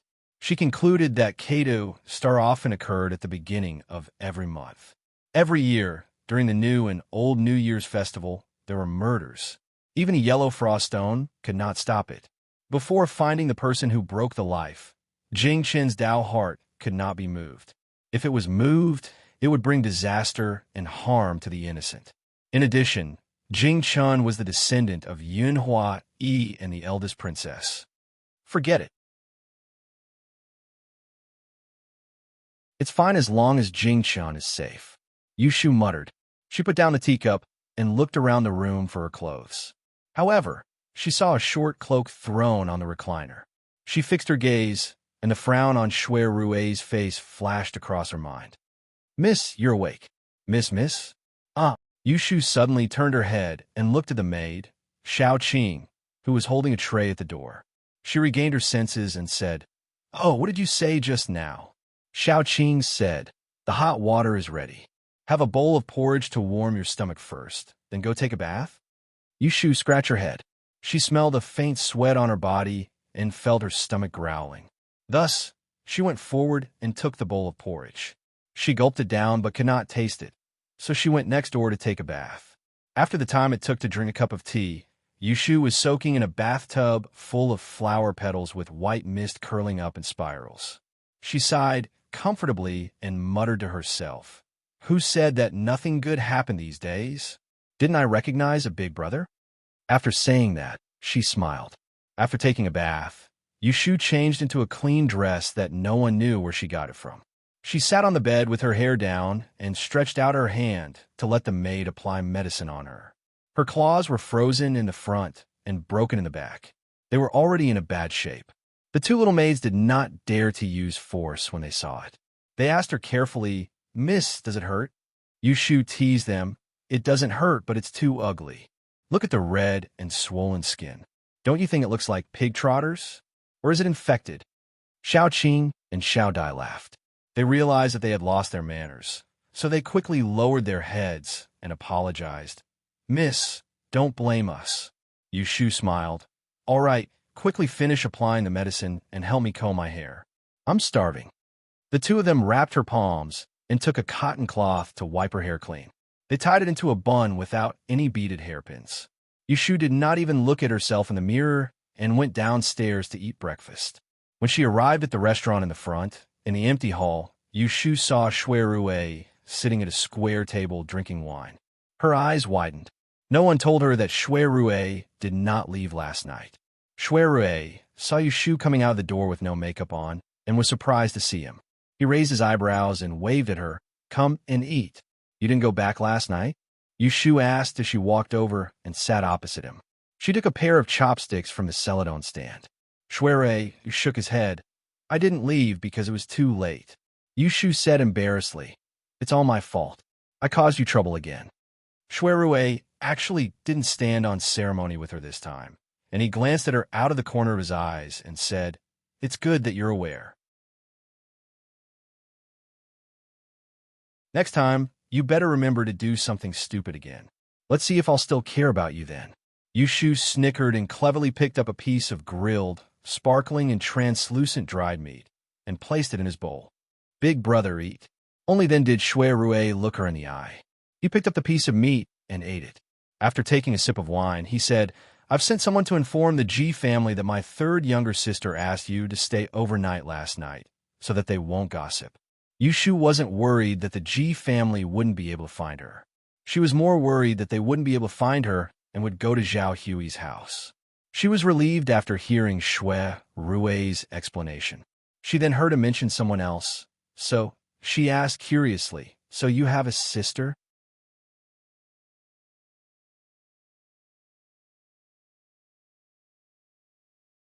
Chapter 264. Yushu was not surprised to hear Shui Rue talk about his family. He had several half-siblings. Even the businessman Ji Hyotani had several wives and concubines. The Shui family was a big family. How could a man not have many children? These 5 children were considered few.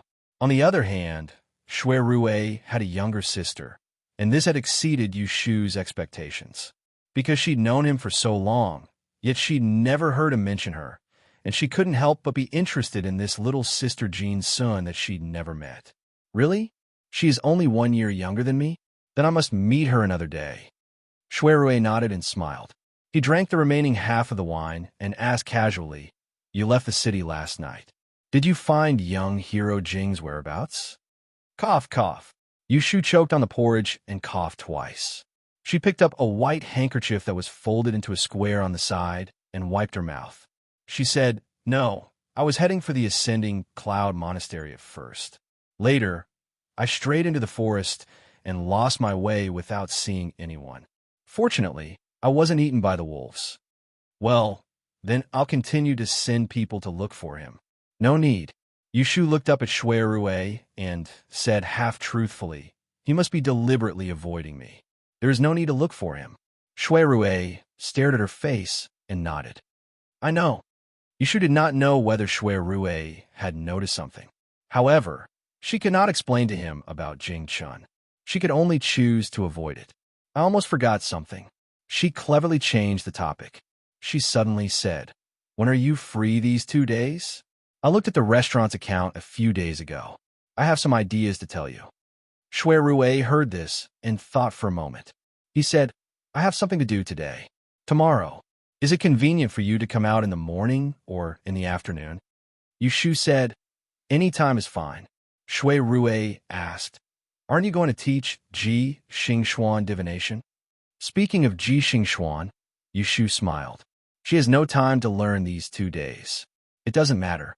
Shui Rue did not understand. Seeing her treacherous smile, he knew there was something fishy. He asked curiously, "What ideas did you come up with this time?" Lin Fu and the others left after serving breakfast. There was no one else in the front building, so Yushu was not afraid of being noisy here. She smiled and said to him, "It's nothing. Don't you need 3 coins to perform divination with copper coins?" I asked her to find them. Then she rambled on about the method she taught Ji Xingxuan to choose the divination money. Shui Rue listened to her explanation and found it logical and logical. He looked at her doubtfully and asked, "Is it really that difficult to choose?" "Haha, of course, it's to coax her."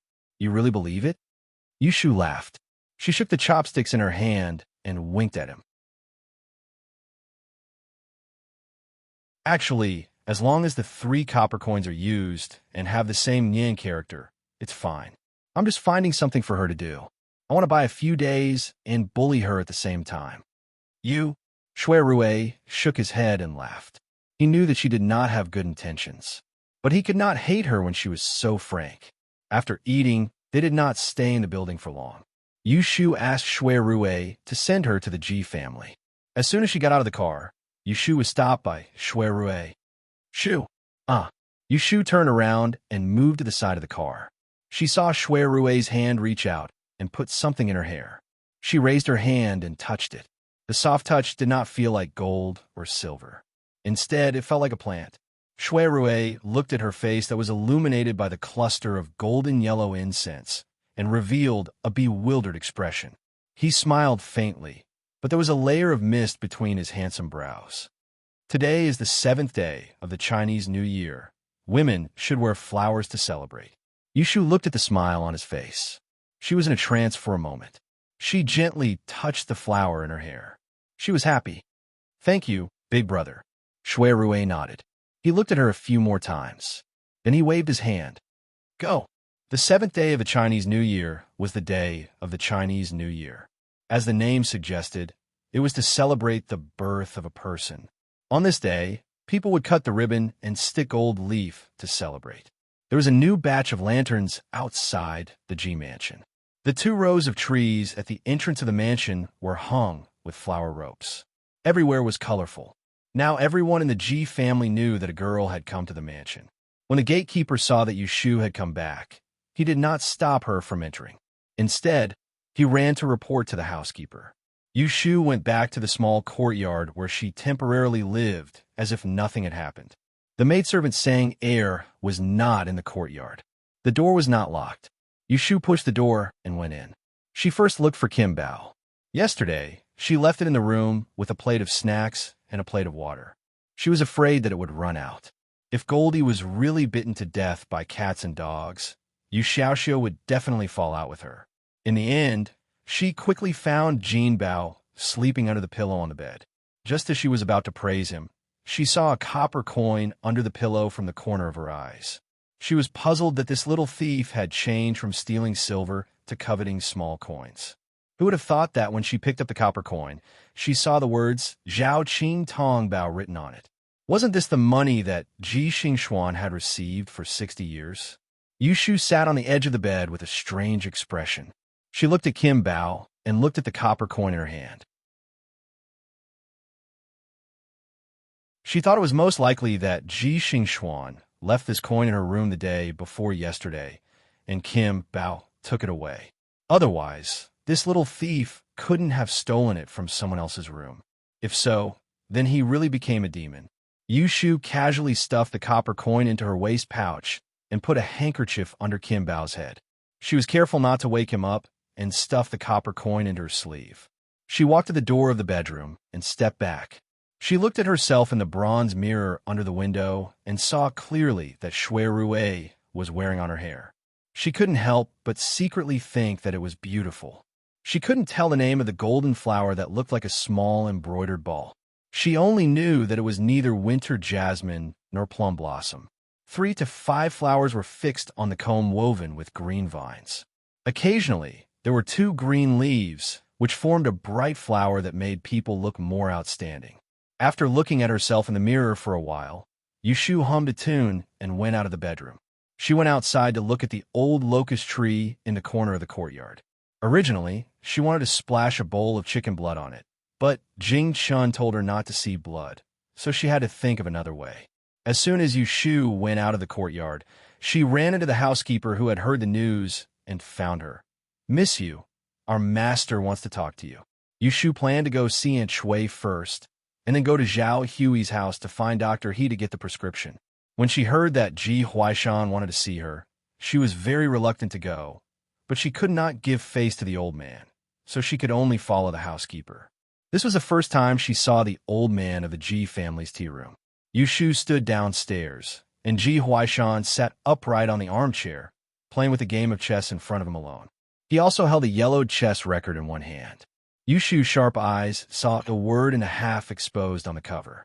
She guessed that he wasn't looking at a chess record, but the chess spirit scripture that used black and white pieces to predict the future. "Great master." Ji Huaishan didn't raise his head and asked, "You didn't come back last night?" Seeing that he already knew the answer, Yushu said, "I didn't come back. The young miss of the Shui family asked me to stay the night." Ji Huaishan said, "You are now living in my estate. Mr. Shui specially asked me to treat guests well. However, you are a girl. If something happens to you, and something happens to you, wouldn't it make things difficult for me? Next time, before you go out, leave a direction and let people know where you're going. Do you hear me?" Yushu really didn't like the tone of this old man when he spoke to her, but she had acted improperly yesterday, so she deserved to be criticized by him. She faked a smile and said, "Don't worry, I will remember to tell you before I go out next time." Only then did Ji Huaishan raise his head to look at her and said, "If there's nothing important, you better not go out. Teach my granddaughter the 6 symbols as soon as possible, and then you can go wherever you want." Yushu thought to herself, "Originally, you don't have to care where I go." However, she said, "Great master, don't be impatient. Everything has to be done step by step. Only slow work can produce fine work, right? What I taught Miss Ji was what Taoist Qing Zheng taught me. If you think it's too slow, why don't I walk a few steps away and only pick the important parts for her to learn?" Ji Huaishan clearly knew that Yushu was arguing with him, but he didn't want to argue with a little girl. He looked at her coldly and said, "Teach her how you should teach her. Don't be crafty and play tricks." Yushu said seriously, "Great master, don't worry. I will definitely take good care of Miss Ji. If she dares to be crafty and play tricks, I will be the first to tell you. It's up to you whether you want to hit her or scold her." Ji Huaishan snorted coldly and asked the housekeeper to bring Yushu out. He didn't want to see her, so he wouldn't be bothered. When Yushu left the door, she used her finger to tease Kim Bao, who had just woken up and stuck his head out of her sleeve. She thought to herself that this old man Ji better not look for her. Otherwise, she would stop him every time she saw him, and he wouldn't feel good. On the way back to Zhao Hui's house, Yushu first went to the big money house and exchanged the 2,000 banknotes given by the Ji family for money. She then exchanged it for a small bag of silver. She went to a few shops in the neighborhood and bought gifts for Zhao Hui and the rest. On the 7th day of the new year, the number of pedestrians on the streets was more than the previous few days. Men, women, old and young were all holding flowers and grasses in their hands. Their faces were full of smiles, as if they were bathing in the spring breeze. The peddlers and merchants once again showed their faces. Yushu saw that there were handmade flowers and grasses that were very beautiful, so she bought a few. Carrying a pile of things, she hired a sedan chair at the corner of the street and Yushu returned to Zhao Hui's house.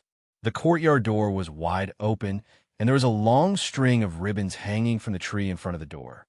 The moment Yushu entered, she saw Shinani and Yindo standing on a stool and sticking flower paper on the window.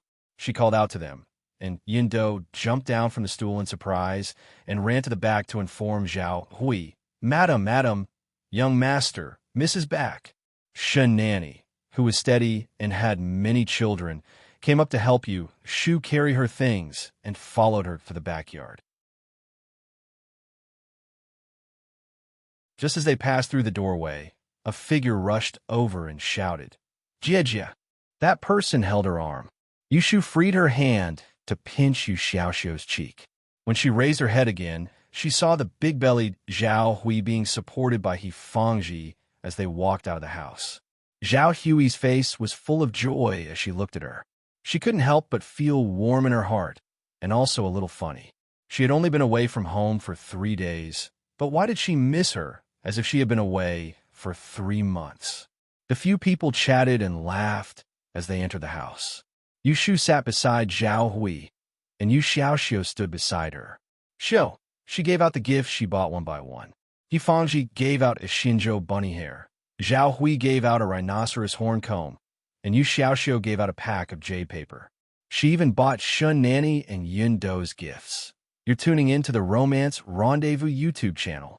We're so grateful for your support, and don't forget to subscribe to join us on this incredible journey through captivating stories.